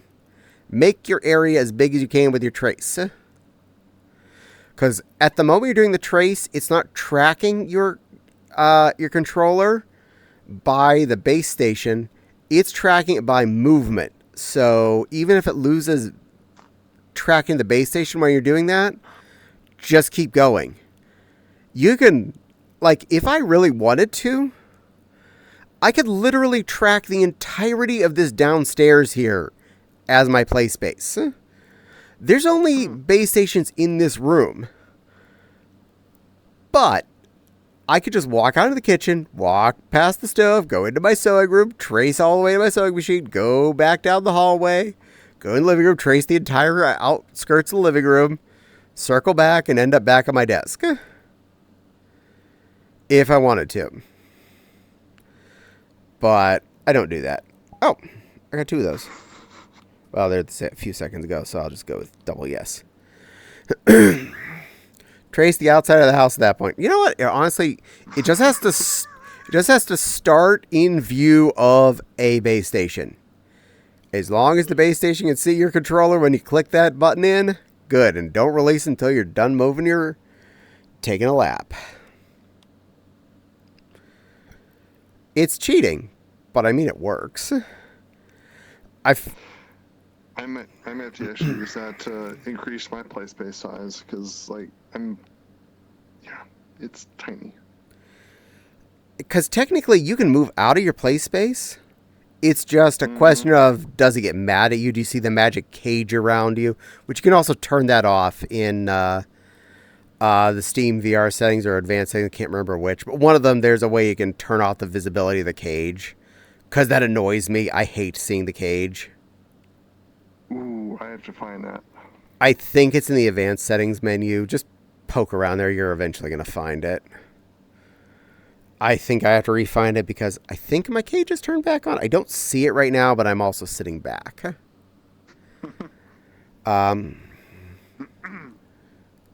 Like, I couldn't see my right leg. I couldn't see my right leg to try and get to move space.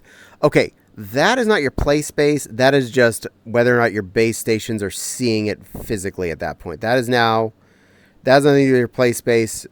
I have laid on my couch outside of my play space and all my trackers worked. I was literally on the other side of the play space line. The play space line was against the couch. I was on the couch. And my legs and hands both worked. Or I could just put the second base station under the desk.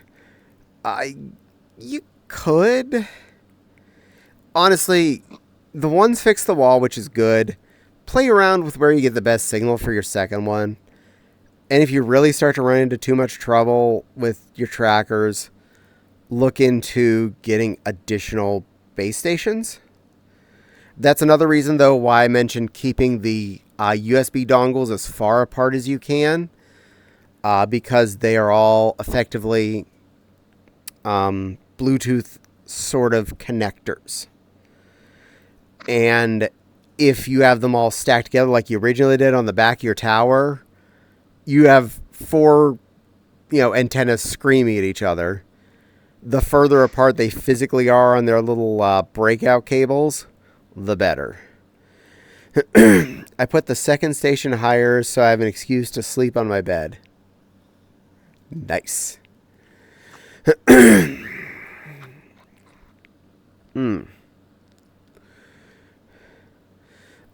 Playing with index and trackers is a bit more of a effort sometimes. Again, this is why I don't usually wear my trackers. Because I'm lazy and I'm sitting on my butt. Hey, do you want to meet up with people? We usually end up cuddling somewhere or in a movie world watching something on the TV. So, again, sitting on my butt. I use Go-Go Loco and make myself in a cute sit position. Done. I've been wearing a mermaid, a fursuit, so I can't move my legs. That's fun. I have a mermaid tail up in the bedroom. They're comfy. I know Wild has a couple of those. They look comfy. I'll worry about it tomorrow because it's hotter than butts in here right now. This is fair. Just relax, take it easy, do this stuff one step at a time. You got things working. Do anything harder after the fact. Trust me when I agree that there were enough points in fixing my shit and I knew it was life critical for me that I would stop and go, I'm done for now. I'll work on something else later. Or I got several things queued up on Steam downloading. I'm going to walk away from my desk. Hi, Ella. Hello. How you doing, pretty? Pretty. I don't know. The answer is Eddie. You want to come give me a hug? What? Good girl. Mwah. That's a pretty Ella. Very reflective. I got a photo of another Ella from this weekend. She was out doing agility training, and she was a very good girl and did all her tricks like she was supposed to. Nice. She's a little shelty. Aw. I think she's 3 now as of her birthday this last month. Cute doggo. Oh, and I saw your cousin yesterday. They were on my front porch. It was an orange cat.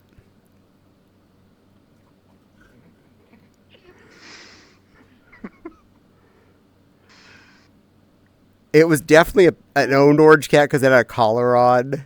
So I just was nice and watched it from the window. But yeah, we had a very pretty orange cat, well-fed orange cat with a collar on my front porch. Looking at my bush, I figured, what did you stock into there? Kill it. Good kitty.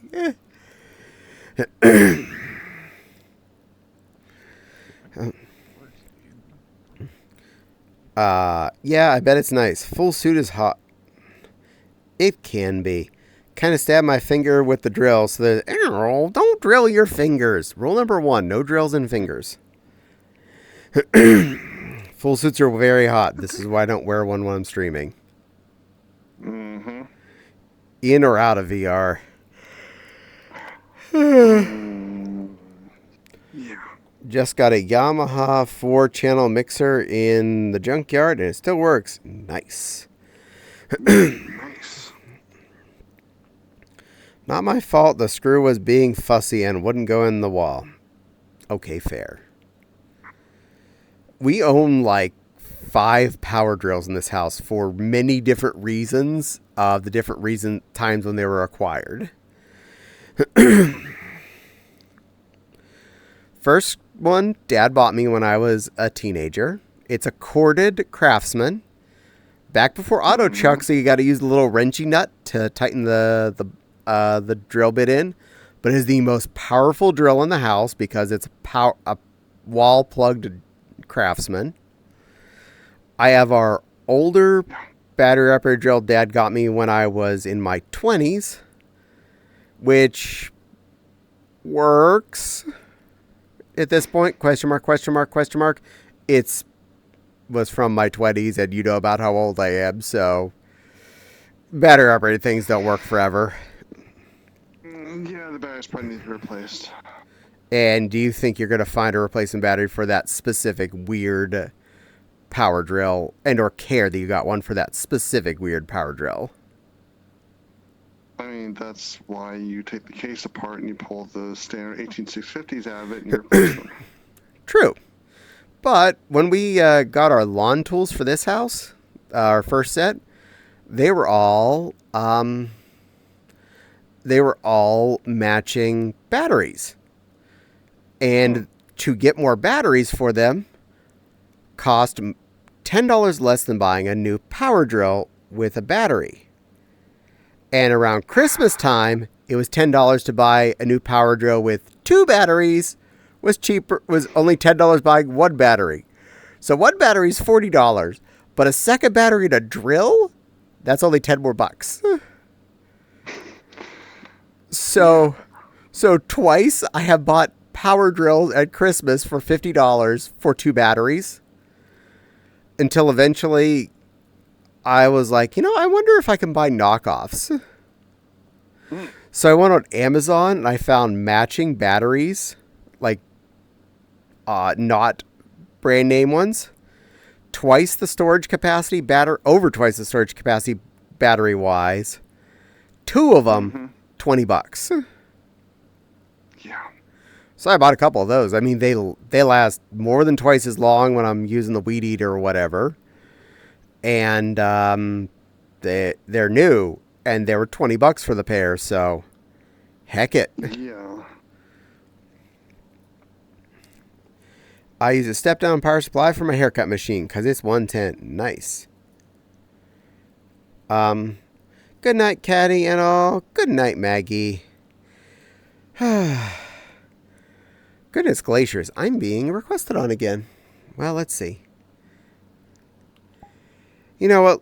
You can come in. I'm about to end anyway. I'll say hi to her, and then we will wrap this fun up. I'll probably start wrapping this fun up.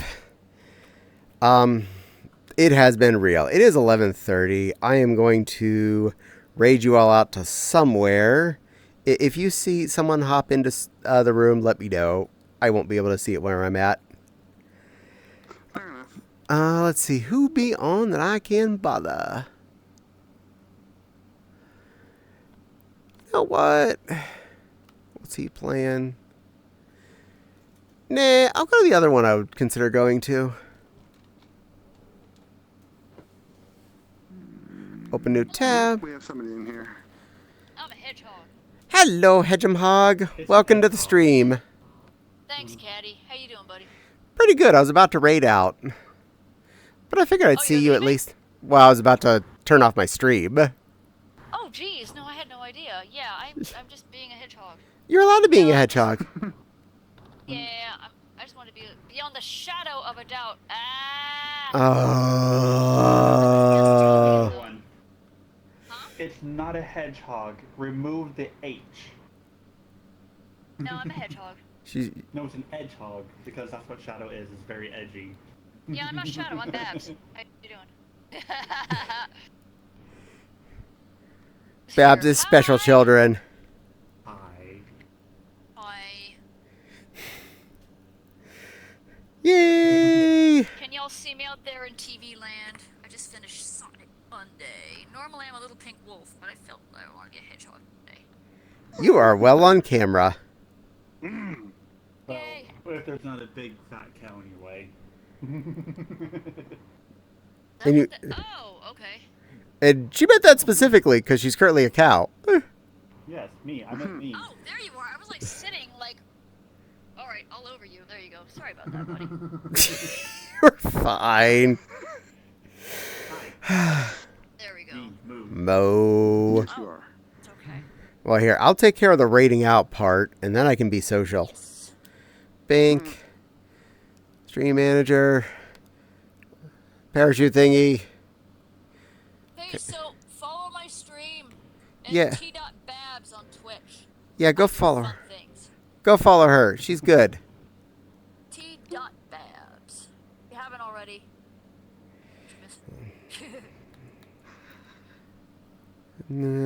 There's the one I'm hitting. Yeah, start watching. I've not watched him since I reformatted 2 days ago. I hate that on Twitch. That it's like, are you sure you want to watch this person? They might do something adultish. Yes. I Not don't do just me anything that happens adultish. too. I'm just silly. You are I silly. tried to play Sonic Adventure 2 today, but I think it kind of wound up with the game playing me instead. That wasn't much fun. How the Nothing hell would does that work. How the hell does the game play you? It's called malfunction at every single turn and refuse to be streamed. So Fair enough. I don't know, man. Eh, All I wanted to do was be a hedgehog.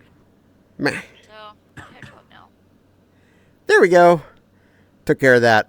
Before we disappear, shouted you out. I'm on desktop, so I'm not gonna wave my paws in the air. But they're cute paws, so I should probably fix that. I don't have a rig though. Even though you don't care, you would wave your hands in the air? I can... All right. I'm going to send you all off to Nyla. You be good children, and I'll see you again tomorrow. I don't know if it's going to be Legos or games, but I'll see you there. Ooh, Legos! Apparently someone wants me to work on Legos. Bye, everyone. Boop.